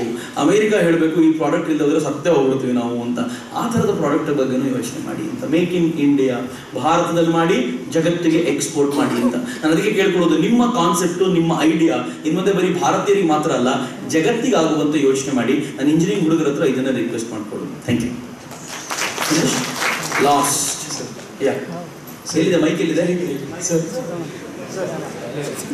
ಫೈನ್, ಇದೊಂದು ಮೈಕ್ ಇದೆ. ನಮಸ್ಕಾರ ಸರ್. ಮೈಕ್ ತರಿಸ್ಕೊಳ್ಪ. ನನ್ನ ಹೆಸರು ಅಜಯ್ ಚಂದ್ರ ಪಟೇಲ್ ಸರ್. ನನ್ನ ಕನ್ನಡ ಸ್ವಲ್ಪ ಹೇಳಿಕೆ ಜೋರ ಕೇಳಿಸ್ತಿಲ್ಲ. My name is Ajay Chandra Patel and sir, my Kannada is a bit weak, but I still try to understand everything that you said, because I every time think that this is a communication between your heart and my heart. Exactly. And sir, my question or my point today is, sir, when these people, there is a set of people who are working day and night for their own development and for the country's development, and there is another set of people for baselessly doing some things which are against the social consciousness of the country, and in they हम भी उसमें जिम्मेदार है sir. अगर हम उसी कन्हैया कुमार की किसी को भी लाइक करते, कुछ भी अगर हम सपोर्ट करते तो वो बड़े हो जाते सर, इसमें हमारी गलती है, वो भी हमें माननी चाहिए। We need to sideline them. अगर मीडिया उनको बड़े करती है तो we should not view those channels और व्यू दोस इंटरव्यूज। मुझे सिर्फ एक ही प्रश्न है sir, even I have the only one question. अगर आपको किसी को अपोज करना है, फॉर एग्जांपल आपको मोदी जी को अपोज करना है, तो आप किसी को भी सपोर्ट करोगे, किसी को भी सपोर्ट करोगे, और उस दौरान पीने के पानी के प्रश्न है, बहुत सारे प्रश्न है, सियाचिन के प्रश्न है, वो सब साइडलाइन हो जाते हैं। तो इसके बारे में हमें एज विद्यार्थी, एज इंजीनियरिंग स्टूडेंट हमें क्या करना चाहिए, क्योंकि सर रात को नींद नहीं आती। ಬಹುಶಃ ಪ್ರಶ್ನೆ ಗೊತ್ತಾಗಿರ್ಬೇಕು ಎಲ್ರಿಗೂ ಅಲ್ವಾ? ನಾವು ಕನ್ಹಯ್ಯಕುಮಾರನ ಸಪೋರ್ಟ್ ಮಾಡೋದ್ರಿಂದ ಹೀರೋ ಆಗ್ತಾನೆ, ಅಫ್ಕೋರ್ಸ್ ರೈಟ್. ಬಟ್ ನಾನು ಕನ್ಹಯ್ಯಕುಮಾರನ ಯಾಕೆ ಇಷ್ಟಪಡ್ತೀನಿ ಅಂತಂದ್ರೆ, ಅವನು ಬಂದ್ಮೇಲೆ ಈ ದೇಶದ ಕೋಟ್ಯಂತರ ಜನರ ಹೃದಯದಲ್ಲಿರುವಂಥ ದೇಶಭಕ್ತಿನ ಹೊರತರಲು ನಮಗೂ ಒಂದು ಅವಕಾಶ ಸಿಗ್ತಲ್ಲ. ಐ ಥ್ಯಾಂಕ್ ಯು, ನೀನು ನಂಗೆ ಹೇಳಿ ಒಳ್ಳೇದಾಯ್ತು ಅಂತ. ನೀನು ಹೇಳಿದ್ರಿಂದ ನೀನೊಬ್ಬನೇ ಅಲ್ಲ, ನೀನು ಹಿಂದೆ ಇರುವಂಥ ದೊಡ್ಡ ಷಡ್ಯಂತ್ರವನ್ನು ಸಮಾಜದ ಮುಂದೆ ತರಲಿಕ್ಕಾಯ್ತು ಅಂತ. ಅಕಸ್ಮಾತ್ ಕನ್ಹಯ್ಯಕುಮಾರ್ ಹೇಳಿಲ್ಲ ಅಂತಂದಿದ್ರೆ, ನಾನು ನಿಮ್ಮ ಕಾಲೇಜ್ನಲ್ಲಿ ಈ ಥರದ ವಿಚಾರ ತೆಗೆದಿದ್ರೆ ಪ್ರಿನ್ಸಿಪಲ್ ಬಂದ್ರೆ ಇದೆಲ್ಲ ಬೇಡ ಆಗಿತ್ತು ಸರ್ ಅಂತ. ಈ ಕನ್ಹಯ್ಯಕುಮಾರ್ has given me an opportunity. ನಾನು ಈ ಕಾಲೇಜ್ನಲ್ಲಿ ಇದನ್ನು ಮಾತಾಡಿದ್ರೆ ತಪ್ಪಲ್ಲ, ಯಾಕೆಂದ್ರೆ ದೇಶದಲ್ಲಿ ಜ್ವಲಂತವಾಗಿ ಚರ್ಚೆ ಆಗ್ತಿರುವಂತ ವಿಚಾರ ಇದು. ಈ ವಿಚಾರವನ್ನು ನಿಮ್ಮ ಎದುರಿಗೆ ತರಬೇಕಾಗಿರುವಂಥದ್ದು ಅಗತ್ಯ. ಇಲ್ಲದೆ ಹೋದ್ರೆ ನಿಮ್ಮ ಎದುರಿಗೆ ಈ ತರದ ವಿಚಾರ ತರಲಿಕ್ಕೆ ಒಂದು ಅವಕಾಶವೇ ಇರ್ತಿರ್ಲಿಲ್ಲ. ಸೊ ನಾನು ಕನ್ಹಯ್ಯಕುಮಾರಿಗೆ ಥ್ಯಾಂಕ್ ಹೇಳ್ತೀನಿ. ಆದರೆ ನೀವು ಕನ್ಹಯ್ಯಕುಮಾರ್ನಿಂದ ಪ್ರೇರೇಪಣೆ ತೆಗೆದುಕೊಂಡು ರಾಷ್ಟ್ರದ ಪರವಾಗಿರುವಂಥ ನಿಮ್ಮ ಒಳಗಿನ ಫರ್ವರ್ನ ಜೋರು ಮಾಡ್ಕೊಳ್ಳುವಂಥ ಒಂದು ಪ್ರಯತ್ನ ಮಾಡಬೇಕಲ್ಲ, ಅದು ಆಗಬೇಕಷ್ಟೇ. ಸೊ ಅದಕ್ಕೆ ನಾನು ಕೆಲವರು ಹೇಳೋರು, ನಾನು ಕೆಲವೊಂದ್ಸಲ ಮಾಡ್ತೀನಿ, ಕನ್ಹಯ್ಯಕುಮಾರ್ ಘೋಷಣೆಗಳನ್ನ, ಉಮರ್ ಖಾಲಿದ್ ಕೂಗಿರುವಂಥ ಘೋಷಣೆಗಳನ್ನ ನಾನು ಯಾವಾಗಲಾದ್ರೂ ಸ್ಪಿರಿಟ್ ಡೌನ್ ಆಗುತ್ತಲ್ಲ, there are 2 ways to raise your spirit. ಮೊದಲನೇದು, ಸ್ಪಿರಿಟ್ ಡೌನ್ ಆದಾಗ ನಿಮಗೆ ರೋಲ್ ಮಾಡೆಲ್ ಯಾರೋ ಅವ್ರನ್ನ ಕೇಳಬೇಕು, ಅವ್ರ ಮಾತು ಕೇಳಬೇಕು. ನನಗೆ ವಿವೇಕಾನಂದರು ಪುಸ್ತಕ ತೆಕ್ಕೊಂಡು ಓದ್ತಿದ್ರೆ ಮತ್ತೊಮ್ಮೆ ರೀಚಾರ್ಜ್ ಆಗಿಬಿಡ್ತೀನಿ, ಎಸ್ ಅಂತ ಹೋಗ್ತೀನಿ. ಅದರ್ವೈಸ್ ಯಾರು ನಿಮ್ಮ ವಿರೋಧಿಗಳು ಅವ್ರ ಮಾತು ಕೇಳಬೇಕು, ಮತ್ತೊಮ್ಮೆ ರೈಸ್ ಆಗುತ್ತೆ, ವಾ ಇನ್ನೊಂದ್ಸಲ ಹೋಗೋಣ ಅಂತ. ಯಾವತ್ತಾದ್ರೂ ಸಾಕಪ್ಪ ಕೆಲಸ ಮಾಡಿದ್ದು ಅಂತ ಅನಿಸ್ದಾಗಲಿಲ್ಲ. ನಾನು ಕನ್ಹಯ್ಯಕುಮಾರ್ ಮಾತಾಡಿದ್ದು ಒಂದ್ಸಲ ಕೇಳಿದ್ರೆ ಮತ್ತಪ್ಪ ಹೋಗ್ಬೇಕಲ್ಲ ಒಂದಷ್ಟು ಕಾಲೇಜ್ಗೆ ಅನ್ಸುತ್ತೆ. ಸೊ ನಾನು ಕನ್ಹಯ್ಯಕುಮಾರ್ ತುಂಬಾ ಯೂಸ್ ಆಗ. I thank ಕನ್ಹಯ್ಯಕುಮಾರ್. ನಾನು ತುಂಬಾ ಇಷ್ಟಪಟ್ಟು ಥ್ಯಾಂಕ್ಸ್ ಹೇಳ್ತೀನಿ ಅವನಿಗೆ. ಅವ್ನು ನಂಗೆ ಆಗಾಗ ನನ್ನ ಸ್ಪಿರಿಟ್ನ ರೈಸ್ ಮಾಡ್ತಿರ್ತಾನೆ ಅಂತ. ಬಟ್ ನಮ್ಮಲ್ಲಿ ಒಂದು ಕೆಟ್ಟ ರೋಗ ಏನಿದೆ ಅಂತಂದ್ರೆ, ಯಾರು ಯಾವಾಗ ಹೀರೋ ಆಗ್ಬಿಡ್ತಾರೋ ಗೊತ್ತಿಲ್ಲ. ಅಣ್ಣಾ ಹಜಾರೆ ಮೂವ್ಮೆಂಟ್ ಆಯ್ತು, ಯಾರೋ ಹೀರೋ ಆದ್ರು. He ended up in becoming CM. ವರ್ಷಗಟ್ಲೆ ಜೀವನ ಪರ್ಯಂತ ಒದ್ದಾಡಿರೋರು ಪಾಪ ಸಿಎಂ ಅಂತ ಕನಸು ಕಾಣ್ತಿದ್ರು, ಯಾರೋ ಸಿಎಂ ಆಗ್ಬಿಟ್ರು. ನನಗೆ ಬಹಳ ಗಾಬರಿ ಆಗಿತ್ತು ಯಾವಾಗ ಅಂದ್ರೆ, ಒಂದು ಪೇಜ್ ಕ್ರಿಯೇಟ್ ಆಗಿದೆ ಫೇಸ್ಬುಕ್ ಅಲ್ಲಿ, don't go and like it. ಆ ಪೇಜ್ ಏನು ಅಂತಂದ್ರೆ, ಕನ್ಹಯ್ಯ ಫಾರ್ ಡೆಲ್ಲಿ ಸಿಎಂ ಅಂತ. ಯಾವ ಅಂದ್ರೆ ಟಿವಿಯಲ್ಲಿ ಯಾರಾದ್ರೂ ಒಬ್ಬರು ಭಾಷಣ ಬಂದ್ಬಿಟ್ರೆ ಫಾರ್ ಡೆಲ್ಲಿ ಸಿಎಂ. ನನಗೆ ಆಮೇಲೆ ಗೊತ್ತಾಯ್ತು, Arvind Kejriwal is planning to go to Punjab, ಅಲ್ಲಿನ ಎಲೆಕ್ಷನ್ ಹೋಗ್ಬೇಕು, ಅಲ್ಲಿ ಸಿಎಂ ಆಗ್ಬೇಕು ಅಂತ. ಇಲ್ಲಿ ಯಾರಿಗಾದ್ರೂ ಚೇರ್ ಬಿಟ್ಕೊಡ್ಬೇಕು ಅಂತ. ನೋಡಿ ಏನ್ ಕರ್ಮಪ್ಪ ಈ ದೇಶದ. ನೀವು ಯಾರನ್ನಾದ್ರೂ ಬೈದು, ಅಥವಾ ಯಾರು ತುಂಬಾ ಚಲ್ತಿ ಕಾಯಿನ್ ಅವ್ರನ್ನ ಚೆನ್ನಾಗಿ ಬೈದು ನೀವು ಮೀಡಿಯಾ ಅಟೆನ್ಷನ್ ಗಿಟ್ಟಿಸ್ಕೊಂಡು ಹೀರೋ ಆಗ್ಬಿಡಿ, ಇನ್ನೊಂದು ಸಿಎಂ ಕ್ಯಾಂಡಿಡೇಟ್. ನಂಗೆ ಬಹಳ ವಿಚಿತ್ರ ಅನ್ಸೋದು. ನಾನು ಇಷ್ಟೆಲ್ಲ ಮಾತಾಡುವಾಗ ನಂಗೆ ಬಹಳ ಜನ ಕೇಳ್ತಾರೆ, ನೀವು ಸಿಎಂ ಆಗ್ಬೇಕು ಅಂತ ಮಾಡ್ತಾರೆ. ನಾನು ಸಿಎಂ ಆಗಲಿ ಇಷ್ಟೆಲ್ಲ ಸೈಕಲ್ ಹೊಡಿಬೇಕಾದ್ರೆ. ಅಂಡ್ ನನ್ಗೆ ಯಾರೋ ಹೇಳಿದ್ರು, ನಂದು ಆಕ್ಚುಲಿ ನನ್ನ ಹೆಸರೇ ಮಿಥುನ್ ಚಕ್ರವರ್ತಿ ಅಂತ. ಅದು ಮಿಥುನ್ ಅಂತ ಹೆಸರಿಟ್ಟಿದ್ದು, ಚಕ್ರವರ್ತಿ ಅಂತ ಅದು ಯಾರೋ ಕೂತಂತ ಆಫೀಸರ್ ಸುಮ್ಮನೆ ಇಲ್ಲದೆ ಅವರು ತಮ್ಮ ಬರ್ತ್ ಸರ್ಟಿಫಿಕೇಟ್ ಬರ್ಬಿಟ್ರು, ಹಂಗೆ ಬಂದ್ಬಿಡುತ್ತೆ ನನ್ನ ಚಕ್ರವರ್ತಿ. ಸೊ ನಾನು ಚಕ್ರವರ್ತಿ ಸೂರ್ಯವೆಲೆ ಅಂತ ಹಾಕೊಳ್ತಿದ್ದೆ. ಯಾರೋ ನಂದು ಪೇಜ್ನ ರಿಪೋರ್ಟ್ ಮಾಡಿ ನನ್ನ ಅಕೌಂಟ್ ಹೋಯ್ತು. ಅದಾದ್ಮೇಲೆ ಆ ಅಕೌಂಟ್ ಹೆಸರು ಚೇಂಜ್ ಮಾಡಬೇಕಾಗಿ ಬಂತು. ಅಂಡ್ ದೆನ್ ಯಾರೋ ನನ್ನ ಜೊತೆ ಕೂತಿದ್ದೋ ಚಕ್ರವರ್ತಿ ಮಿಥುನ್ ಅಂತ ಹಾಕಿದ್ರು, ಫಸ್ಟ್ ನೇಮ್ ಸೆಕೆಂಡ್ ನೇಮ್. ಚಕ್ರವರ್ತಿ ಮಿಥುನ್ ಅಂತ ಬಂತು. ಯಾರೋ ಹೇಳಿದ್ರು, ನೀವು ಸಿಎಂ ಆಗ್ಬೇಕಾಗಿಲ್ಲ ಸರ್, ಹುಟ್ಟ ಸಿಎಂ ನೀವು. ನಾನು ಹೇಳಿದೆ, ಹೆಂಗೆ? ಚಕ್ರವರ್ತಿ ಮಿಥುನ್ ಸಿಎಂ, ಹುಟ್ಟಿಂದ ಇದೀವಿ ನೀವು. ನಾನು ಹುಡುಗಾಗಿಂದ ಸಿಎಂ ಆಗಿದ್ದೀನಿ, ಇನ್ ಸಿಎಂ ಆಗೋದು ಏನು ಅಂತ. ಎಲ್ರಿಗೂ ಒಂದೇನು ಅಂದ್ರೆ, ಯಾರಾದ್ರೂ ಚೆನ್ನಾಗಿ ಭಾಷಣ ಮಾಡಿದ್ರೆ ಈಸ್ ಪೊಲಿಟಿಕಲ್ ಆಕಾಂಕ್ಷಿ ಆತ ಅಂತ. ಯಾರಾದ್ರೂ ಸಮಾಜದ ನಡುವೆ ತುಂಬಾ ಕೆಲಸ ಮಾಡ್ತಿದ್ರೆ ಪೊಲಿಟಿಕಲ್ ಆಕಾಂಕ್ಷಿ ಅಂತ. ಮಿತ್ರರು ನಿಮ್ಗೆ ಗೊತ್ತಿರಲಿ, ನಮ್ಮ ಹುಡುಗರನ್ನ ಯಾವಾಗಾದ್ರೂ ಸಿಕ್ಕಿದ್ರೆ ಕೇಳಿ, ನಾನು ಎಷ್ಟು ಗಲಾಟೆ ಮಾಡ್ತೀನಿ ಅವ್ರ ಹತ್ರ. ಎಲ್ಲಾದ್ರೂ ಬ್ಯಾನರ್ ನನ್ನ ಫೋಟೋ ಹಾಕಿದ್ರೆ ಹೈಯೆಸ್ಟ್ ಗಲಾಟೆ ಮಾಡ್ತೀನಿ. ನಂದು ಎಲ್ಲಿವರೆಗೂ ಒಂದು ಸೆಟ್ ಆಫ್ ರೂಲ್ ಇದೆ ಯುವ ಬ್ರಿಗೇಡ್ ನಲ್ಲಿ. ಆ ಯುವ ಬ್ರಿಗೇಡ್ ನ ರೂಲ್ ಏನಿದೆ ಗೊತ್ತಾ? ಹನುಮಂತಪ್ಪನ ತರದ ಯಾರಾದ್ರೂ ಯೋಧರ, ಯಾರಾದ್ರೂ ಹಿರಿಯರ ಚಿತ್ರಗಳು ಬಂದ್ರೆ ಅದರಲ್ಲಿ ನನ್ನ ಚಿತ್ರ ಅಥವಾ ನನ್ನ ಯುವ ಬ್ರಿಗೇಡ್ ನ ಯಾರದ್ದೇ ಚಿತ್ರ ಅದಕ್ಕಿಂತಲೂ ಚಿಕ್ಕದಾಗಿರ್ಬೇಕು ಮತ್ತು ನಗಣ್ಯವಾಗಿರುವಂತೆ ನೋಡ್ಕೊಳ್ಳಿ ಅಂತ ರೂಲ್ ಅಲ್ಲಿ ಇದೆ. ಈ ಬ್ಯಾನರ್ಗಳಲ್ಲಿ ನನ್ನ ಫೋಟೋ ಇರಬಾರ್ದು ಅಂತ ರೂಲ್ ಇದೆ ಅವರಿಗೆ, ಅದಕ್ಕೆ ಅವ್ರು ಬ್ಯಾನರೇ ಹಾಕ್ಸಿಲ್ಲ. ಅವರು ಇದು ಪೋಸ್ಟರು ಸರ್ ಅದನ್ನ ಹಂಗೆ ಹಾಕೊಂಡಿದೀವಿ ಅಂತ ಹಾಕೊಳ್ತಾರೆ. ಬ್ಯಾನರ್ ಇರಬಾರ್ದು ಅಂತ ರೂಲ್ ಮಾಡ್ಕೊಂಡಿದ್ದೀವಿ. ಯಾಕೆ ಇವೆಲ್ಲ ಮಾಡ್ಕೊಂಡಿದ್ದೀವಿ ಅಂತಂದ್ರೆ ಜನಕ್ಕೆ ಒಂದು ಅನ್ಸುತ್ತೆ ಸಮಾಜದ ಕೆಲಸ ಮಾಡೋರೆಲ್ಲ ಫೈನಲಿ ಹೋಗಿ ರಾಜಕೀಯಕ್ಕೆ ಎಂಡಪ್ ಆಗ್ಬಿಡ್ತಾರೆ ಅಂತ. ಬಟ್ ಮೈ ಡಿಯರ್ ಫ್ರೆಂಡ್ಸ್, ನಾನು ಪ್ರಾಮಿಸ್ ಮಾಡ್ತೀನಿ, ಅಥವಾ ಈಗಿನವರೆಗೂ ನನ್ನ ಹೃದಯ ಶುದ್ಧವಾಗಿದೆ ಈ ವಿಚಾರದಲ್ಲಿ. ಪಾಲಿಟಿಕ್ಸ್ ನನ್ನ ಕೇಕ್ ಅಲ್ಲ, ಪಾಲಿಟಿಕ್ಸ್ ನನಗೆ ಬೇಕಾಗಿರೋದು ಅಲ್ಲ. ಅಕಸ್ಮಾತ್ ಚಕ್ರವರ್ತಿ ಸುವಿಬೇರೆ ನಾಳೆ ಗೊಪ್ಪಟೆ ಕಾಲೇಜಿಗೆ ಬಂದು ಪ್ಲೀಸ್ ನನಗೆ ವೋಟ್ ಹಾಕಿ ಅಂತ ಕೇಳಿದ್ರೆ ದಯಮಾಡಿ ವೋಟ್ ಹಾಕಬೇಡಿ ಚಕ್ರವರ್ತಿಗೆ. Humble request. ಸೊ ಹೀಗಾಗಿ ನಾನಂತೂ ಹೋಗಲ್ಲ. ಆದ್ರೆ ಈ ದೇಶದ ದೌರ್ಭಾಗ್ಯ ಏನು ಅಂತಂದ್ರೆ ಎಲ್ರಿಗೂ ಅಲ್ಟಿಮೇಟ್ ಗೋಲ್ ನಾನು ಪೊಲಿಟಿಕ್ಸ್ ಹೋಗಿ ನಿಂತ್ಕೋಬೇಕು ಅಂತ. ಹಂಗ ಆಗ್ಬಾರ್ದು ಅಂತ ನಾನು ಅದಕ್ಕೆ ನಿಮ್ಮ ಹತ್ರ ಕೆಲವರ ಹತ್ರ ವಿನಂತಿಸ್ಕೊಳ್ಳೋದು, politics and let us clean it. ನಿಮ್ಮಿಂದ ಒಂದಷ್ಟು ಜನ ಬರಬೇಕು, ಚೆನ್ನಾಗಿ ಟ್ರೈನ್ ಆಗಬೇಕು. 10 ಲಕ್ಷ ರೂಪಾಯಿ ಎದುರುಗಡೆ ಇಟ್ರು ರಾಷ್ಟ್ರಕ್ಕಿಂತ 10 ಲಕ್ಷ ದೊಡ್ಡದಲ್ಲ ಅಂತ ನಿಮ್ಗೆ ಯಾವಾಗ ಅನ್ಸುತ್ತಲ್ಲ ಅವತ್ತು ಪೊಲಿಟಿಕ್ಸಿಗೆ ಹೋಗ್ಬೇಕು, ಅಲ್ಲೊಂದು ಅದ್ಭುತವಾದ ಕೆಲಸ ಮಾಡ್ಲಿಕ್ಕೆ ನಿಂತ್ಕೋಬೇಕು. ಆ ಥರದ ಟ್ರೈನಿಂಗಿಗೋಸ್ಕರ ಒಂದಷ್ಟು ಕೆಲಸ ಆಗಬೇಕು ನಾವು ಪ್ರಯತ್ನ ಪಡ್ತೀವಿ. ಬಟ್ ದುರ್ದೈವ ಈ ಥರದ ಕೆಲವರು ಬಂದ್ಬಿಡ್ತಾರೆ, ಕನೆಯ ಥರದವರು, ಅವ್ರು ಇಡೀ ದೇಶದ ಮೈಂಡ್ ಸೆಟ್ ಅನ್ನು ಹಾಳು ಮಾಡಿಬಿಡ್ತಾರೆ. I think the last question ಅಲ್ಲೊಂದು ದೀಪ. ಹಲೋ, ನಮಸ್ಕಾರ ಸರ್. ನಮಸ್ತೆ ಸರ್, ಪತ್ರಕರ್ತ ಮೀಡಿಯಾ ಬಗ್ಗೆ ಏನೇನೋ ಅಂದ್ರೆ ನೀವು ಹೇಳಿದ್ರಲ್ಲ ಸರ್, ಈಗ ನನಗೊಬ್ಬ ಪತ್ರಕರ್ತ ಆಗ್ಬೇಕಂತ ಆಸೆ ಇದೆ. ಸೊ ಜನ ನನ್ನಲ್ಲೂ ಆ ಥರ ನೋಡ್ತಾರ ಅಂತ. ಜನ ಹಂಗೆ ನೋಡೋದು ಗ್ಯಾರಂಟಿ, ನಾ ಏನು ಅನುಮಾನ ಇಲ್ಲ. ನೀನು ನಿನ್ನ ಕ್ರೆಡಿಬಿಲಿಟಿ ಸಾಬೀತುಪಡಿಸ್ಬೇಕು. ಈ ಜನ ನನ್ನನ್ನ ಈಗ ನಿಮ್ಮಲ್ಲೂ ಕೂತವ್ರು ಅನ್ಕೊಳ್ತಿರ್ತೀರಿ ಇಷ್ಟೆಲ್ಲ ಮಾತಾಡ್ತಾನೆ ಅಂದ್ರೆ ಮೋಸ್ಟ್ಲಿ ಪೊಲಿಟಿಕ್ಸ್ ಅಂತ ನಂಗೆ ಗೊತ್ತು. ನೀವು ನಂಗೆ ನೋಡ್ತೀರಾ, ಅಂಡ್ ದಟ್ ಇಸ್ ಕರೆಕ್ಟ್. ಈ ದೇಶದ ಇವತ್ತಿನವರೆಗಿನ ಹಿಸ್ಟ್ರಿ ಹಂಗಿದೆ. ನನ್ನ ಕ್ರೆಡಿಬಿಲಿಟಿ ನಾನು ಎಷ್ಟು ಸಾಬೀತು ಮಾಡ್ಕೋಬೇಕು ಅಂತಂದ್ರೆ ನಾನು ಪದೇ ನನಗೆ ನಾನು ಸಮಾಧಾನ ಮಾಡ್ಕೋಬೇಕು. ಜನ ಹಂಗೆ ಹೇಳ್ತಿರೋದು ಸರಿ, ಬಟ್ ನಾನು ಹೋಗ್ಬಾರ್ದು ಅಂತ ನನಗೆ ನಾನು ಕ್ರೆಡಿಬಲ್ ಆಗ್ತಾ ಹೋಗ್ಬೇಕಲ್ಲ. ಬಹುಶಃ ಇಲ್ಲಿಂದ ಆಚೆಗೆ ಒಂದು 25-30 ವರ್ಷದ ನಂತರ ನೀವು ಹೇಳ್ಬೋದು ಮನುಷ್ಯ ಹೇಳಿದ ಮಾತು ಉಳಿಸ್ಕೊಂಡ ಕಣೋ ಅಂತ, ನಂಗೆ ಅವತ್ತು ಖುಷಿ ಆಗುತ್ತೆ ಅಂತ. ಬಟ್ ನೀವ ತನ್ಮಾನದಿಂದ ನೋಡ್ತಿರೋದು ಸರಿ. ಇವತ್ತು ಈ ಪತ್ರಕರ್ತ ಆಗ್ಬಿಟ್ರೆ ಜನ ಅನ್ಕೋತಾರೆ 5,000 ರೂಪಾಯಿ ಕೊಟ್ರೆ ಏನ್ ಬೇಕಿದ್ರು ಬರೀತಾರೆ ಅಂತ. ಬಟ್ ನೀನ್ ಇದಕ್ಕೆ ಪ್ರೂವ್ ಮಾಡ್ಕೋಬೇಕು, ಸಾಧ್ಯನೇ ಇಲ್ಲ. ನಾನು ಹೆಂಗ್ ಬದುಕ್ತೀನಿ ಅಂತಂದ್ರೆ ಜೀವಿತವಾದ ಕೊನೆ ಅವಧಿಯಲ್ಲಿ ನಿನ್ ಜೊತೆಗಿದ್ದವ್ರು ಹೇಳ್ಬೇಕು ಇವನೊಬ್ಬ ಅದ್ಭುತವಾದ ಪತ್ರಕರ್ತ ಆಗೋದಾ ಅಂತ. ಅದಕ್ಕೋಸ್ಕರ ಬದುಕಬೇಕು ಕಣ್ರಪ್ಪ, ಸುಮ್ಮನೆ ಅಲ್ಲ. ಲೈಫ್ ಅನ್ನೋದು ನಾಳೆ ಬೆಳಗ್ಗೆ ತೆಂಡೂಲ್ಕರ್ ಆಗ್ಲಿಕ್ಕೆ ಇರೋದಲ್ಲ. And you cannot. ತೆಂಡೂಲ್ಕರ್ ಆಗಬೇಕು ಅಂದ್ರೂ ಅವ್ನು 8-9ನೇ ಕ್ಲಾಸ್ನೊಳಗೆ ಹೆಂಗ್ ಆಟ ಆಡ್ತಿದ್ದ ಗೊತ್ತೇನು. ಅವನೊಂದು ಲೈಫ್ ಸ್ಟೋರಿ ನಾನು ಓದ್ತಿರ್ಬೇಕಾದ್ರೆ ಮತ್ತದೇ ರೋಮಾಂಚನಕಾರಿ ಅನುಭವ. ಅವನು ಕ್ರಿಕೆಟ್ ಆಡ್ಲಿಕ್ಕೆ ಬೆಳಗ್ಗೆ ಹೋಗ್ತಿದ್ದಂತೆ 8 ಗಂಟೆಗೆ ಎದ್ದು ಸಂಜೆವರೆಗೂ ಕ್ರಿಕೆಟ್ ಫೀಲ್ಡ್ ನಲ್ಲಿ ಇರ್ತಿದ್ದಾರೆ. ರಮಾನ ಅಚ್ಚಕರ್ ಕರ್ಕೊಂಡು ಹೋಗ್ತಿದ್ರು ಅವ್ರಿಗೆ. ಒಂದ್ ಕಡೆ ಆಡ್ಲಿಕ್ಕೆ ಅಂತ ಶುರು ಮಾಡಿದ್ರೆ ಸೆಂಚುರಿ ಮಾಡಿದ್ರೆ ಔಟೇ ಆಗ್ತಿರ್ಲು ಅಂತ ಈ ಪುಣ್ಯಾತ್ಮ. ಸೆಂಚುರಿ ಆಗ್ಲೇಬೇಕಿತ್ತು ಅವನಿಗೆ. ಸೆಂಚುರಿ ಮಾಡಿ ರಮಾನದ ಅಚ್ಚಕರ್ ಸಾಕು ಬಾರಪ್ಪ ಬೇರೆ ಕಡೆ ಹೋಗೋಣ ಅಂತ ಅವ್ರು ಔಟ್ ಆಗಿರ್ತಿರ್ಲಿಲ್ಲ. ಮತ್ತೊಂದ್ ಕಡೆ ಹೋಗ್ಬೇಕು, ಅಚ್ಚಕರ್ ಹೇಳ್ತಿದ್ರು ನೀನ್ ಮನೆಗೆ ಹೋಗಿ ಊಟ ಮಾಡ್ಕೊಂಡು ಬಾ ಅಂತ. ಇವ್ನು ಮನೆಗೆ ಹೋದ್ರೆ ಅಪ್ಪ ಬಿಡಲ್ಲ ಅಂತ ರಸ್ತೆಯಲ್ಲಿ 2 ರೂಪಾಯಿ ಕೊಟ್ಟು ಒಂದು ವಡಾಪಾವ್ ತಿನ್ಕೊಂಡು ಊಟ ಆಯ್ತು ಸರ್ ಅಂತ ಬರ್ತಿದ್ದಂತೆ.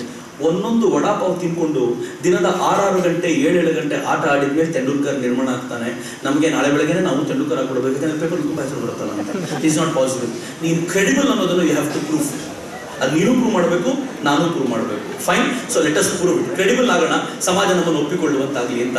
ಅಂಡ್ ಸೆಕೆಂಡ್ ಥಿಂಗ್ ನಾನು ಹೇಳಲಿಕ್ಕೆ ಇಚ್ಛೆ ಪಡ್ತೀನಿ, ನನಗೆ ಆಫರ್ ಬಂದಾಗಲೂ ನಾನು ಯಾಕೆ ಪೊಲಿಟಿಕ್ಸ್ಗೆ ಹೋಗಲಿಲ್ಲ ಅಂದ್ರೆ ಒಂದೇ ಒಂದು ಕಾರಣಕ್ಕೆ. ಹೋಗೋ ಎಲ್ಲ ಚಾನ್ಸಸ್ಸು ಇತ್ತು. ಒಂದೇ ಒಂದು ಕಾರಣಕ್ಕೆ ಯಾಕೆ ಹೋಗ್ಲಿಲ್ಲ ಅಂತಂದ್ರೆ ನಾನು ಇಷ್ಟು ಸಮಾಜದ ಮುಂದೆ ಹೋಗಲ್ಲ ಅಂತ ಹೇಳಿದ್ದೀನಿ.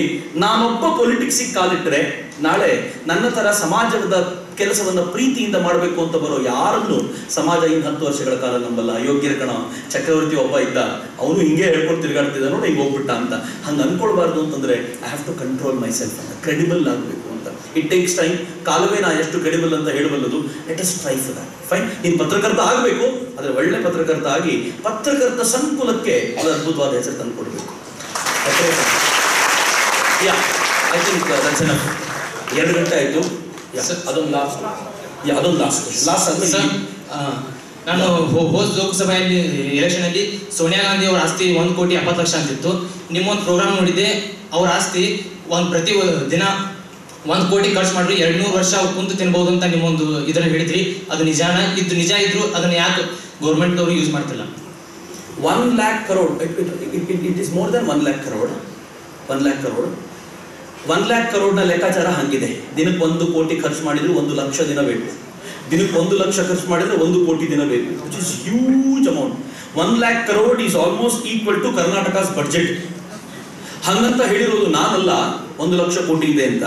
ಇದಕ್ಕೆ ಸಂಬಂಧಪಟ್ಟ ಅನೇಕ ಡಾಕ್ಯುಮೆಂಟ್ಸು ನಿಮ್ಗೆ ಇಂಟರ್ನೆಟ್ ಅಲ್ಲಿ ಸಿಗುತ್ತೆ. ಪಾಯಿಂಟ್ 1.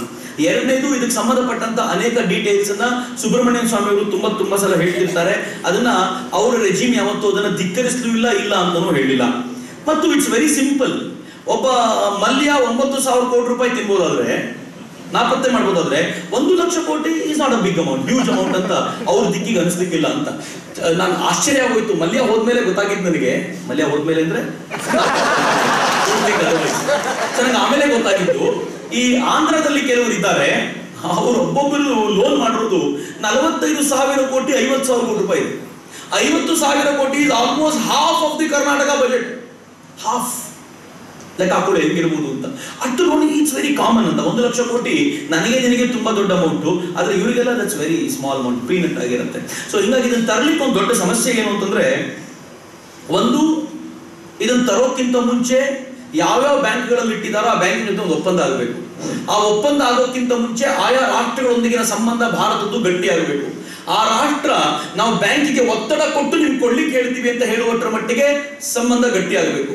ಈ ದೇಶದ ಪ್ರಧಾನಿ ಅಧಿಕಾರಕ್ಕೆ ಬಂದ ಒಂದೇ ವರ್ಷದಲ್ಲಿ 56ಕ್ಕೂ ಹೆಚ್ಚು ದಿನಗಳ ಕಾಲ ವಿದೇಶ ಪ್ರವಾಸ ಮಾಡಿ ಬಂದಿದ್ದು. ಯಾಕೆ ಅಂದ್ರೆ ಅದ್ರಲ್ಲಿ ಒಂದು ಪಾಯಿಂಟ್, ಈ ಎಲ್ಲ ಬ್ಯಾಂಕ್ಗಳ ಮೇಲೆ ಒತ್ತಡ ಹೇರಿ ನಾಳೆ ಎಲ್ಲ ಬ್ಯಾಂಕ್ಗಳು ಡಾಟಾ ಕೊಡುವಂತಾಗಬೇಕು ಅಂತ.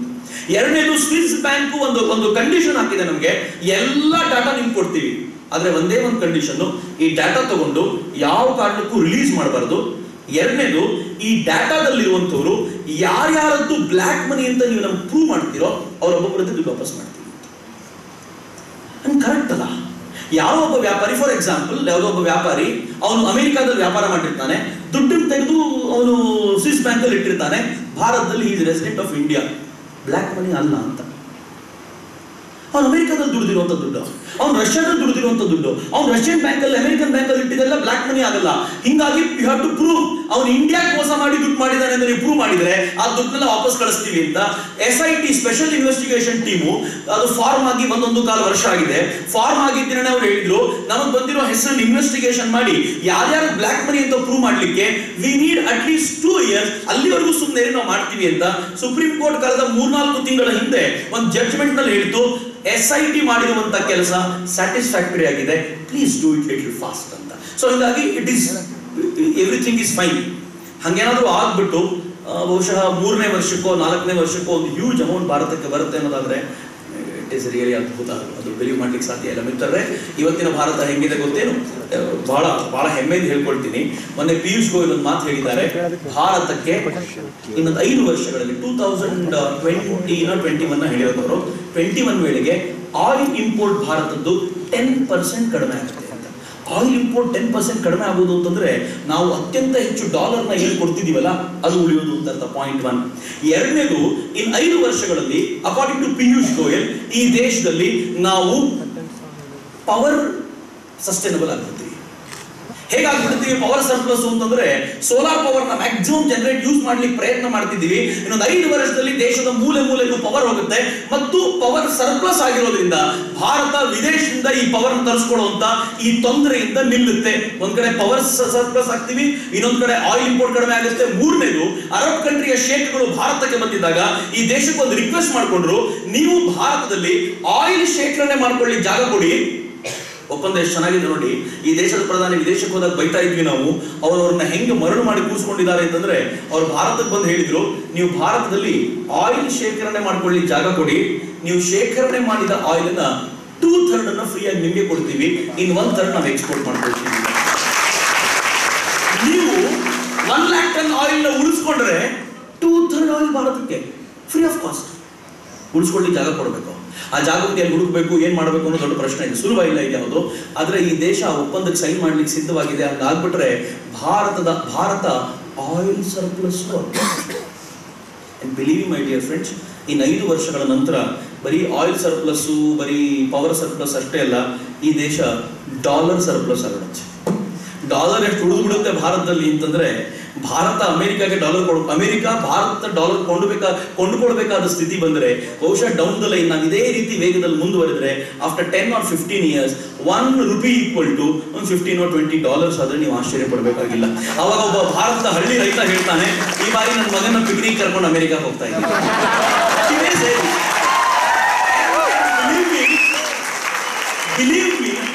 ಯಾವುದು ಬರಲಿರೋ ದಿನಗಳಲ್ಲಿ ಕನಸಾಗಿರಲ್ಲ ಅಂತ ನಾನು ತುಂಬಾ ಹಾರ್ಡ್ ಕೋರ್ ಇಂದ ಇದನ್ನ ಯೋಚನೆ ಮಾಡ್ತಿದ್ದೀನಿ. ಈ ದಿಕ್ಕಲ್ಲಿ ನೀವು ನೋಡ್ತಾ ಹೋದ್ರೆ ನಿಮ್ಗೆ ಗೊತ್ತಾಗುತ್ತೆ, ಒಂದು ಅದ್ಭುತವಾದ ಲೋಕ ಸೃಷ್ಟಿ ಆಗುತ್ತೆ. ಸ್ವಲ್ಪ ಪ್ರಯತ್ನ ನಮ್ದು ಹಾಕಬೇಕು, ಸ್ವಲ್ಪ ಯೋಚನೆ ಮಾಡಿ ಅಂತ. ನೀವೆಲ್ಲ ಯೋಚನೆ ಮಾಡಬಹುದು, ನಾನು ಹೇಳಿದ್ದನ್ನು ನಂಬೇಕಾಗಿಲ್ಲ. ಸ್ವಲ್ಪ ಈ ಥರದ ದಿಕ್ಕುಗಳನ್ನ ಓಪನ್ ಮಾಡ್ಕೊಳ್ತಾ ಹೋಗಿ ನೋಡಿ, ಮುಂದಿನ ದಿನ ಏನು ಅಂತ ನಿಮ್ಗೆ ಅರ್ಥ ಆಗುತ್ತೆ. And the final question of session.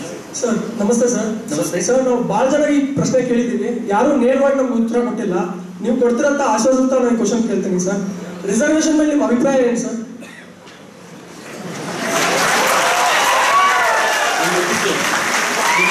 ಚಪ್ಪಾಳೆ ಹೊಡೆದಿಲ್ಲ ಅಂತ ಕಾಯ್ತಾ ಇದ್ದಾರೆ. ಫೈನ್, ಆ ಹುಡುಗ ಆಗಲೇ ಪ್ರಶ್ನೆ ಕೇಳಿದ್ರೆ ನಾನು ಆಗಲೇ ಉತ್ತರ ಮಾಡಬೇಕಿತ್ತು, ಬಟ್ ಕೊನೆಯಲ್ಲಿ ಉತ್ತರ ಹೇಳೋಣ ಅಂತ ನಾನು ಸುಮ್ಮನಾಗಿದ್ದೆ. ನಂಗೊತ್ತು ರಿಸರ್ವೇಷನ್ ಪ್ರಶ್ನೆ ಬಂದ ತಕ್ಷಣ ನೀವೆಲ್ಲರೂ ಬಹಳ ಚಾರ್ಜ್ ಅಪ್ ಆಗಿಬಿಡ್ತೀರಿ, ನಮಗೆಲ್ಲ ಅನ್ಯಾಯ ಆಗಿದೆ, ಹಂಗಾಗಿದೆ, ಹಿಂಗಾಗಿದೆ ಅಂತ. ಫೈನ್, ಆದರೆ ಮಿತ್ರರೇ, ರಿಸರ್ವೇಷನ್ ಅಂದರೆ ಯಾರಿಗೆ ಅನ್ಯಾಯ ಆಗಿದೆಯೋ ಒಂದು ಕ್ಷೇತ್ರದಲ್ಲಿ ಅವನಿಗೆ ಆ ಅನ್ಯಾಯವನ್ನು ಸರಿಪಡಿಸಿ ಮೇಲೆ ಕೆತ್ತಿ ಸಮವಾಗಿ ಹೋರಾಟ ಮಾಡುವಂತ ಫೀಲ್ಡ್ ಕ್ರಿಯೇಟ್ ಮಾಡಬೇಕು. ಫೈನ್, ಅಮೆರಿಕ ಚೀನಾದೊಂದಿಗೆ ಯುದ್ಧ ಮಾಡಿದ್ರೆ ಈಕ್ವಲ್ ಗ್ರೌಂಡ್. ಅಮೆರಿಕ ಸೊಮಾಲಿಯಾದೊಂದಿಗೆ ಯುದ್ಧ ಮಾಡಿದ್ರೆ ಗ್ರೌಂಡೇ ಅಲ್ಲ ಅದು ಪಾಪ. ಸೊಮಾಲಿಯಾಕ್ಕೆ ಜಗತ್ತಿನ ಎಲ್ಲ ರಾಷ್ಟ್ರಗಳು ಬಂದು ನಾವು ನಿಮ್ಗೆ ಸಪೋರ್ಟ್ ಮಾಡ್ತೀವಿ, ಯುದ್ಧ ಮಾಡುವಂತ ನಿಲ್ಲಿಸಿ ಬೇಕಾಗಿರೋದನ್ನೆಲ್ಲ ಕೊಟ್ಟು ಅಮೆರಿಕಾದ ಸಮಸಮಕ್ಕೆ ತಂದು ನಿಲ್ಲಿಸಿದ್ರೆ ಈಗ ಫೈಟ್ ಅಂತ ಕರೀಬೋದು ಅಲ್ವಾ?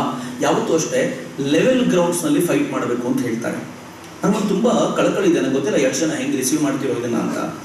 1000 ವರ್ಷಗಳ ಕಾಲ, and my Guru spoke on that, ವಿವೇಕಾನಂದರು ಹೇಳ್ತಾರೆ, 1000 ವರ್ಷಗಳ ಕಾಲ ಈ ದೇಶದ ಮೇಲ್ವರ್ಗದವರು ಅಂತ ಅನಿಸ್ಕೊಂಡವರು, ಮೇಲ್ವರ್ಗ ಅಂದ್ರೆ ಅವರು ಒಂದೇ ಜಾತಿ ಅಂತ ಹೇಳಲ್ಲ, ಆ ಜಾತಿಯಲ್ಲೂ ಕೂಡ ಕೆಲವರು ಕೆಳವರ್ಗ, ಕೆಲವರು ಮೇಲ್ವರ್ಗದವರು ಇರ್ತಾರೆ.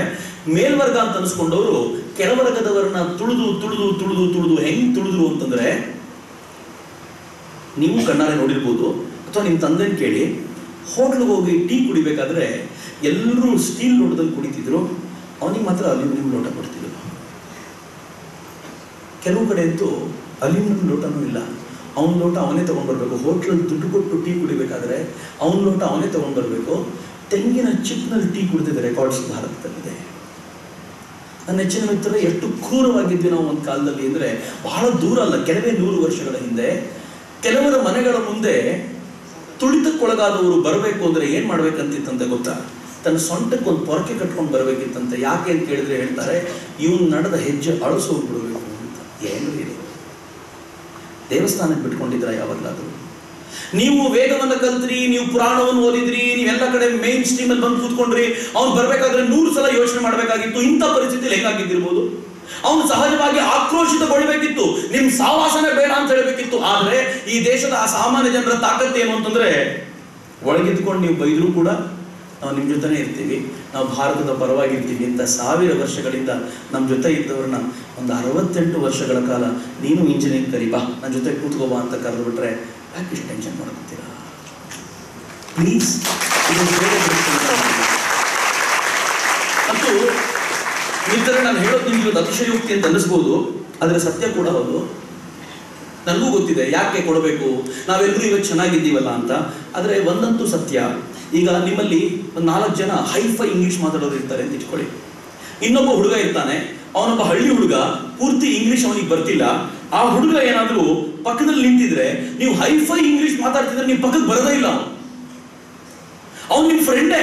ಯಾಕೆ ಬರಲ್ಲ ಅಂತಂದ್ರೆ, ನನಗೆ ಇವ್ರ ತರ ಇಂಗ್ಲಿಷ್ ಮಾತಾಡ್ಲಿಕ್ಕೆ ಬರಲ್ಲ ಅಂತ ದೂರ ನಿಂತಿರ್ತಾನೆ. ಆಗ ನೀವೇನ್ ಮಾಡ್ಬೇಕು ಗೊತ್ತಾ? ಮೊದಲು ಇಂಗ್ಲಿಷ್ ಮಾತಾಡೋದು ನಿಲ್ಲಿಸ್ಬೇಕು, ಬಾಯಿ ಮುಚ್ಕೋಬೇಕು ಫಸ್ಟ್. ಸೆಕೆಂಡು, ನಿಮ್ಮಲ್ಲೊಬ್ಬ ಅವನ ಹತ್ರಕ್ಕೆ ಬಂದ್ಬಿಟ್ಟು ಬಾ ಅಂತ ಕೈ ಹಿಡ್ಕೊಂಡು ಕರ್ಕೊಂಡು ಬರ್ಬೇಕು. 3ನೇದು ಏನ್ ಮಾಡ್ಬೇಕು ಗೊತ್ತಾ? ಅವನಿಗೆ ಗೊತ್ತಿರೋ ಭಾಷೆ ನೀವು ಕಷ್ಟಪಟ್ಟು ಮಾತಾಡ್ಲಿಕ್ಕೆ ಶುರು ಮಾಡಬೇಕು. 4ನೇದು, ನಿಧಾನವಾಗಿ ಇಂಗ್ಲಿಷ್ ಶುರು ಮಾಡಬೇಕು. 5ನೇದು, ನೀವು ಕೇಳೋ ಅಗತ್ಯನೇ ಇಲ್ಲ, ಅವನೇ ನಿಮ್ಮ ಲೆವೆಲ್ನ ಲ್ಯಾಂಗ್ವೇಜಲ್ಲಿ ಮಾತಾಡ್ತಾನೆ, ದೆನ್ ಯು ಆರ್ ಫ್ರೀ. ಇದೇನು ಈ ದೇಶ ಮೊದಲು ಅವನು ಬಳಿಬೇಕು, ಅವನನ್ನು ಕರ್ಕೊಂಡು ಬಂತು, ಅವನೊಂದು ಲೆವೆಲ್ ಪ್ಲೇಯಿಂಗ್ ಇವತ್ತು ಕೊಡ್ತಾ ಇದ್ದೀವಿ, ಗ್ರೌಂಡ್ ಕೊಡ್ತಿದ್ದೀವಿ. ಇನ್ನು ಕೆಲವು ವರ್ಷ ನನಗೆ ಗೊತ್ತು, ಯಾರು ಆ ಭಾಗದಿಂದ ಬಂದಿದ್ದಾರೆ ಅವರೇ ಹೇಳ್ತಾರೆ, ಐ ಆಮ್ ಸಫಿಷಿಯೆಂಟ್, ನನ್ನ ಮಗನಿಗೆ ನೀವೇನು ಕೊಡಬೇಕಾಗಿಲ್ಲ, ನನ್ನ ಮಗ ಲೆವೆಲಲ್ಲಿ ಇದ್ದಾನೆ, ಅವ್ನ ನಿಮ್ಮ ಜೊತೆ ನೇರವಾಗಿ ಫೈಟ್ ಮಾಡ್ತಾನೆ, ಡೋಂಟ್ ವರಿ ಅಂತ ಅವ್ನು ಹೇಳೋ ಮಟ್ಟಿಗೆ ಬರೋವರೆಗೂ ಪ್ಲೀಸ್ ವೆಯ್ಟ್ ಮಾಡಿ, ಪ್ಲೀಸ್. ಇದನ್ನು ನೋಡಬೇಕಾದ್ರೆ ಹೃದಯದಿಂದ ನೋಡಿ, ಬುದ್ಧಿಯಿಂದ ನೋಡಬೇಡಿ ಅಂತ ನಾನು ಅತ್ಯಂತ ಕಳಕಳಿಯಿಂದ ವಿನಂತಿಸ್ಕೊಳ್ತೇನೆ. ಹವೆವರ್, ಇವತ್ತಿನ ದಿನ ಗ್ಲೋಬಲೈಸೇಷನ್ ದಿನ ಆಗಿರೋದ್ರಿಂದ ನೀವು ನಿಜವಾಗ್ಲೂ ಟ್ಯಾಲೆಂಟೆಡ್ ಆಗಿದ್ದರೆ ಯಾರು ಬೇಕಿದ್ರು ನಿಮ್ಗೆ ಅವಕಾಶ ಮಾಡಿಕೊಡ್ತಾರೆ, ನೀವು ಎಲ್ಲಿಗೆ ಬೇಕಿದ್ರು ಹೋಗ್ಬೋದು. ಆದರೆ ಇವತ್ತು ಎಜುಕೇಶನ್ ಸ್ಕೀಮ್ನಲ್ಲಿ ಏನು ರಿಸರ್ವೇಷನ್ ಇದೆಯಲ್ಲ, ಅದನ್ನ ಅವೈಜ್ಞಾನಿಕವಾಗಿ ವಿರೋಧಿಸ್ಲಿಕ್ಕೆ ಹೋಗಬೇಡಿ, ಅವೈಜ್ಞಾನಿಕವಾಗಿ ಸಪೋರ್ಟ್ ಮಾಡೋದು ಬೇಡ. ಆದರೆ ಎಲ್ಲೆಲ್ಲಿ ಸಾಧ್ಯವೋ ಅಲ್ಲಿ ಅವ್ರಿಗೆ ಕೊಡಬೇಕು ಅಂತ ನಾವು ಏನು ಅನ್ಕೊಂಡಿದ್ದೀವೋ ಅದಕ್ಕೆ ದಯವಿಟ್ಟು ವಿರೋಧಕ್ಕೆ ಬರಬೇಡಿ. ಈ ಮಾತನ್ನ ಅನ್ನೋದು ಅದ್ಭುತವಾದ ಘಟನೆ ನಿಮ್ಗೆ ಹೇಳ್ಕೊಳ್ತೀನಿ. I will conclude with that. ಎಷ್ಟು ಚೆನ್ನಾಗಿತ್ತು ಅಂದ್ರೆ ಗುಲ್ಬರ್ಗಾದ ಬಸವರಾಜ್ ಪಾಟೀಲ್ ಸೇಡಂ ಅಂತಿದ್ದಾರೆ. ಅವ್ರಿಗೆ ರಾಜ್ಯಸಭಾ ಮೆಂಬರ್, ಅದ್ಭುತವಾದ ವ್ಯಕ್ತಿ, ನಾನು ತುಂಬಾ ಇಷ್ಟಪಡುವಂತ ರಾಜಕಾರಣಿಗಳಲ್ಲಿ ಒಬ್ಬರು. ಅವರನ್ನ ಒಂದು ಭಾರತ್ ಮಾತಾ ಪೂಜನ್ ಕಾರ್ಯಕ್ರಮಕ್ಕೆ ಶಿವಮೊಗ್ಗ ಕರೆಸಿದಾಗ ಇದೇ ರೀತಿ ಒಂದು ಕಾಲೇಜಲ್ಲಿ ಹೋಗಿ ನಿಂತ್ಕೊಂಡ್ರು. ಕಾಲೇಜಲ್ಲಿ ಮಾತಾಡ್ತಾ ಅವ್ರು ಹೇಳಿದ್ರು, ದೇಶ ಹಿಂಗಾಗೋಗಿದೆ, ನೀವು ಸರಿ ಮಾಡಿ ಅಂತ. ಅವ್ರಿಗೊಂದು 65-70 ವರ್ಷ ಆಗ ಒಂದು ಹುಡುಗಿ ಎದ್ದು ನಿಂತ್ಕೊಂಡು ಪ್ರಶ್ನೆ ಕೇಳಿತು, ಮಾಡೋದೆಲ್ಲ ಮಾಡ್ಬಿಟ್ಟು ಸರಿ ಮಾಡಿ ಅಂತ ನಮ್ಗೆ ಹೇಳ್ತಿದ್ದೀರಾ? ಮುಂದೆ ಕೂತಿದವರೆಲ್ಲ ಒಮ್ಮೆ ಗಾಬರಿ ಆಗ್ಬಿಟ್ರಲ್ಲ, ಏನ್ ಹಿಂಗಂದ್ಬಿಟ್ರಲ್ಲ ಈ ಹುಡುಗಿ, ಏನು ಉತ್ತರ ಕೊಡ್ತಾರೋ, ಅವ್ರು ಬೇಜಾರು ಮಾಡ್ಕೊಂಡು ಬಿಟ್ರೇನೋ ಅಂತ. Was MP, believe then. ಅವರು ಬೇಜಾರು ಮಾಡ್ಕೊಳ್ತಾರೇನೋ, ಏನು ಉತ್ತರ ಕೊಡ್ತಾರೋ ಅಂತ ಅನ್ಕೊಂಡ್ರೆ ಅವ್ರು ತುಂಬಾ ಮಾಗಿರುವಂತ ವ್ಯಕ್ತಿ ಆ ಮನುಷ್ಯ. ಅವ್ರ ಮಗು ಕೈ ಮುಗಿದು ಹೇಳಿದ್ರು, ಹೌದು ಕಣಮ್ಮ, ನಿನ್ನ ತಂದೆಯಾಗಿ ಮಾಡಬಾರದ ತಪ್ಪೆಲ್ಲ ಮಾಡಿಬಿಟ್ಟಿದ್ದೀನಿ, ಮಗಳಾಗಿ ನಾನು ಮಾಡಿರೋ ತಪ್ಪನ್ನು ಸರಿ ಮಾಡಲೇನಮ್ಮ ಅಂತ. ಕಾಲೇಜಿನಲ್ಲಿ ಕಣ್ಣೀರು ಹಾಕಿದವರಿಲ್ಲ ಅವತ್ತು, ಎಲ್ಲರ ಕಣ್ಣಲ್ಲಿ ನೀರು ಬಂದ್ಬಿಡ್ತು. ಆ ಹುಡುಗಿಯ ಕಣ್ಣಲ್ಲಂತೂ ಹೆಂಗ್ ಅರಿತಿತ್ತು ಅಂದ್ರೆ, ಸರ್ ತಪ್ಪಾಯ್ತು ಸರ್, ನಾನು ದೇಶಕ್ಕೋಸ್ಕರ ಏನಾದ್ರು ಒಳ್ಳೇದು ಮಾಡ್ತೀನಿ ಸರ್ ಅಂದ್ಬಿಡ್ತು ಆ ಹುಡುಗಿ. ನಾನು ಹೇಳಿದೆ, ಎಂತ ಆನ್ಸರ್ ಕೊಟ್ಬಿಟ್ರಿ ಅಂತ. ಅವ್ರು ಹೇಳಿದ್ರು, ಆ ಹುಡುಗಿ ಕೇಳಿದ್ದು ಸರಿ, ನಾನು ಹೇಳಿದ್ದು ಸರಿ, ನಾವು ತಪ್ಪು ಮಾಡಿದ್ದು ಸುಳ್ಳಲ್ಲ ಅಂತ. ಹಾಗೆ ನನ್ನ ತಾತ, ನನ್ನ ಮುತ್ತಾತ ತಪ್ಪು ಮಾಡಿದ್ರು, ಸರಿ ಮಾಡುವಂತ ಹೊಣೆಗಾರಿಕೆ ನಮ್ದಲ್ವೇನಪ್ಪ. ನಾವು ಸರಿ ಮಾಡೋಣ, ಈ ದೇಶವನ್ನು ಉಳಿಸಿಕೊಟ್ಟಂತ ಆ ಜನರನ್ನ ಜೊತೆಲಿ ಕರ್ಕೊಂಡು ಹೋಗೋಣ. ಭಾರತ ವಿಶ್ವಗುರುವಾದಾಗ ಎಲ್ಲೋ ಒಂದು ಕಾಲೋನಿಯ ಜನ, ಎಲ್ಲೋ ಒಂದಷ್ಟು ಜನ ಹಿಂದಕ್ಕೆ ಹಂಗೆ ಉಳಿದಿದ್ದಾರೆ ಅಂದ್ರೆ ವಿಶ್ವಗುರು ಪಟ್ಟ ಯೋಗ್ಯ ಅಲ್ಲ ಅದು ಅಂತ. ಭಾರತ ವಿಶ್ವಗುರುವಾದಾಗ ಭಾರತದ ಪ್ರತಿಯೊಬ್ಬ ವ್ಯಕ್ತಿಯು ಕೈ ಹಿಡಿದು ಮುಂದೆ ನಿಂತಿದ್ದೀವಿ ಅಂತ ಆಗುತ್ತಲ್ಲ, ಅದು ನಿಜವಾದ ಅಬಾಧಿತ ವಿಶ್ವಗುರು ಪಟ್ಟ ಅಂತ. ಆ ವಿಶ್ವಗುರು ಪಟ್ಟಕ್ಕೋಸ್ಕರ ಕಾಯೋಣ. ನಂಗೆ ಗೊತ್ತು, ಯಾಕೆ ವರ್ಷ ಒಂದು ಸ್ವಲ್ಪ ದಿನ ಇಲ್ಲಿ ಹೋಲ್ಡ್ ಇಟ್ ಅಂಡ್ ಒಂದು ಒಳ್ಳೆ ಅದ್ಭುತವಾದ ದಿನಕ್ಕೋಸ್ಕರ ಕಾಯೋಣ ಅಂತ ಹೇಳ್ತಾ ನಿಮ್ಗೆಲ್ರಿಗೂ ಆದರಪೂರ್ವಕ ವಂದಿಸ್ತೀನಿ. ವಂದೇ ಮಾತರಂ.